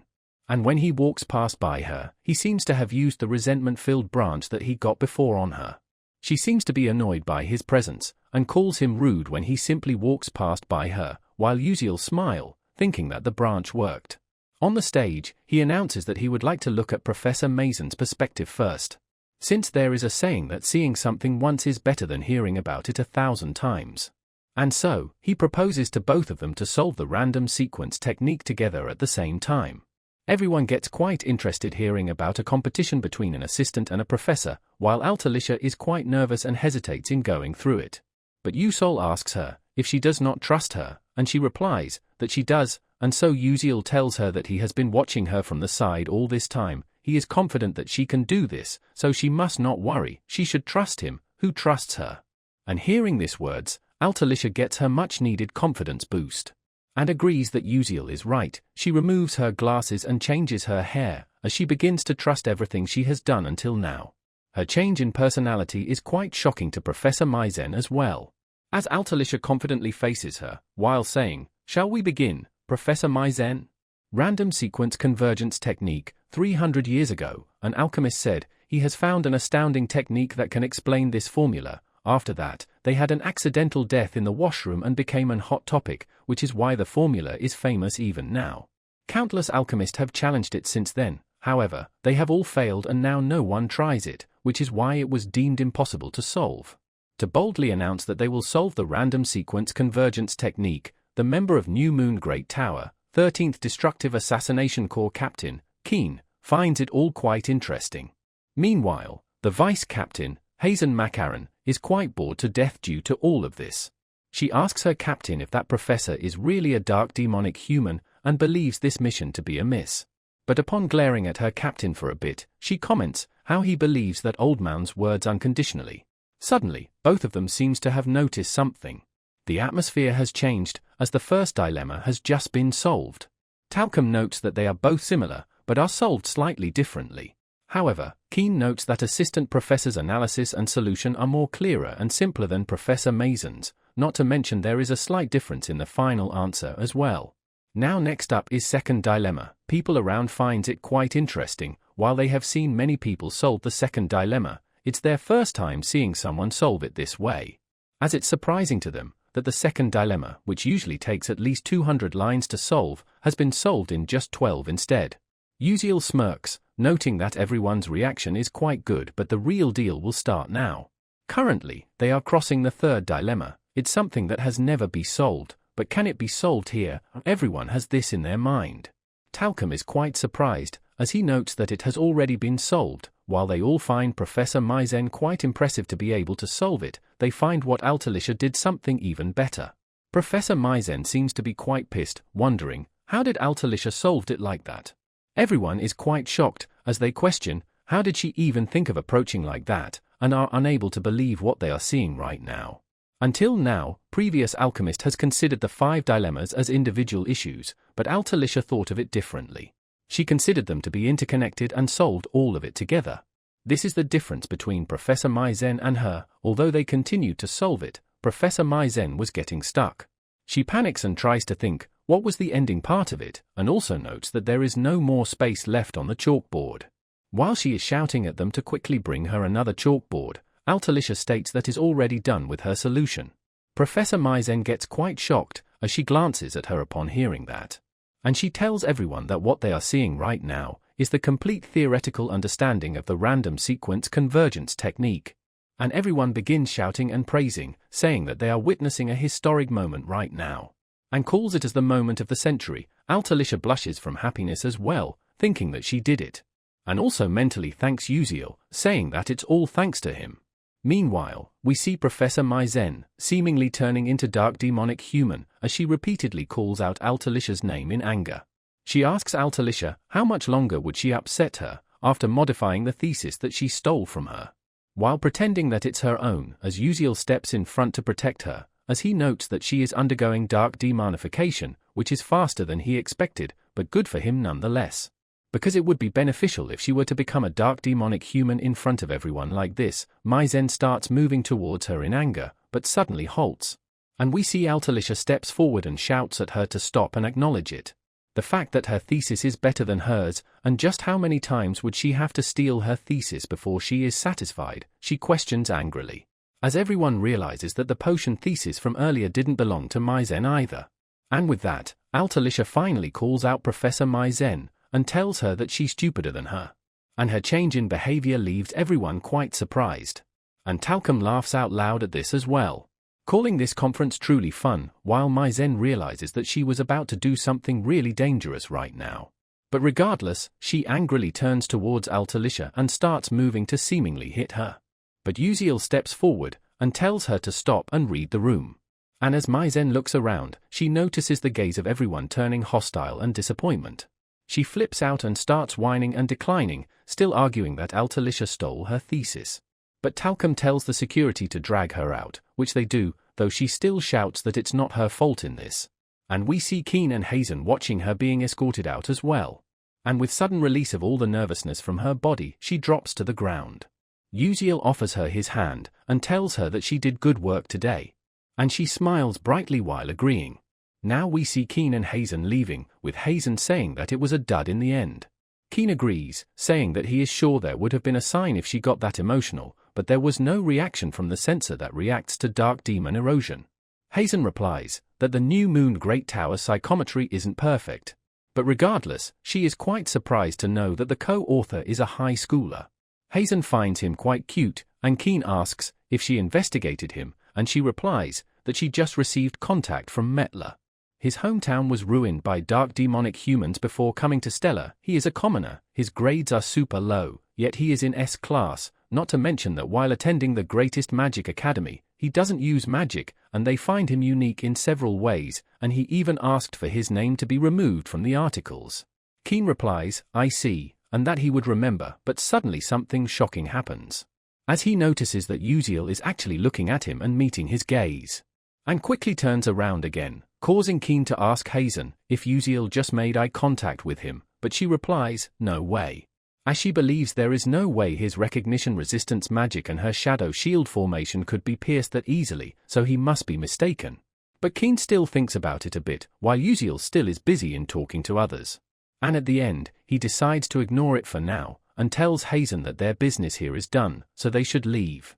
We now switch scenes to a carriage, and Professor Maizen, who seems quite anxious, thinking that if it weren't for Beck Uziel, she wouldn't have faced such humiliation today. And as she is deciding to do something about it, a guy appears and tells her to calm down. Maizen gets shocked to see this person here, and he is called Laidin, who tells Maizen that she has caused an accident. Maizen tries to argue that it wasn't an accident, but suddenly, she halts from fear. Laidin calls it dangerous, and calls her lucky that a suppression was cast on her. If her emotions had been any more severe and she had gone into rage, all of their plans would have been ruined. And so she nervously apologizes to him. Laidin replies, if she really thinks that this can be swept under rug just by a simple apology, the Order leader is very disappointed in her. And she has lost the right to be a professor at Stellar. But she once again argues that she has lots of connection in the plagiarism discussion meeting team, so this incident can be definitely covered up, and believes that she won't be chased out yet. But he tells her to shut up and stay still, as the most helpful thing she can do now is to go around keeping her head low. And he disappears while telling her to stay quiet and don't move until she receives orders from the leader. This once again pisses her off, as she blames Uziel for all of this, and threatens him mentally, telling him to just wait a bit more. Now we see Altalicia and Uziel is going back in a train. Uziel finds the situation with Maizen a disappointment. He thought that if she underwent dark demonization at the conference, he would be able to prevent Episode 8 calamity, but perhaps it's fate for it to be suppressed until the episode, which is when she was supposed to go in rage originally. But he thinks that there is no helping it now. The conference has ended safely, and he activated the resentment-filled branch as well. But there is one thing that is bothering him. As we go back, when Uziel was glancing at Keen, remembering that the person there was definitely Keen. A mage squad made of a very few elite members, and the greatest black magic squad, the New Moon Great Tower. The New Moon Tower, who are masters of hunting dark demonic humans and mags. And the captain of the most elite of them, the 13th destructive assassination crops, is Keen. And without his sixth sense, he wouldn't have noticed until the end, and he has guessed why those dangerous bastards were there. But regardless, he believes that it would be good if they were to get connected in a positive way. Suddenly, someone appears, asking Altalicia if she could give them some time, as she asks, who is it? And upon noting that person, she seems to have recognized him. The guy greets her, and he is the Stark Clouds Trading Company's president, Melian. As the episodes went on in the game, the world building expanded, and as the main character, Flame, became an adult, there were naturally more characters to target. And of them, there is one called the Heart of the Southern Haywall Plains, the president of the Star Clouds Trading Company, Melian. Thanks to his trait, Golden Rules Foretell, he is the richest person in the world, and despite him being in his 50s and having a daughter, he was popular as a love interest. It's not because he is rich or handsome, but because of his daughter, Jeriel, is the villainess. Jeriel, the High Elf, bothers the protagonist all throughout the episode, befitting of her title of villainess, and the furious players tried to figure out a strategy to screw over Jeriel as much as possible, which is to marry the person who loves Jeriel the most, her father, and lead their family to bankruptcy. It may sound like a joke, but everyone loved this dramatic plot line. And while he did expected it, it's surprising that he came personally. And so, Uziel believes that he needs to leave a good impression on him during this conversation for the future episodes. He tells both of them, and for Uziel, asks for his name. Uziel notes that he already knows his name, yet is being smooth with it and replies that he is a first year at Stellar Academy. Beck Uziel, and Melian greets him again. And as for the reason that he came to see them, was to offer an exclusive contract to alchemist Altalicia's techniques from Star Clouds. They would have great conditions for her, and offers her to read the contract once. And upon reading it, Altalicia is left shocked, as it provides unlimited materials and support, and an amount that she has never seen before. Thinking that with all these conditions, she could make all the inventions she has ever dreamed of, and right as she is sure that Uziel would like it as well, she notices his cold expression. And upon thinking for a bit, asks Melian if he could give her some time to think about it. He asks if the conditions are not good enough, and if there is something that she wants, she can let him know, but she replies that it's not it, they are amazing, excessive at that. But she needs time to discuss with the co-author of this technique, and we see Uziel looking surprised at her statement. And Melian replies, I see, while thinking that he thought she was just saying it for the appearance, but he really was a co-author. And looking at Uziel, he notes that he is still a teen, but he helped solve a problem that remained unsolved for 300 years, so he must be a genius, but still, he is still just in high school. And so, he offers Uziel to look at the contract as well, thinking that even if he is a genius regarding magic, an alchemist, he is still just a child when it comes to business. And he won't be able to refuse this conditions of his, but Uziel refuses right in front of him, at the spot. Which shocks Melian greatly, and asks if there is a reason, and if he don't like the conditions, he would adjust them immediately. Uziel thinks that an exclusive contract with the greatest trading company in this world is a good thing. But although Melian's business tactics are outstanding, he has a strong tendency not to lose things that are his. If a technique is tied to him, the diversity, individuality, and performance of the items will be limited to based on what sells well, and due to the exclusive contract, countless mags will not be able to use it. And because of the development of the technique will be focused on business, the dark demonic humans will catch up in technical skills. There were many players who chose that kind of route and ended up making lots of money, but they got the bad ending. And so, Uziel tells him that he don't care about the conditions, he just don't want an exclusive contract. This technique that combines magic engineering with alchemy will have a huge influence on not just real life, but also in producing equipment for mages, so they want this new technique, this item, to be able to used by more mages. Melian replies that he have big dreams and ambitions, which is good, however, in order to actualize it, he would need money, and Uziel replies that they just came from talking to many investors, and so, he considers him to be one of them as well. So he asks Uziel if he wants a contact with all of them, including him. If so, he would have to get rid of most of the conditions that he offered. Uziel smiles saying that it's true, but he likes these conditions and so, he makes him an offer, which is the item's luxury goods as his offer in return for the contract. He tells Melian that while they will push the supply expansion of this item as much as possible, they would still sign an exclusive contract with the Star Clouds Trading Company for the luxury items that are hard to create. And it would be like a brand. Melian asks, it's good, but will those luxury goods sell, as he never does things that it will cause him loss? And Uziel replies, he knows, which is why he is not asking for a contract right away. He asks for half a year. In that time, he would open an investor presentation for him.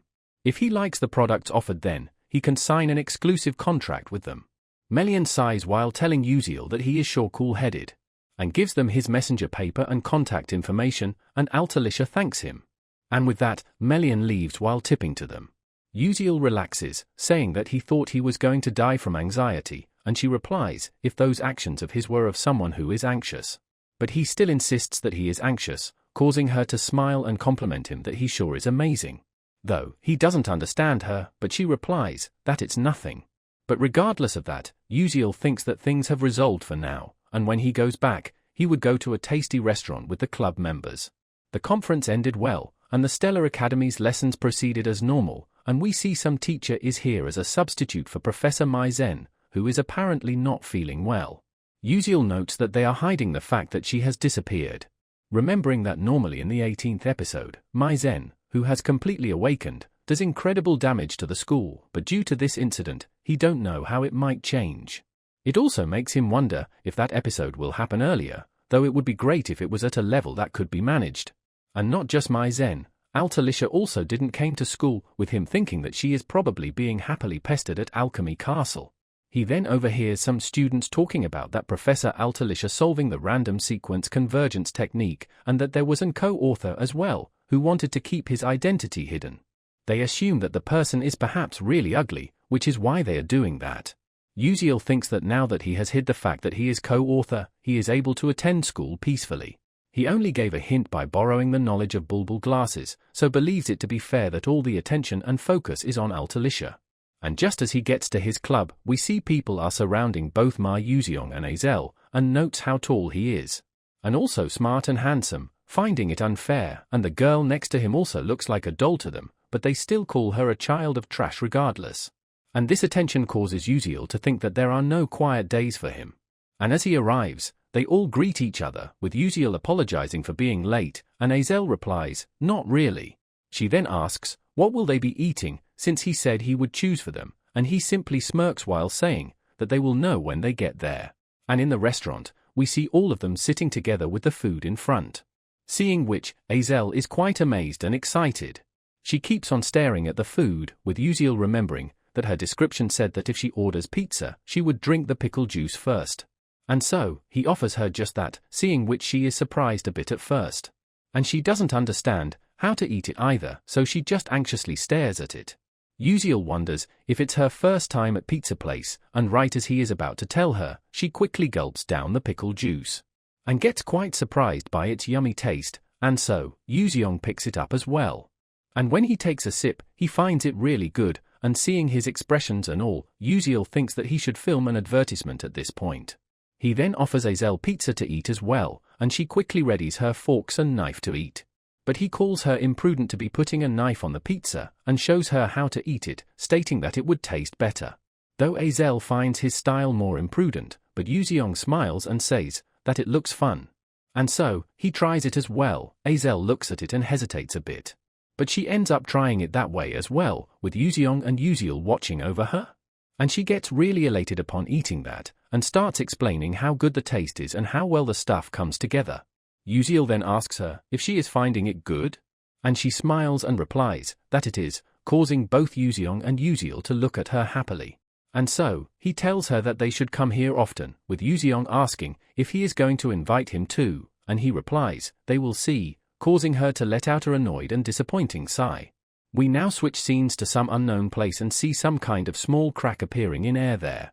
We fast forward to next day and see Flame, who is called out by someone, asking if she heard that, which she replies that she did, causing her classmate to quickly leave hearing that.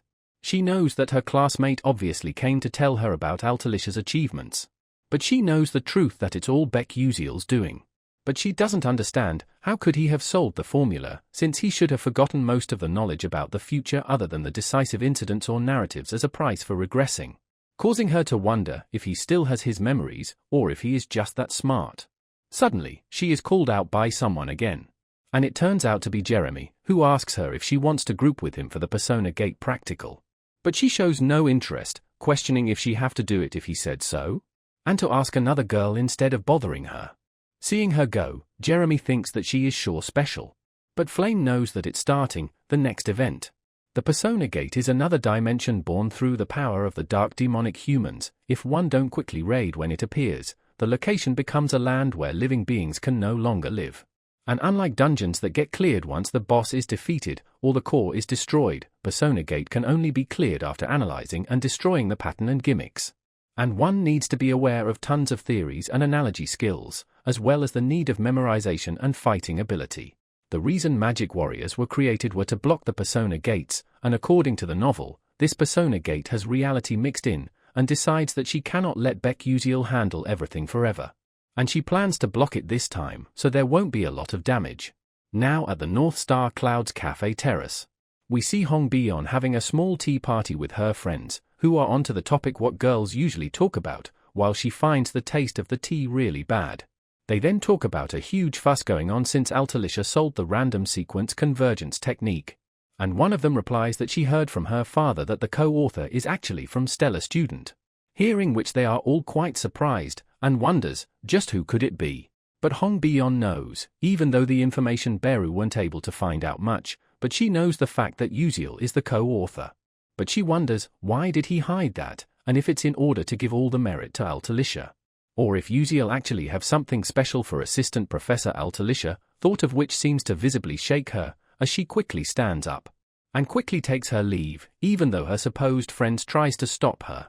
And when she doesn't, they start to wonder, what is up with her? On the way, she seems to encounter someone, who calls her out. And it turns out to be another princess, Hong Se-hwa, who again reminds Bi-yeon to call her sister instead. For them, it's like a legitimate child and illegitimate child forced into a confrontational relationship. Bi-yeon hates her to death. She questions what brings her here, and she tells Bi-yeon to not glare at her like that. And that she came here because of some business, hearing there is a very interesting commoner among the first students. The commoner who is learning chivalry and swordsmanship that have disappeared from this world. Knowing that it's Uziel, it visibly shakes Bi-yeon. And judging from her reaction, Se-hwa realizes that she must be interested in him as well. And comments that a knight who sacrifices everything for his bishop, it's supposed to be every princess's fantasy. And asks Bi-yeon to introduce him to her, but she declines, telling her to do it herself, and she chuckles while calling Bi-yeon cold. And that she wasn't like this before. And must be because her sister died, hearing which really surprises her and make a grieving expression. But regardless, she walks away, trying to ignore that comment.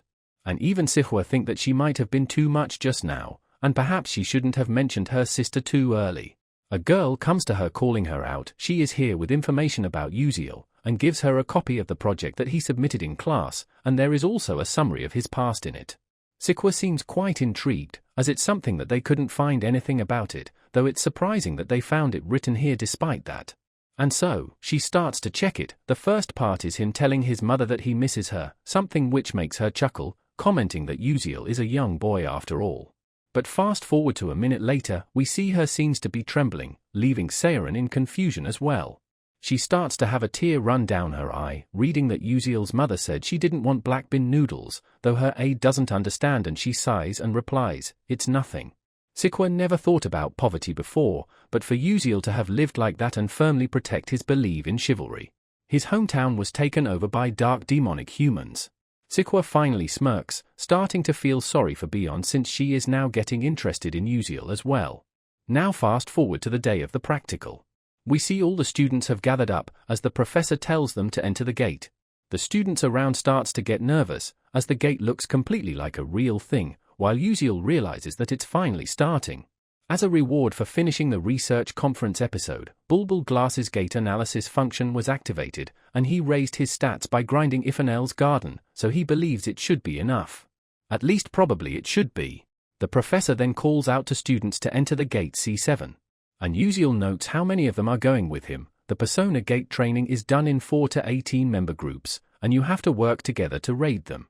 Most stellar first-year cadets are at least second rank, so it won't be easy for them to raid a persona gate of level 3.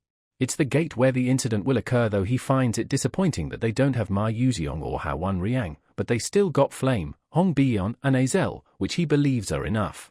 And he don't need to intervene in defeating the final boss. But what he need is the hidden reward, the captivating tree's petals. A bit later, we see him arriving inside the persona gate, Heron's ball. Everyone starts to look around with a surprised expression, as someone welcomes their arrival.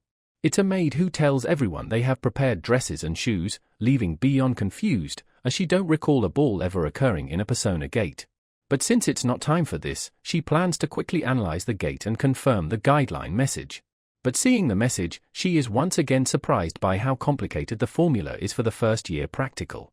The maid tells Beyond to hurry up for the evening banquet, leaving her a bit confused. The maid asks if there is a problem and Beyond asks, how can she say something like that, and if it's fixed? Beyond knows a real Persona Gate's NPC might be different, but she heard that characters mags create for the gate cannot perform actions on their own.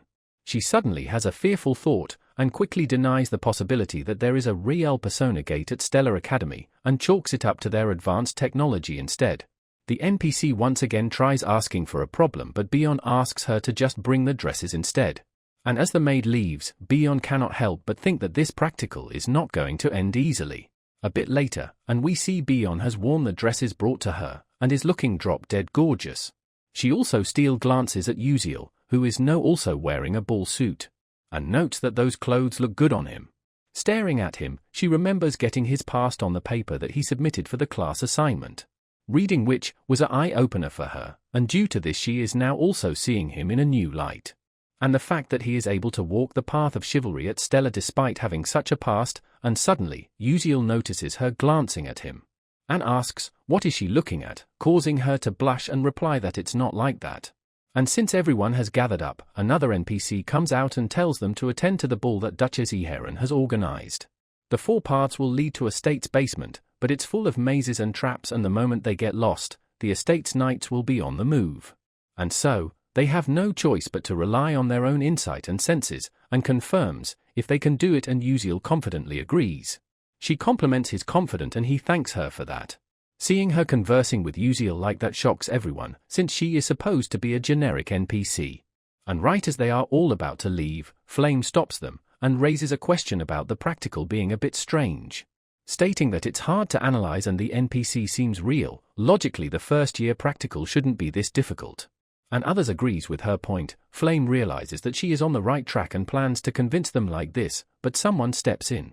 And it turns out to be Jackie, who asks if she is about to say some bullshit like this place might be real. She argues that the professor intended it to be this difficult since in real life they always can't analyze a Persona Gate, and above all, Stella is the school that trains the greatest magic warriors and knights, so they would have known if a real gate appeared inside the school. This causes everyone to start trusting Jackie more, making Flame realize the bad situation, since according to the story, this gate is real, but if she says that, they won't believe her, so she wanted them to feel that it was strange somehow. But now she is stuck due to Jackie, and doesn't understand what to do next. Meanwhile, Uziel is watching all this from the side, realizing this is the route Flame is taking. Episode 06, Jackie's Dark Demonization Route. In the original novel, she is a character which didn't appear, so Flame must be taken back, but it's one of the countless routes in the original game where Flame has to block her. Regardless, one of the 3 students has to be sacrificed to dark demonization. He hoped that no one will be eroded, but the fixed fate cannot be changed. And helping Flame here won't change anything, so he plans to take a step back instead. Jackie begins to leave, as Flame tries to stop her from leaving, but instead she tells Flame that the professor intended it to be and tells others as well that they can stay here like idiots if they want. And in front of the gate, she quickly disappears, and we see the students also following her. And Uziel notes that there is no one here who is moving systematically. But since it has come to this, he has no choice but to go as well. As he moves forward, he notices a swarm of students following him. He sighs, thinking that they probably only learned some tricks, hence they are all following him now. But he knows that all of it doesn't matter, since it's all useless here. He stands in front of a creepy hallway, as someone questions, "What is this place?" He looks back and notes that everyone is here, and suddenly, Beyond notices something. She questions, where did others went, as we see only few people transported here. It's like what Uziel thought, it's made so that not all of them can go together. The 16 students are divided into 4 paths, each path with 4 people. He is sure that Flame and Azel are together, although he finds it unexpected that he is in the same group as Beyond. She suddenly notices Uziel glances at him, and asks if he has any complaints, which he doesn't, causing her to call him bland. He realizes that Beyond and Azel being apart might be for the better. He suddenly tells them to wait, as he senses something there. And we see there are various mannequins in different dance poses. Beyond also notes that there is a door deep into the room as well. One of the girls wonder if unlocking magic would work on it, and other replies, it might be useless since they cannot even analyze the gate. Byeon asks Uziel if he has analyzed anything, and when he denies, she thinks that might be expecting too much from the commoner. But he suddenly says that he does have an idea how to get out of this place. In surprise, she asks if he is telling the truth, and he points towards the mannequins, as even though they are in different poses, they are all dancing the same type of dance. And she should know what dance it is, and in surprise, she realizes that it's the dead Serena's requiem. Serena couldn't deal with her own tragedy and danced this before she died. Uziel asks that she must remember it, and she finally realizes what Uziel is trying to say. Upon looking close, the statues are in order of each move, but there is one missing right now. And so Uziel asks them all to get ready, and they all get in their respective pose. And when they all get in positions, the door finally opens. They all quickly rush inside, and upon arriving, Byeon once again sees something surprising. And we see it's a royal place with knight statues standing, and some poses on the floor this time. One of the girl wonders if the mannequins again are the hint, and they start to investigate them. But after a bit, they are unable to find anything meaningful from them, but Byeon looks at Uziel and asks, what is he looking at? Who replies that he believes mannequins are a red herring, and the real focus is the carpet. Believing that the dance on the carpet is the problem, since if they look carefully, the people are posing in certain ways, so they probably just have to solve it. The girl agrees, also remembering this dance, it's the quiet Serena's tango. And so, they all once again begin solving the puzzle. After a bit, the symbols on the carpet glows and the door opens again. And they all once again hurry inside, and while running, Byeon glances at Uziel, finding him different than others. She knew from the moment when he taught her to change her way of thinking, but she didn't expect there to be this big of a gap. He is raiding this gate, which they cannot even analyze so quickly. Strategy, thinking, observation, calculation and inference abilities, all of this are not at the level of someone in their first year. It's almost as if he has gone into hundreds of persona gates. She did hear that Uziel's hometown was destroyed by dark demonic humans before he entered the academy, a border village which she never even heard of. It's a place that was always at the forefront of the dark demonic human attacks. Despite the commoner's lack of basic knowledge, when it comes to strategy or battle, she understands why he is more proficient than anyone. Because he had to fight against the dark demonic humans on the battlefield with his life on the line, which is why she believes him to be different than other students. While others are trying to receive good marks, he guesses on exams to show off, he doesn't do his homework, and he has an awful attitude in class, which raises a big question for her. Why is Uziel actually trying so hard right now? It also gets her thinking of a possibility, which she tries to deny, and Uziel also notices her grim expression. He questions, why is she staring in the distance like that, and Byeon tries asking him a question instead. That if the persona gate they're challenging right now, is it actually real? Uziel doesn't reply anything at first and simply stares at her for a few seconds. He notes that she has gotten quick, normally she wouldn't have caught it until the end, and would have interrupted all of Azel's choices. Which also proves that Byeon is slowly getting away from the villainous path, which causes him to smile. She asks his reason for smiling and he replies that it's nothing, and confirms that this persona gate is indeed real. They can get injured and die, and if they don't clear it, the otherworld synchronization would occur, so they need to hurry up. This leaves her a bit anxious, but also realizes the reason for Uziel for starting to move properly. But she also don't want to continue only receiving his help like this, and plans to survive on her own in this place, with her own ability. Meanwhile, on some other path, we see all the knights are destroyed, as we see Azel and Flame walking out. Another girl notices their group and calls out to Flame. She quickly asks if someone is missing, and one of the girl informs her about Jackie gone missing. She also attributes their safe arrival here to her, but as soon as they got this far, she suddenly disappeared, and they tried looking around for a while as well. It comes as a surprise to Flame, since it would mean that they were here way faster than both Azel and her, and they are not wounded at all either. But they inform her that they weren't the first one here, as we see Uziel got here even before them. Flame asks, when did he get here, and he replies, earlier, so Flame asks if he saw Jackie, which he denies, causing Flame to leave in disappointment. Uziel thought that he could block Jackie from disappearing if he arrived before her, but there is no helping it, and since it's come to this, he plans to simply help the female protagonist in clearing the stage. Meanwhile, outside the Stellar Dome, Professor Hanwol is surprised to learn about a real persona gate appearing at the academy and quickly rushes to the scene. He questions, how could this happen, since Stella's security system is supposed to be the best in the world? The other professor replies that their spatial wave detection system have been inverted by someone, so the unique wavelength of this gate wasn't sensed at all, but Hanwol shouts that it's not important right now. And someone arrives, agreeing with Hanwol, that what is important right now is who is inside that persona gate, and it's Commander Arain Blackswan, who is Stellar Knight's commander-in-chief. He asks if a second party can enter, and the professor replies, it's impossible, since the students are already challenging it, so he asks for the level of the gate. And it's a risk level of 4 or 5 to be estimated, but Arain asks for the exact figure, and the guy replies it was originally 4, but when the students entered, it increased by 1. Commander Arain gets handed over a list of students, and we see the name of most S-class students. He notes that a gate of level 5 is one that even veteran mages prepare for before entering. It's not a gate that 2nd or 3rd rank first years can do. And so he asks to prepare 16 body bags instead, causing Hanwol to shout at him, but Arain leaves saying that it's just to be efficient. And questions Hanwol if he is saying that the first-year students will successfully raid a persona gate via risk level of 5, which would be like an ant killing an elephant. Hanwol knows the possibility of that is absurd, but he truly hopes that they all come back out safely.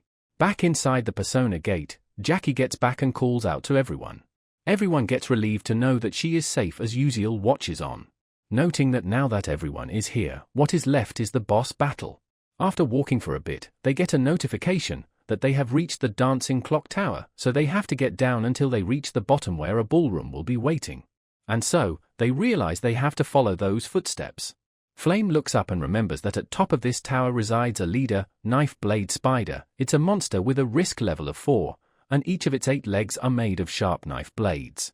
Which is quite dangerous. She knows that she cannot keep relying on Uziel forever, and he won't have any info on the leader Knife Blade Spider because he lost his memories. And so, she plans to block it herself because she studied about it in advance. If Azel and Uziel face the final boss while she does that, then they would be able to clear it without any big issues. And just as she tries to tell everyone to wait, someone else speaks first. And it's Uziel, who notes something is above, and tells everyone to go down first. He would deal with it and catch up to them. And everyone starts doing so, with Flame thinking that Uziel shouldn't have even known of its existence. And he couldn't have sensed it from where he was standing, but she chalks it up to his advanced senses in the end. And as everyone is going down, they all suddenly get spooked upon hearing a sound. Bion notes that it's coming from above and everyone looks up, only to get shocked upon seeing a knife blade spider. Flame, Bion, and Azel, all 3 of them immediately gets worried for Uziel. And we see him using his flash to teleport above the spider and kick him on the face. They shout his name in worry, but he tells them to hurry up and go down, as he would take care of it. Azel still doubts that he can face it alone and thinks to go and help.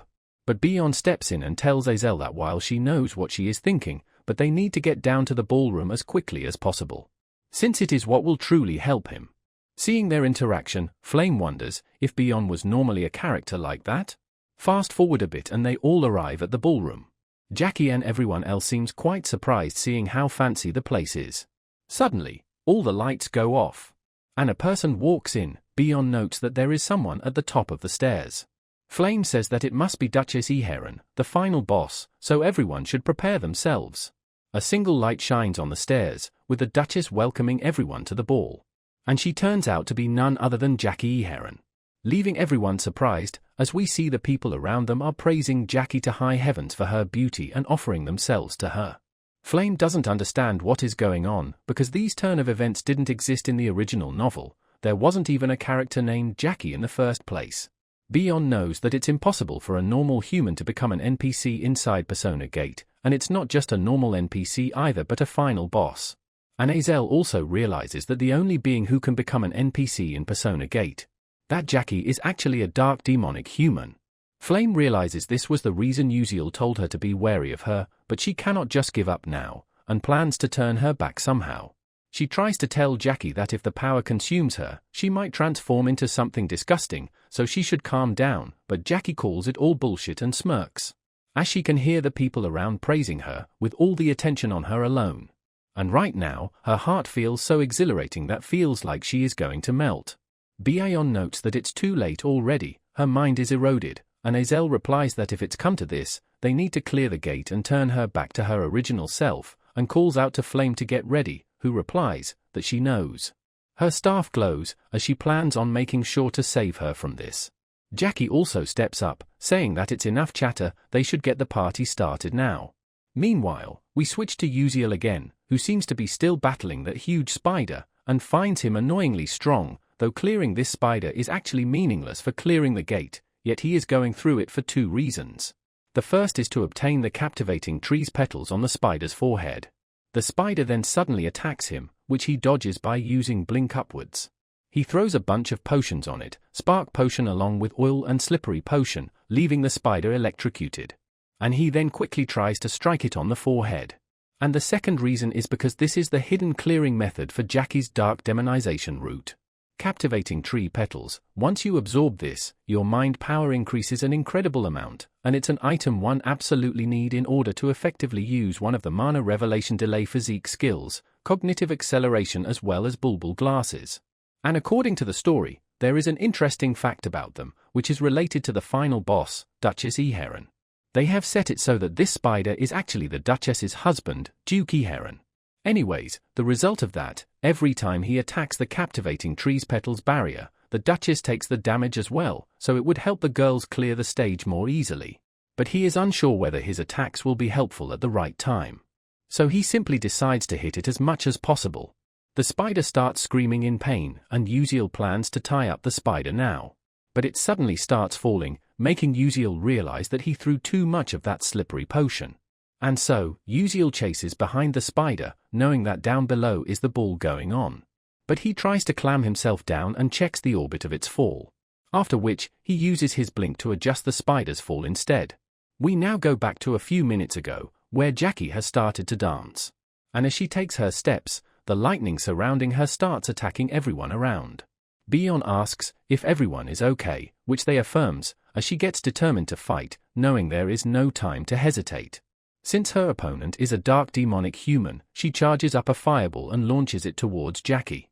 But she simply smirks seeing that attack, as we see a magic circle appearing in front and blocking that attack. And along with her, Azel and other students attack her as well, but their magic doesn't work at all either.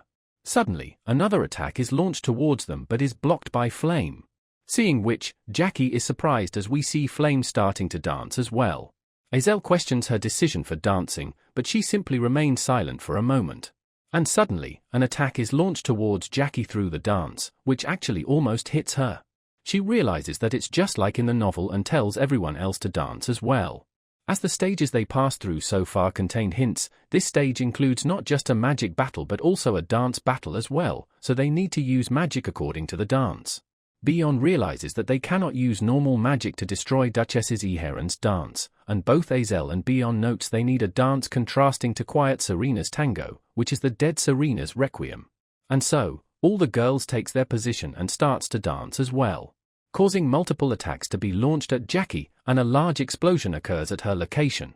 Azel wonders if that attack worked, but suddenly, she notices something. The music seems to be speeding up. In the smoke, other students are quite shocked upon noticing something. And we see that Jackie has 4 legs now.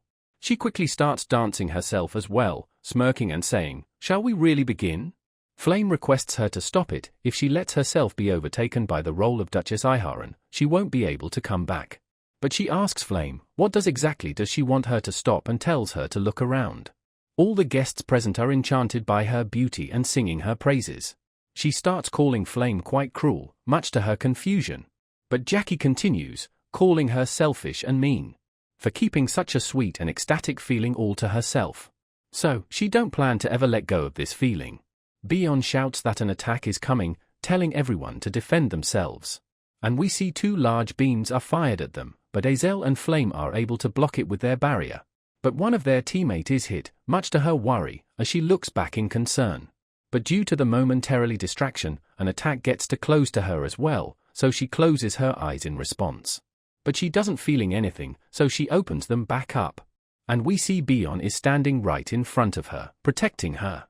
She shouts at Azel, calling her an idiot for not focusing, much to her surprise. Bion tells her to focus on blocking lightning-type spells, since she is better at defending fire-type magic, which she can leave to her. She then goes on to Flame, telling her to get behind them and strike when she sees an opening. Her behavior really comes as a surprise to Flame, who wonders, what is going on here? In the original story, Beyond ruined the teamwork out of jealousy towards Azel's abilities and ended up causing damage to everyone around. But right now, far from messing things up, she is the one who is reading the situation best, but it's not just her, it's Azel as well, who is seen defending Beyond against an attack. Telling her to not let her guard down, annoying Beyond. And seeing them both like this, Flame is determined to not lose to them, so she strikes back herself as well. But some barriers comes in between, as Jackie calls her attack useless. But Flame smirks, as the attack pierces through and causes an explosion. But as they are wondering if it's all over, we see a figure to be seen from the rising smoke. And seeing her form, everyone seems quite taken back. As we see her partially transforming into a spider itself, as she mutters Flame's name. Calling her out for hating seeing her being happy. Questioning, why can't she leave her alone, and once again Flame tells her to snap out of it, as it's not like it. But she shouts at her to shut up, and starts dancing in her spider form. Everyone is worried seeing that attack, noting that it's at least at risk level 5. Flame wonders, what can they even do in such situation? Suddenly, she hears some sound, and looks above at the giant hole. Azel realizes that it's Uziel, as Jackie suddenly starts screaming. Beyond wonders, what is going on, and Flame replies that she don't know the reason, but Uziel's fight with the Blade Fang spider is affecting Jackie as well. Who starts to grunt from pain. Flame is surprised, thinking that the reason Uziel wanted to fight the boss alone was just to help them clear the final boss. Jackie starts screaming loudly and Flame shouts that now is their chance. Making use of this chance, everyone quickly attacks her. And she is hit by all 3 of their spells. She starts to get pissed and bats hit insane at them. Suddenly, we see the Blade Fang spider falling from up above. Beyond wonders, what just happened? Flame replies that she don't know, but something just fell. And as the smoke clears, she notices that it's the Blade Fang spider, and everyone wonders if it's dead. They are in disbelief that a student like them from first year is able to take down a rank 4 monster all on his own. And glancing to the side, he finds Uziel lying on the ground as well. Flame steps forward towards Jackie, who is maldaying at her for getting in her way again. Saying that she would never forgive him, accusing Flame of cheating since she cannot dance better than her, calling her pathetic, jealous of anyone who is more beautiful than her. Laughing at her, that she is no different than her at all. But upon seeing Flame's expression, her laugh disappears, as she asks, why is she looking at her like that? Flame simply asks Azel to summon an ice mirror for her, but Jackie calls it nonsense, believing that she is still more beautiful than her. But as the mirror is put in front of her, she is unable to believe herself. She has turned into part spider. She calls it a lie, believing that it cannot be her. Calling it a trick, some fake image. She starts to find herself disgusting, starting to scream loudly, unable to accept for what she has become. She begs her to get rid of the mirror, while even her guests are now disgusted by her beauty. She tries to deny it all and starts begging for Flame to help, saying that she can do anything. But it was all just a ruse, as she quickly draws out her spider fang and prepares to kill Flame, blaming her for all of this shit. But with a single attack, she is pierced right through her chest by her, much to her shock. With her last thoughts, she remembers One Riang as she bursts into flames. All the girls look sad along with Flame, with the latter even apologizing to Jackie for this. They finally get a message about clearing of the Persona Gate. Outside, the announcement is made for the other teams who came out already, and Instructor Hanwell quickly begins evacuating them. Noting that only Uziel's team is remaining now, as we see the portal starting to fluctuate. He once again tells his assistant to quickly prepare for extraction. Seeing this, a bright blue light shines through the portal. And Hanwell seems surprised and quickly smirks the next moment, commenting that the ants have defeated the tiger upon seeing everyone come out. Everyone is surprised seeing them clear a Persona Gate like this, since even seasoned veterans would need to prepare for it, and believes the student in front to be the leader. Even Commander Erin is speechless. And so, he orders to quickly withdraw his troops. Uziel reports the completion of Persona Gate and also one deceased, leaving Hanwell a bit sad that there was a causality after all. But he still commends them for doing a great job. Suddenly someone else arrives, asking if something interesting happened while they were gone. And much to Uziel's shock, it's Professor Eltman, who asks to tell him about it as well. Now at the Stellar First main tower, we see Uziel walking along with Eltman. Scoring a private meeting with him, Uziel gets nervous. Which is also the reason he didn't want it to be the leader. We now go back in time. Before they left the Persona Gate, they were deciding on their leader. Uziel is quick to suggest Azel to take the role. But both Flame and Bion are kind of annoyed by it, for handing over the credits to Azel like that. And while she also agrees that she did well, being the leader is something she doesn't think she deserves this time. Which is how Uziel ended up forced into the leader's role, but maybe it might be an opportunity for him. Suddenly, Eltman speaks up, saying that it's their third meeting, and that he has grown a lot. He used to be really young back then. And Uziel is a bit confused hearing that and wonders, what does it mean? We now see a young Uziel practicing his blink spell in heavy snow. And someone arrives and calls him quite interesting for having an amusing talent. It's Eltman, who offers to write a recommendation for him, and asks to take the entrance exam for their school later. He would get extra points. Back to the Uziel, he is suddenly jolted to the present by Eltman telling him the reason for calling him here. It was to thank him on behalf of everyone for preventing what could have been a big problem. He don't plan to make this incident public. But if the students would have suffered harm, it would have been a different thing, but it's all thanks to him. But he wants to confirm one more thing with him. If by any chance, there was a bug inside the gate. Seeing his expression, Uziel gets quite nervous, remembering that he was called Black Sorcerer Slayer. Regardless, he informs him about Jackie, that she showed signs of corruption. And Eltman calls it a pity, though his eyes doesn't seem that way according to Uziel. He then tells Uziel that come to think of it, he hasn't even offered him a drink yet, which reminds him of something. Eltman asks for his preference, coffee or tea, or perhaps soda. Uziel chooses tea, and not just any, but he asks for lilt tea. Hearing which, Eltman is surprised for a moment but smiles and tells him to wait a moment. While offering it, he tells Uziel that very few people even know of it and even fewer like it, so it's quite unexpected. And after taking the first sip, it's just like he expected, it doesn't taste good at all. Comparing it to Earth's food, it would be like durian or fermented sake, people either love it or hate it. But there is a reason he chose this tea. Flame, who chose coffee, was promised to get magical teachings. Azel, who chose a carbonated drink, received enlightenment on her magic. And the lilt tea is the tea that Eltman likes the most. But he also knows a problem with it. Eltman speaks up, that it's a tea which a tribe that lived in the West dozens of years ago cultivated. Rather than enjoying it themselves, they shared it with the world and were met with a disaster. The lilt tribe along with the recipe completely disappeared due to it. So, the one he has is the few remaining lilt teas of this world, so if the foolish humans didn't show such greed, they could have continued to drink it. But Uziel calls it strange, as he is still drinking it, much to Eltman's surprise. He asks in shock if there is more and Uziel declines, leaving him disappointed. But when Uziel says that he knows the recipe, Eltman is shocked and questions, how does he know it? Uziel finds it quite difficult to explain since he cannot tell he learned it in the game after all. And so, he uses his ultimate move, the mother card, saying that his late mother taught him, so he don't know. Eltman apologizes for asking and Uziel finds it relieving that he was able to change the subject. But he then offers him to pay well if he is willing to sell the recipe. Which is the moment Uziel was waiting for and replies that there is something he wants from him even more than money. Which is his magic engineering enchantment. He wants him to help with that just once. Eltman is a bit surprised and tells him to think again, since he can receive quite the price if he sells the recipe, but his magic engineering is not practical at all compared to it. But Uziel already knows it.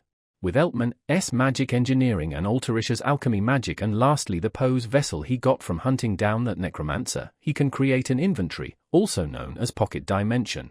It's something that can only be used by 8th class mags who have learned spatial magic, so people who use this are very rare, but with the help of Eltman, he can obtain the highest grade inventory.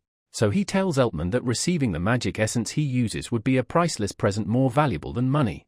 He is a bit surprised but sighs and with a smile and agrees to make the deal, leaving Uziel quite happy with it. Meanwhile, at the first main tower, we see Principal Akhehaddon, who tells Ladin about the failed Persona Gate, and he replies that Leader would be furious if he finds out about it. Akhehaddon tells Ladin that his problem is being too inflexible. Even though they failed this time, they got other methods as well. Ladin realizes that he is talking about using Professor Maizen. After which, he starts to leave. There was one motive for the Persona Gate this time. It was to deal with students who have a high possibility of participating in the Aslan seminar, but even though they opened a risk level 5 gate that was far above their abilities, Flame, Azel, Bion and Uziel all turned out to be safe. Which is troubling to him, as it just unexpected incident after unexpected incident. Suddenly, Yuziong approaches him from the back, telling him that it's been a while. He used to go around like a complete beast, but now that he looks more human, it's getting hard to recognize him. And since his friends got hurt recently, he asks if it was the plan of that lazy old man. Ladin starts to get angry, threatening him that even if he is the young master, he cannot overlook his rude tone about the order leader. And about his friends, he mocks Yuzeong for getting too invested in his school act. Suddenly, Ladin drops to his knees, with Yuzeong calling him out for yapping such arrogant stuff in front of him, warning that it would be good for him to be careful, since they are all a bit annoying to him, as he leaves saying that. The pressure washes away and Ladin starts panting hard, thinking that this much is fine of the Moon Shadow Order. We now switch scenes to Byeon, who is talking with her friends, who are worried about the Persona Gate which they believed was created wrongly. She realizes that the reality wasn't known to the students, that it was an actual Persona Gate. Suddenly, someone arrives, calling her out, and it's her senior, Edmund Attalek. He tells her to not speak to him formally, but Byeon replies that within school, hierarchy must be consistent. He chuckles, expressing his relief that she was safe, worried that something would happen to her. But Byeon replies that she is healthy, so he don't need to worry, thinking of him as a sly bastard. Knowing that what he is worried isn't about her, but his own interest. The Adolabik Kingdom has two major forces, the Orkan Duchy family, that supports Princess Hongseokwa, and the Attalek Duchy family that can stand against Orkan, and of them, Edmund is Duke Attalek's sole heir, with his goal being probably to marry Byeon and make her his queen. He then invites her to play soul chess since the school competition is starting soon, and she agrees. He taps on her shoulder, saying that he would teach her a bit today.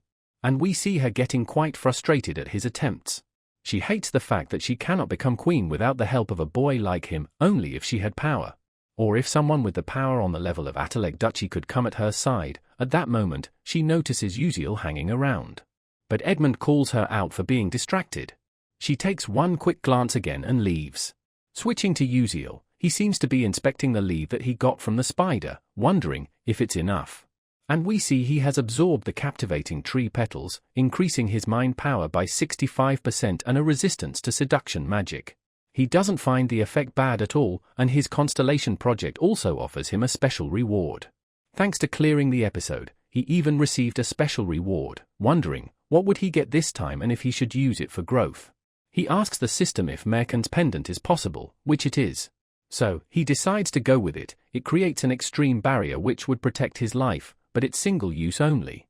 He doesn't find it too bad to have a form of life insurance, since in the upcoming episode, he would be fighting against the awakened Maizen Tyrann. And we see his resentment-filled branch also reached 78%, leaving him content that the preparation for the fight is going smoothly, as he plans to leave the rest to Altalicia. We now switch to International Alchemy Association. The receptionist greets him, and Uziel tells her that he is here to meet an alchemist named Altalicia. But the receptionist declines, saying that he cannot meet her right now, and Uziel expected something like that. And so, he hands her over the invitation letter that he got from Altalicia, leaving her quite surprised, so she apologizes to him and guides him to her immediately. She knocks on her door, saying that she got a guest, but there is no response. She moves forward to open the door, and Uziel immediately feels something. And we see a large explosion occurring, blasting the door open. But Uziel was able to save both himself and the receptionist on time. He walks inside, asking Altalicia if she is okay. She replies, if it's Uziel, and welcomes him in, calling it a perfect timing since she wanted to show him something, much to Uziel's surprise that she don't even care about the explosion. Talcom shows him a bracelet shield, which would cast a protective ability upon pressing the button twice, on the level of a third-class mage. And upon pressing one more time, it becomes like this. Even if one were to lack mana, they can use it. The defensive value is around 500, so it could be huge help for civilians. And upon releasing it to the world, he believes they would go crazy, though he credits it all to Altalicia.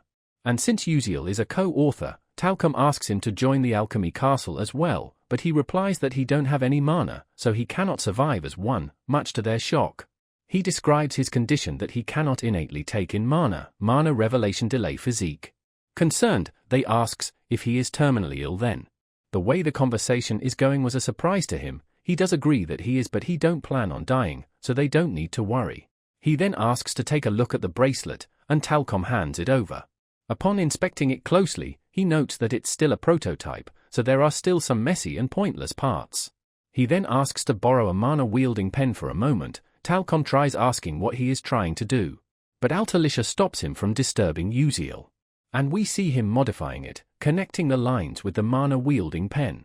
And after finishing it, we see the shield is much stronger than before. Talcom is quite shocked seeing it, noting that it has increased in both efficiency and power, calling Uziel a co-author for nothing. He once again invites him to work, on equal footing even, and he would even assign an alchemist to him who can be his mana replacement. But Uziel declines, saying that he has important reason to become a magic warrior, which Talcom finds a shame, but he does have a request for them. He hands over the item, asking Altalicia to enchant it with space-time magic at that, as Stella's headmaster has agreed to help him, much to their shock. Since it's his request, she would make it for him, but it would be difficult, she claims, since she has never tried enchanting with attribute before. But he tells her that she can do it later when she learns the proper technique, believing that it would work out in a few months as they slowly move to plan some luxury goods now. We now switch scenes to Azel, who seems stuck on a problem. She glances at Uziel, wondering if she should ask him for help. But Bion arrives, asking Uziel if he has some time. She wants to have an important conversation with him. Hearing this, Azel is intrigued and surprised, and Uziel agrees to talk as well. She knows that what they two talk about is none of her business, and yet, she don't know why does she feel like this. Uziel finally asks, what does she wants to talk about, and she replies, the product of alchemy engineering from the Alchemy Castle was published. And that she heard he is the co-author of the magic engineering paper. Uziel thinks that it's obvious if you know about Adolabid's royal family information power, and replies, if she wants to have a connection with the item business through him. She replies, that she won't deny that, but he shouldn't misunderstand. Since while it's important, she still thinks that her connection to him is even more important. Hearing this surprises Uziel, as he finds it quite unexpected. He never knew that she thought that highly of him, finding her definitely different from the original her. And with this perhaps, he hopes that he can prevent her death, as we see her nervously trying to ask him out to have a meal with her. But the asswipe Edmund arrives, annoyed by Bion for declining lunch with him, which made him wonder, what important business did she had? But it was due to a mere commoner like him, which he finds really upsetting. Coming face to face, Uziel seems to recognize him. He has seen him in game. He is one of the death factors that leads Hong Bion to her destruction. And judging from his attitude, Uziel realizes that he doesn't know that he is the co-author of the random convergence technique paper. Bion defends him that Uziel is not an ordinary commoner, and informs him of her plan on using him to get into contact with Altalicia, so he shouldn't interrupt them. But Edmund starts chuckling, not believing her at all, asking if she really thinks that a mere commoner like him could be of any help to her, and if he is not better than him. Hearing this all, Uziel could only think of him as an A-grade asshole. And while he is used to being looked down on for being a commoner, seeing Bion defending him like this and knowing what Edmund does to her seems to have angered him. And so, he steps forward, saying to pretend that this conversation on the item trade never happened, much to Bion's shock, with Edmund mocking Uziel that he finally knows his place. Uziel continues that he would also let them know that they won't supply the Adolabit kingdom due to the Ataleg Duchy's clear rejection.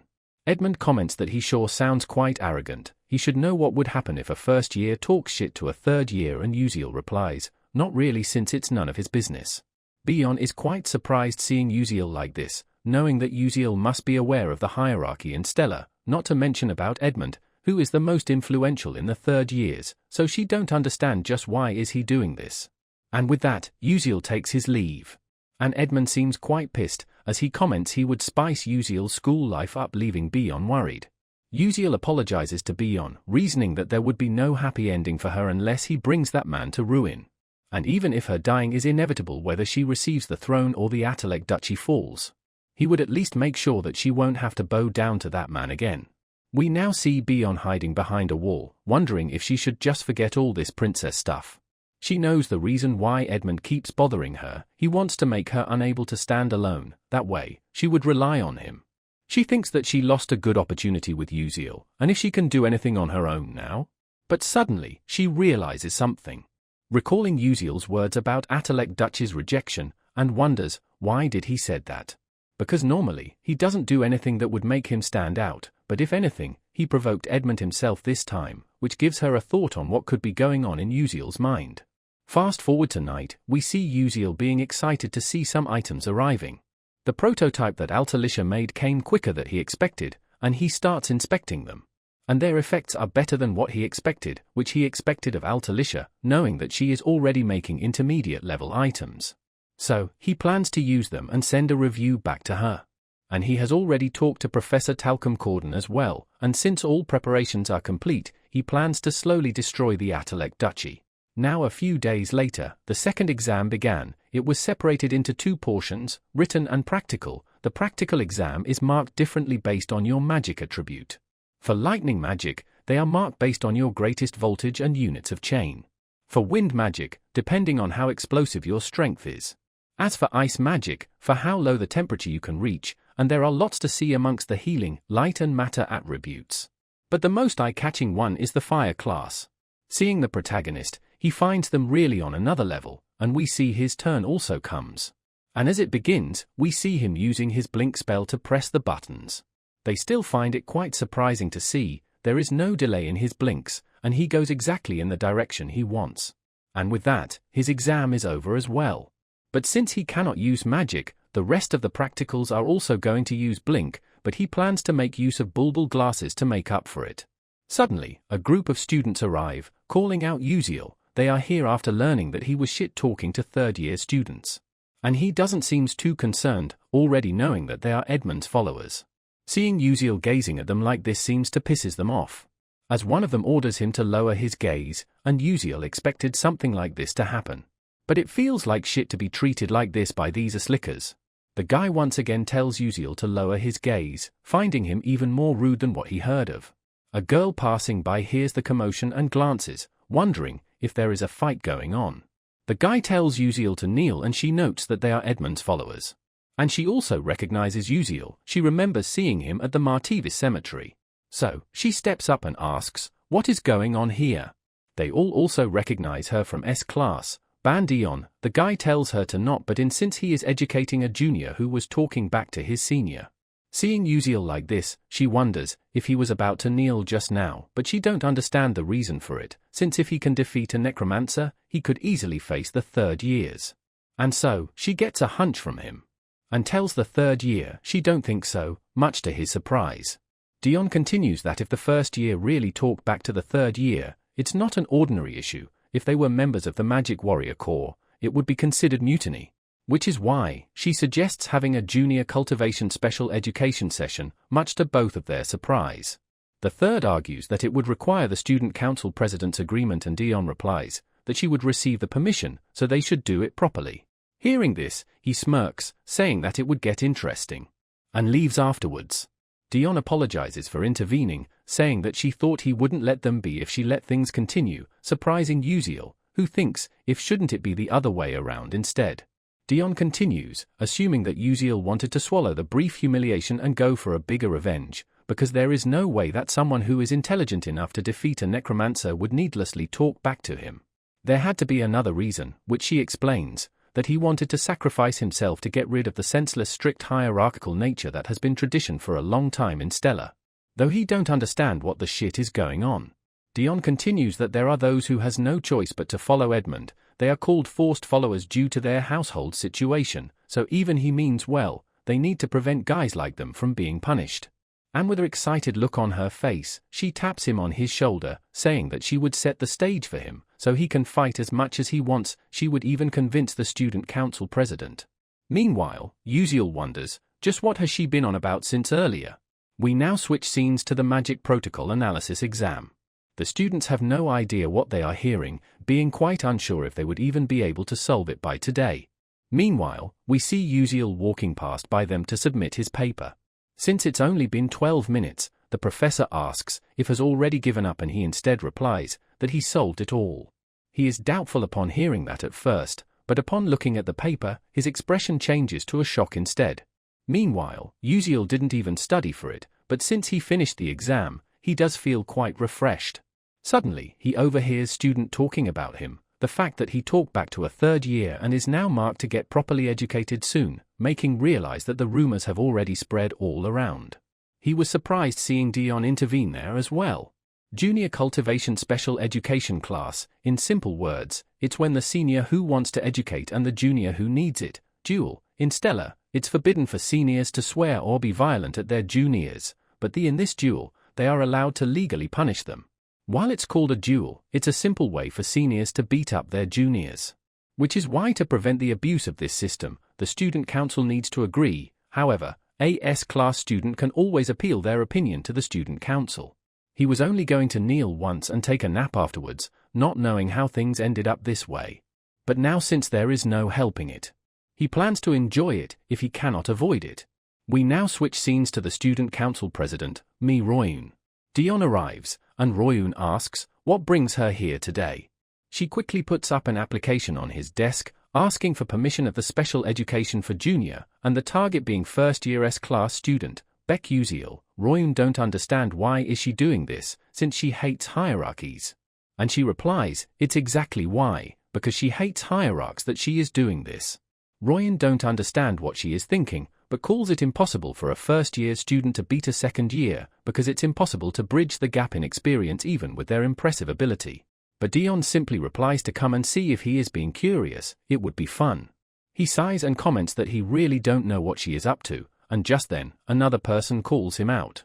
And it's Professor Gerald, one who saw Uziel's paper. He is here to show it to Royoon his thesis report. Royoon is quite surprised and asks if there were any good enough thesis in this exam to submit to the society.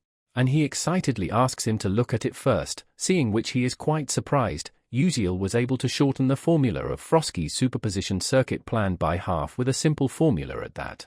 Royoon knows that it's something that has already been iterated by countless scholars to be as effective as possible, yet he improved it by another step, finding there to be no words to describe such genius. He quickly asks who wrote this, and Gerald replies that it was Uziel, and he believes he would also be able to partake in the Aslan seminar this year. And Gerald quickly goes back, commenting that it's not the time to talk. He needs to relay this information to Vice Principal quickly. And hearing his name again like this, Royoon comments that Uziel seems more fun than he expected. We switch scenes to the Vice Principal, who is surprised to learn that Professor Gerald is recommending Uziel for the Aslan seminar. Gerald asks him to take a look at once to understand, but Vice Principal simply declines. He don't understand the reason, and Vice Principal explains that there are a lot of other candidates from Stella besides him. And only 2 students can attend Aslan from Stella, excluding those who have fixed attendance rights due to being from a noble family. So recommending Uziel like this, someone who doesn't even use magic, would be an insult to Mags according to him. So, he would never allow him to attend Aslan, leaving Gerald disappointed as he leaves. And as he leaves, we see Vice Principal being pissed for even thinking of letting an insect attend the seminar, as he burns his thesis paper.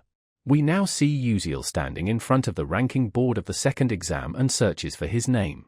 He seems to be in 419th place, which surprises him, since he got this rank despite getting a perfect score on the written exam, making him quite something indeed. And the first place goes to Uziel as he expected. Last semester, he remembers Warnyang being on second place, yet he dropped to fourth. He wonders if it's due to Isle and Flame solely focusing on their studies unlike the original. And since Jackie has gone through her demonization route, he thinks that Warnyang and Arshuang's route should have disappeared. Suddenly, Bion asks if he is controlling his rank, though she believes he has already stood out too much for it to be the case. But Uziel doesn't understand what is she saying, and she continues that seeing how he got into top 600, he must still want to partake in the school competition. Though he almost forgot about it, it's an even where some school students are chosen to fight against students from other prestigious magic schools. He then glances at her face and seeing her all nervous and playing with her hair, wondering what is up with her. So, he asks her, what does she wants to say? She turns her face away and clenches her fists tightly, and asks, why did he do that? Why did he do that to Edmund, since he is now probably going to bully him until he graduates? And if he can really handle all that? He stares at her face for a moment and replies that he don't think he can, making her worried. He finds it better to get beaten up and get kicked out of the school rather than to deal with such young kids. Bion once again questions, then why did he do all that? What does he want to obtain from her? He stares at her face for a moment and begins to answer that he thinks his relationship with her is more important, making her blush. He continues that he is not doing it for free, so once this is over, he wants her to make a contract for the item with him. She argues that he could sign one with someone else and not a dollar bit, so why is he doing this? Uziel thinks that he cannot be honest with her and say that he is trying to save her and lead her to a happy ending. So, he ends up saying that he would tell it later, much to her confusion. But she agrees and asks, what is he going to do about the junior cultivation session, and he replies that he would figure it out.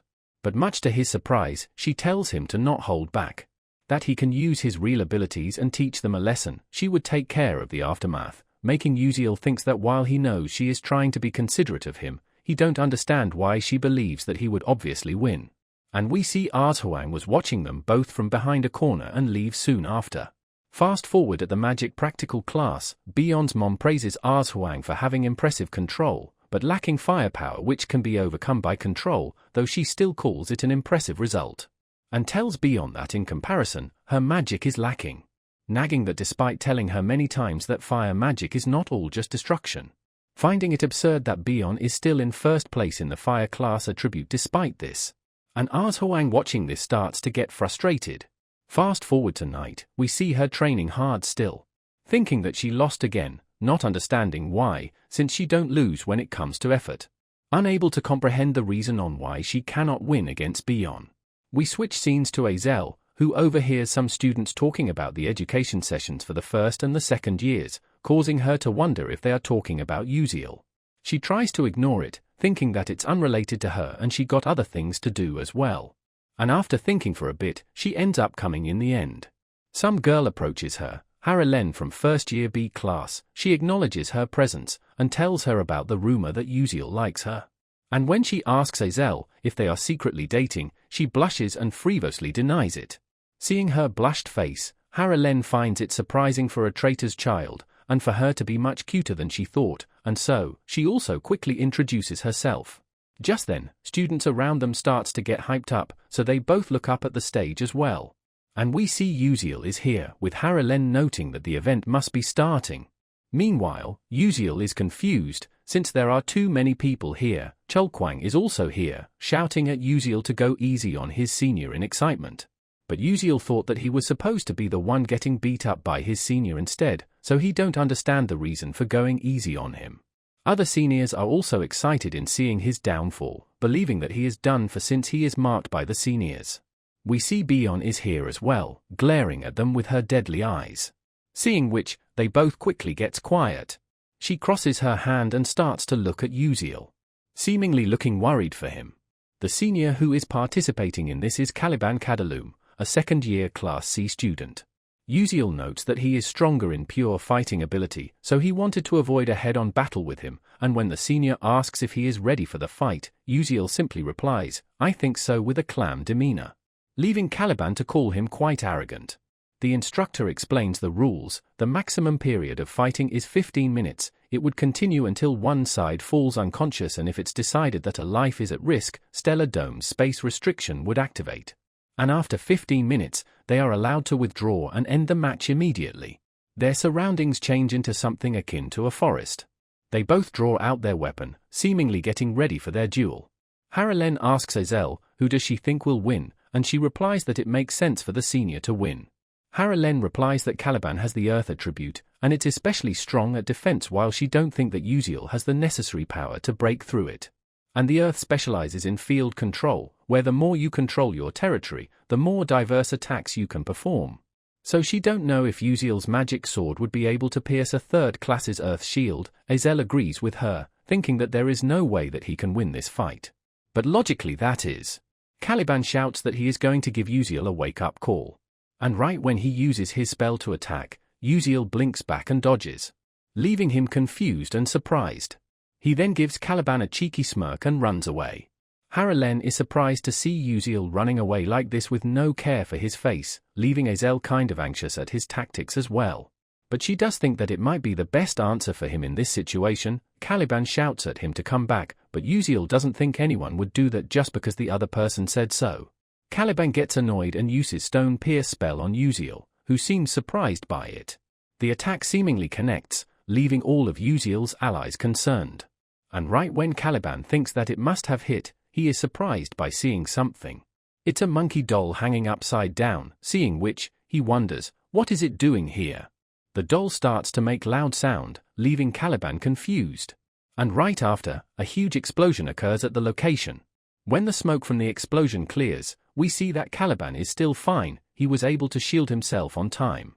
Suddenly, Uziel appears right behind him, but his attack is foiled when a tree branch intercepts his attack. Caliban smirks seeing his attack fails, telling Uziel to go die as he starts using his spell. He quickly uses Stone Break, and smirks, thinking that he got him. Only for him to be surprised seeing him vanish from the space. He tries to rile up Uziel by calling his chivalry fake since all he is doing is running away. And when he steps on a leaf, his body suddenly starts floating up in the air, making him quite shocked and confused. And when he looks forward, he finds Uziel looking at him from behind the bushes, smirking. It starts to piss off Caliban, so he quickly uses Earth's weight spell to get himself down. And right when he aims, Uziel once again disappears from his sight. He swings his sword in anger, cutting one of the magic devices, which explodes and surrounds him with a thick smoke screen. He starts coughing hard, noticing the smoke to be tear gas, and just then he also notices a small bell right beside him. And when it explodes, it produces a sharp sound. Azel explains that it's phosphine, which blocks vision and sound. We now switch to Bion, who notices the second year being unable to get himself together, and thinks Uziel will win if he slowly approaches him and attacks. But much to her surprise, she notices another stuff in his hands. Uziel uses his blink spell to get around Caliban and throws these balls at him, causing explosions. Cholquang notes them to be tear grenades as well, and Dion notes that there are normal smoke bombs mixed with them as well. His attacks aren't fatal, but Uziel was able to really piss Caliban off. He erects a huge pillar in anger, forgetting the education session and planning to kill Uziel, who sarcastically lets out a wow, finding a stone shower to be too much to use against a first year. But Caliban doesn't care, and moves on by summoning tons of stones from the sky. And when he launches them towards Uziel, we see there are only 10 seconds left till the match ends. Uziel is all casual about the huge attack coming towards him. And when the clock hits 3 p.m., Uziel smirks and gives up. It leaves everyone in shock, including Caliban. He doesn't understand what the shit is going on, seeing how Uziel just forfeited the match. The winner is announced as Caliban, and the match gets concluded while Uziel is simply happy for surviving. And even though Caliban won the match, he cannot help but feel defeated as he lets out a loud frustrated scream. As everyone is leaving back from the fight, the students are talking about how the senior was so pissed and all that. They are also curious about the objects that Uziel used, and assumes it to be an item that is being currently developed. They drew their eyes more even though they found Uziel to be good as well. Bandion wonders if it was really just because the magic tools were good? Most alchemists usually use their surrounding geography to fight, but Uziel set up the location of the magic tools from the beginning to the end. Using his superior mobility, he set up the magic tools in the area and made the geography advantageous to him, and finds him truly incredible. Cholquang says that he heard from Royun that she was the one who asked for this session, and if the results came out like she hoped for. Dion replies that now the second years won't be able to bother the first years easily, since there is a possibility for them to lose to the first years, so it can be said that she did got the results that she wanted, and calls the situation quite interesting. Now at the Red Hawk Club room, Edmund is pissed and calls Caliban an idiot. Bion also glances at him from behind and seems to be reading a newspaper. She thinks that Uziel lost on purpose. He simply teased his senior for 15 minutes and didn't fight properly, and assumes that he could have won easily if he wanted to. The fact that he gave up was because a first year shouldn't beat a second year, making her realize that power isn't the only to put someone in their place, calling him an unpredictable commoner. Edmund questions his lackey about educating Uziel, and he replies that right now the second years aren't doing anything to him, much to Edmund's surprise. His lackey explains that unlike the rumors, Uziel greets his senior formally and treats them well. Even he went to scold him but ended up buying him some snacks instead. Just as he was getting more annoyed, he gets called by his aide. Apparently, the Duke has sent notice for him. It gets him wondering, what would bring his father to call him first? Upon calling, his father informs him that the Alchemy Castle has contacted him. They said that due to the Attalek Duchy refusing, the Atalisha School's alchemist has suspended delivering items to their land, and if he knows anything about this, and Edmund quickly denies that he would never say such things to the Atalisha School. But his father informs that it's the truth, since the co-author of the technique said so himself, much to Edmund's shock. He once again denies it frivolously that he don't know anything about it, he didn't even met someone like that to begin with. And suddenly, he is hit with the realization and quickly remembers Uziel. Smiling nervously now, he tells his father that refusing a Dolobit kingdom would make no sense, as they have lots of influence over the Alchemy Castle. But his father shuts him down, saying that it's a technical revolution, a technology that can create objects comparable to ancient relics. Even the Golden Alchemist is collaborating with them, leaving Edmund to realize that it's much bigger than he imagined. His father continues that soon the motherland would make a deal with the alchemy castle. But the Attalek name won't be there. And so, he once again asks Edmund if he is related to this incident. A bit later Edmund approaches Bion, this time much more nervously. He asks if she can prepare a meeting for him with Uziel. Her expression turns slightly hostile, but she agrees nonetheless. Now at the south of the continent, Haywall Plains. An elf with long flowing red hair seems to be looking at the distance, noting that the land value is rising. A guy behind her calls her out, Lady Jeriel, begging her to show mercy just once. Noting the number above the guy's head to be just 3. Her trait, value of all creation, it shows all creations, including humans, animals, objects as a number, the least being 0 and the most being 100. Seeing a mere value of 3, she finds it similar to that of a small pebble on the road. She questions him, why did he go bankrupt? She warned him many times to not invest in useless business. The guy gets angry, calling her lies as the business was definitely one to succeed. But she was the one who messed everything up. She quickly orders her men to bury the guy, and they take him to do so forcefully. The guy shouts her name, and she simply glances back and smirks, calling people boring and having no guts. Suddenly, a voice comes from inside, asking Jeriel if she is inside, hearing which she quickly cheers up. The value above the person shows an unknown mark. It's her father, who asks Jeriel, how have she been? She quickly hugs her father in excitement and asks if the deal went successful, and he replies that it's still in progress. Informing her about the Altalicia school and how they are combining magic engineering to create something called item, and there is also a video of the co-author fighting using it, and asks if she wants to see it. Jeriel thinks that she rather talk to Dad instead, but she cannot say that to him and hence agrees to watch.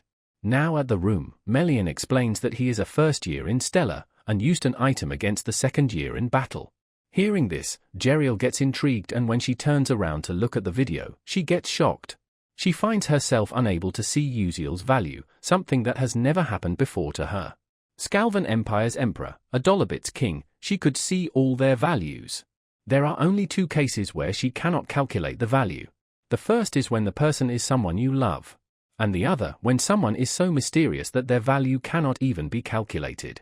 She asks for his name and her father answers, and that she might meet him one day, so she should remember it well, and she happily obliges. To have a value that she cannot calculate, she does indeed plan to fully remember him. Back to Uziel, who is finally meeting up with Edmund.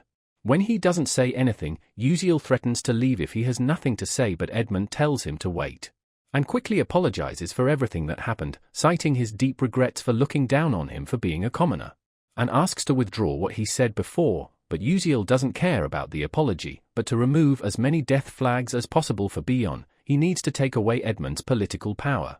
As such, he tells him that he is still annoyed, planning to reject Edmund for now, who tries asking what he can do, and Uziel replies, not sure, with an annoyed tone, but quickly offers up something else and takes out a mana oath paper, asking to make a bet with Edmund. The event is going to be soul chess. If he loses, he would withdraw what he said, and only deliver item to the Adolabit kingdom through the Attalek family. But if he wins, Edmund has to give up his fixed attending right to the Aslan seminar, hearing which greatly shocks him. He even questions if it makes any sense, who internally replies, of course not. The seminar is an ancient public debate meeting where children of noble families gather to debate academic topics. Only a very few number of magic noble families can partake, and there are 3 conditions for it. Either you partook last year, showed an incredible thesis and got acknowledged. You received an attending right while possessing a thesis you could present at Aslan. Or you get into this year's 12 Rising Stars, just as much as it's a location where genius mags from around the world gather to compete to see who is better. Partaking in Aslan and maintaining that right itself proves your power. The Attalek family has been attending it for dozens of years, and it's a huge factor in the power they have right now. Uziel puts the oath back inside and starts to leave, only for Edmund to stop him. Confirming once again that Uziel just said soul chess, Edmund gives off a confident smirk and agrees to sign the oath, meeting him tomorrow here at the same time. Now on the very next day, there seems to be lots of students around, apparently hearing about Edmund and Uziel having a bet over soul chess. They don't believe there is anyone better at soul chess than Edmund, and wonders who is that fearless first year who challenged him. But Uziel is not playing because he wants to, he is not even interested in soul chess to begin with. Suddenly, one of the students announces the arrival of Bion and Edmund, with Uziel expecting Edmund to bring her along with himself. The students talk around how the princess looks pretty as always and how both her and Edmund suits each other. Though her eyes are glued on Uziel and they seems to be throwing daggers at him, who doesn't understand why is she glaring at him like that. She sits down while pouting, wondering just what is Uziel thinking. She knows that Edmund has learned soul chess since he was 5 and is called a prodigy in it. It would be hard to find anyone who is better than him at this in Stella as well as a Dolobit itself. And yet he chose the even Edmund is best at for some reason. Edmund smirks, thinking that it was unexpected of Uziel to ask for Aslan attendance as a condition, but he finds it for the better.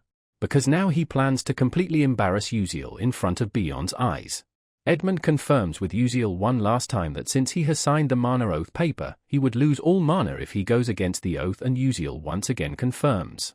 Thinking that since he don't have any mana in the first place, it particularly doesn't matter if he goes against it. Edmund finishes setting up his board, and gives Uziel the first turn, making him feel that Edmund is looking down on him for giving first turn on such an important bet. But that is better for him, as we see him putting on his bulbul glasses. The rules of this game are as follows. It uses an octagonal chess board with over 200 types of pieces amongst which you can choose up to 20 and move one piece per turn. The way it's different from normal chess is that each piece and square on the board has its own abilities and attributes. And once you combine these to kill the enemy's king, which is how you win. Even someone like Uziel, who played Ether World for 10 years, don't find soul chess easy. And Edmund, who is a soul chess master amongst the best in Stella as well as the entirety of Ether. Edmund was a bit surprised at first when Uziel bet the Aslan seminar's fixed attending right, but playing soul chess against him leaves Edmund to find Uziel an arrogant commoner. He plans to stomp him such that he would never act smart again. Uziel and Edmund quickly start playing, with Edmund immediately noting something. He finds the arrangement weird, feeling that Uziel placed his pieces only in places that would interrupt his strategy and calls it a coincidence. He don't think a commoner like him would know much about this game while Uziel begins with his first move. Edmund notes that he moved his queen already and is coming so deeply in his camp. But it makes him sure of it that Uziel is a complete loser. Edmund puts down his piece and it immediately destroys Uziel's pawn. And calls him an idiot for losing his queen already. They continue on playing and Edmund goes on to keep destroying his pieces. And then starts to chuckle, thinking that he didn't knew that Uziel is going to be this bad, and assumes it would end before he can even begin his next strategy. Edmund brought a flame pawn that he likes to use in one of his strategies for this game. The core of this strategy is the hardcore operation of the speedrun knights. The first is to use the mobility of the speedrun knights to confuse the enemy. The second is to use the 5 flame pawns to safely conquer the field into Burning Land. And if it goes that far, it wouldn't be an understatement to say that Uziel has no chance. But it should have been what happened. As we see Edmund quickly noticing a stealth pawn on the board. His speedrun knights are blocked, but the stealth pawns loses their functions 3 turns after the game starts, so he don't know how it happened. But he quickly realizes something. If the queen dies before the invisibility effect is released, the effect remains for 7 turns. Edmund realizes that Uziel sacrificed his queen on purpose at the start. He starts to get nervous, thinking that it's only 5 turns. During which, his Burning Land will be complete. He looks at Uziel and questions him mentally. What now? Since the field is now activated, when the next turn comes, he would be done for.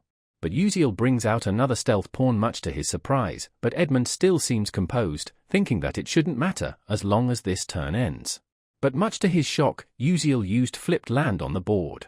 It activates the reverse effect and instead creates a frozen land.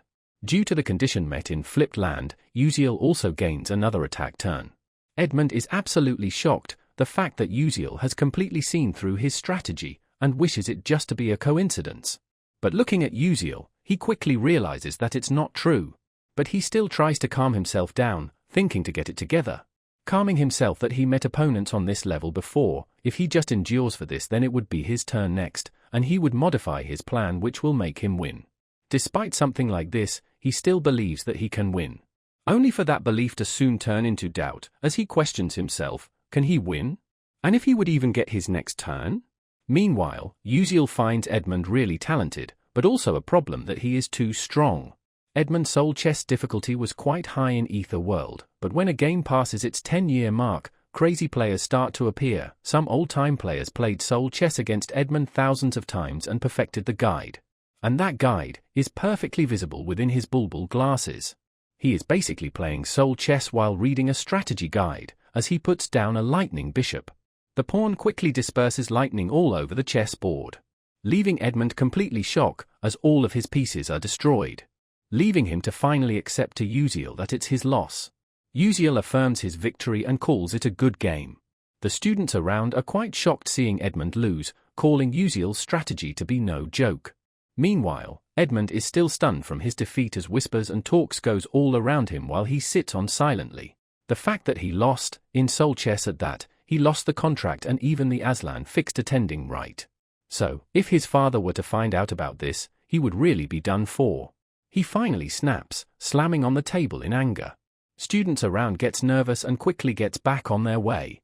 And just as Edmund is wondering what he can do, someone calls his name out. It's none other than Bion, who tells him that she would try to convince the commoner to try and receive the trading rights of the item and to cancel what he said about the Atalek family. Edmund gets happy for a moment hearing that and thanks Bion for it, and asks, how can he ever repay her this debt?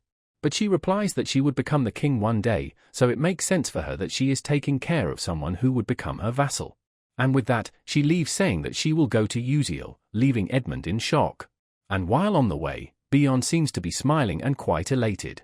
Back to Uziel, he asks Talcom to postpone dealing with Adolabit's companies or shops for a month and only distribute it through the royal family for now, which Talcom replies that it's possible since he is the one asking. With this, it's finally resolved, and while it concluded safely, he has no use for the Aslan attending right since the protagonist would enter through 12 rising stars. Bion arrives and calls him out for not leaving yet, while he calls it perfect timing and hands over Bion some contract. Informing that the Atalisha school would only distribute through a Dolabit family for a month, she can figure it out how to use it for herself. And right as Uziel is leaving, Bion expresses that she is in his debt this time, and thanks him for everything. Uziel gets surprised. He never thought there would be a day where he would receive thanks from Bion. She then reminds him that Uziel told her that he was helping her for a price, and asks about it so she can repay him immediately. Uziel hesitates but knows that the price is obvious. That Hong Bion won't become evil and stand on the side of good, leading to the happiest ending possible. He just wants her to be kind, which he cannot tell her. So, he instead requests her to buy food, much to her surprise, expressing that he wants to eat a nice hearty meal that she pays for, leaving her speechless for a moment. But she quickly smiles and agrees for it. A bit later, they arrive in a car to some place, while Uziel notices the car in Ether, calling it a cash item of the game. She leads the way. Uziel thinks that she would spend quite the buck since they came this far and would probably feed him one of the Ether's 5 greatest dishes. But she instead leads him to a black bin spot, much to his shock. He questions about his salmon steak, his caviar canape, his black truffle cream risotto. When Uziel asked her to buy him a meal, she thought on what would make him the happiest. She remembers reading about his past. She don't think an expensive dish would be meaningful to Uziel. A food that she found about coincidentally through the background check on Uziel's past, and she orders the black bin noodles. But much to her surprise, he orders 3 bowls of spicy seafood and 1 medium size of sweet and sour pork. Seeing her reaction, he asks if he cannot get 3 bowls and she hesitantly replies, it's not that. She don't know why is he not ordering black bin noodles. She thought that was the dish of his memories with his mother. Only to think of a reason herself, that perhaps he hasn't overcome his past and is still regretting it, since he cannot repay his mother for what she did now, only realizing her intent after he grew up. So black bin noodles weren't a food of fond memory for him, but a sign of regret, which leaves her to be angry at herself for such decision. She quickly apologizes to Uziel for providing him with such meal, and he replies that he don't mind, thinking that there are times when finances aren't the best in your life, but since she is still a princess, it should be fine for him to order more. So he gets some fried dumplings as well, which are given for free according to the waiter. Meanwhile, the news of Edmund and Uziel's chess match was spread wide and far by the eyewitnesses. Everyone learned that Edmund apologized to him and that Uziel is apparently co-author of the Alchemic Magic Engineering. The rumor that Edmund apologized to a first year and him being a co-author threw the academy into frenzy, even reaching the dark demonic humans. Now we switch scenes to the first main tower, Vice Principal's office. who is annoyed at Uziel and remembers him being the one who also interrupted Maison's plans. His henchman asks if they should deal with him quietly, and he replies that a single cadet going missing from Stella would cause commotion. He don't like the fact that Aslan attending is also right in his hands, but it would be easier to take it from him rather than Atalek family, so they should keep an eye on him for now. He also asks about Maison's condition, and he replies, leader suppression technique is controlling the black magic, but they don't know when it might explode, but vice principal believes it's time for familiar contract ceremony. If she turns and Elf King gets hurt, it would get problematic. So, he orders Ladin to check up on her, only then they can distract Eltman Eltwin when they need to. A bit later we see Ladin arriving at the place where she is locked up. And looking at her, he quickly realizes that her condition is quite bad. Maizen questions if he is here to tell her to wait as well, and if she does, would she get her original position back? But Ladin finds it laughable that she is thinking the position she obtained by taking from others is truly hers and tells her that she holds no use anymore. Once the plagiarism evaluation begins, she would be kicked out of the academy much to her shock. And when she questions her use, Ladin replies that she would be able to fulfill another role. It angers Maizen that she is being used like this, but much to her surprise, Ladin tells her to get away from here. He throws a crystal towards her, ordering her to go to paradise at the West End, where there are compatriots. If she survives until they discover her, break the crystal, it would undo the spell controlling her dark demonic erosion. She asks the reason for letting her live, and he replies that he don't want to see his compatriot being sacrificed in such a way. So, she picks up the crystal and starts walking towards the notice board. A wild dark mana overflows from her body. In anger, she questions how dare they make her like this and think that she would do nothing. And with a sharp attack, she rips apart the notice board paper of familiar contract ceremony. Fast forward, today is the first day that first year Stellar students go to their external lesson at Heavenly Spirited Tree's birthplace for the familiar contract ceremony. We see Azel sitting along with her friends who are talking about Uziel and the recent rumors about him. They ask Azel if she knew about him being the co-author of the alchemic technique, and she declines. But all this talk does make her feel that she is getting more distant from him, which makes her feel a little upset as well. Suddenly, one of her friends comment that they thought she was dating him, much to her shock. But they have noticed that he has been super close with Bion lately. Other girl finds it absurd that the princess would get with a commoner. But they have noticed that Bion's gaze towards him has been different lately, leaving another reaction from Azel as she chokes on her drink, and we also see Flame, who notices Azel, and that she seems to be having fun with her friends. Flame quickly walks away afterwards, noting that normally she should have been alone here and then fought with Bion. So, in a place which she don't know about, she wonders what changed again, and thinks it's due to Uziel again. And right then, he arrives, wanting to ask Flame for something. It scared her a little and she replies, "What is it?" Uziel wants her to plan an unidirectional flower. She agrees to do so and quickly uses her nature magic. And we see a little flower popping out. Uziel thanks her for it and she asks, what is he going to use this for? She quickly realizes something and asks Uziel if he is going to go down to the 4th stratum. He replies, of course, why would he get this otherwise? Flame then tries to tell him to take care of himself, much to his confusion at first. But she quickly stops and says that it's nothing, but Uziel asks her if she is okay? And she asks, regarding what, to which Uziel says that she seemed low since the Persona Gate lesson, but Flame assures him that it's not like it and he is being nosy. And with a slight blush on her face, she tells him that she is not going to be thankful even if he worries about her, causing Uziel to give off a smirk. He starts to tease her with it, while we see Wonriang watching them both from behind, and seemingly getting jealous about Flame. We now switch scenes to the New Moon Great Tower, where a voice speaks from the light that Maizen Terran, who was presumed to be at Stella, has gone missing. From today onwards, Stella's first-year magic battle major cadets will be going outside the school. And there are plans for a dark demonic human to be active there. And there is a possibility that Maizen Terran is among them, so they should keep an eye on them. Hearing this all, Hazen complains about the Tower Master being so obsessed with Stella. But Keen replies that the Tower Master has the ability of prophecy, so she should just stop and follow, but she argues that over half of those prophesies were wrong. But Keen replies that it's because they resolve things before a disaster breaks out, or before they act. Another factor prevents the incident from occurring. But she still believes that Keen believes the Tower Master's words too much, and they quickly leave afterwards. We now switch scenes to the Heavenly Spirited Tree's birthplace capital, Cloudy Flower Birthplace. Instructor Hanwell informs everyone about the ceremony happening starting tomorrow. Until then they are free to spend their time. Flame looks around and feels at ease, assuming that it's due to nature surrounding everything. She then notices Uziel going somewhere, and wonders if he is going around alone again. Suddenly, Jeremy pops up and greets her, ruining her mood. She simply acknowledges him and starts to walk past by him, leaving Jeremy to comment if she is not going to show him her expression from earlier, and Flame asks, what is he talking about? He asks her to come with him if she got time, but she declines. But he gets all up close with her and asks her to reconsider what she said once again.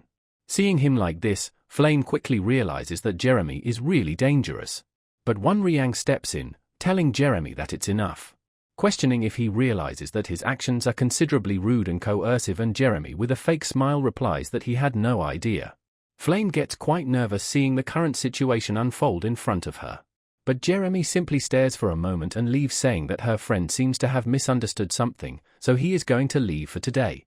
Flame looks at Won Riang and questions his actions for blocking Jeremy like that, since no good is going to come going against Scalvan, but Won Riang simply tells her to be careful, warning that the Crown Prince is dangerous. If there is something he wants, he would use any means to obtain it. And right now, she has become the thing that the Crown Prince wants the most. Or that perhaps, she trusts that bastard instead? Flame doesn't understand what is he saying and asks, who is that bastard, leaving even Won Riang stunned for a moment for asking such thing.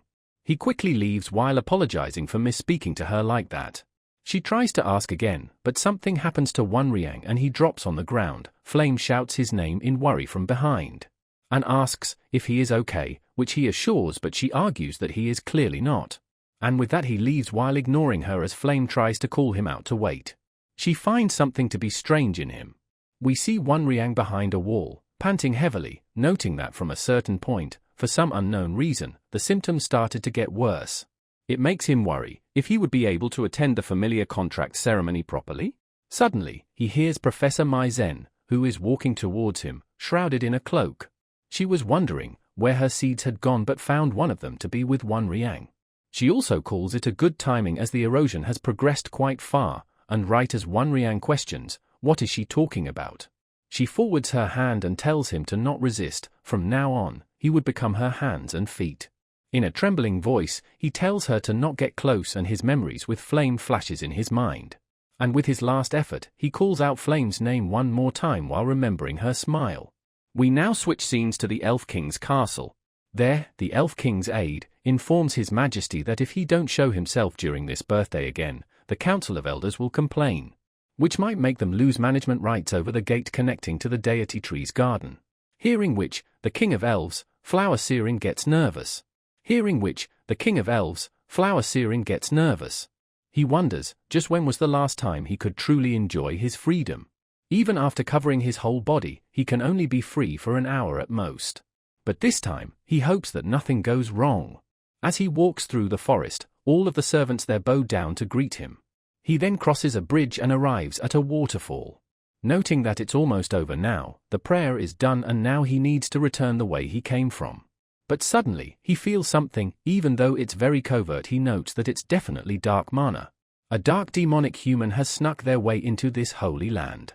He looks around and realizes that he is the only one who has sensed the dark mana. While the world's tree's birthday is being carried out, the Elf King cannot speak, but still, a dark demonic human daring to invade the Sky Flower birthplace is something cannot be let go. And since there is no helping it, the Elf King decides to go himself. A bit later, we see Flame chasing Won Riang because his state seemed weird to her. She wonders, where did he ran off to, only for her to hear his voice from an alleyway. Seeing the energy protruding from him, she finds it quite uneasy. And quickly enough, she realizes that it's dark mana. She don't know what happened, but luckily his dark demon erosion isn't complete yet, so she still might be able to turn him back to normal right now. She shouts at him to calm down, that the feelings and emotions he is feeling right now aren't his. And he is supposed to hate losing, so don't lose to dark demons, but Won Riang doesn't reply to all this and simply twitches. He gets really up close with her, and with his dark eyes, makes even Flame nervous in fear. Won Riang questions, why is she evading him like this, and she replies, what does he mean? He questions if she dislikes him that much. If he is not trustworthy, she tells him to not think that only to get attacked. She is left too stunned to reach to that attack, and we see it causing a huge explosion. But someone seems to have saved her, as she opens her eye to look who it is. And it's none other than Ma Yuziong. He asks if she is okay and she tries to question that dark thunder just now, but Yuziong apologizes and requests her to forget about it. Regardless, he questions Flame for not fighting him, since she almost died just now, and she replies that she is trying to talk it out, much to his confusion. But she again insists on it. In the original, she remembers Azel purifying countless dark demonic humans through conversation alone, and even obtained the title of Saintess of Confession. So, Flame thought that she might be able to turn Wonriang back, but she doubts that she can save anyone with her abilities. Yuziong tells her that he don't know about her plan, but they need to fight for now. Asking if she can do that, while hesitant, Flame gets ready and assures that she can. She is determined to not let Wonriang die like Jackie this time.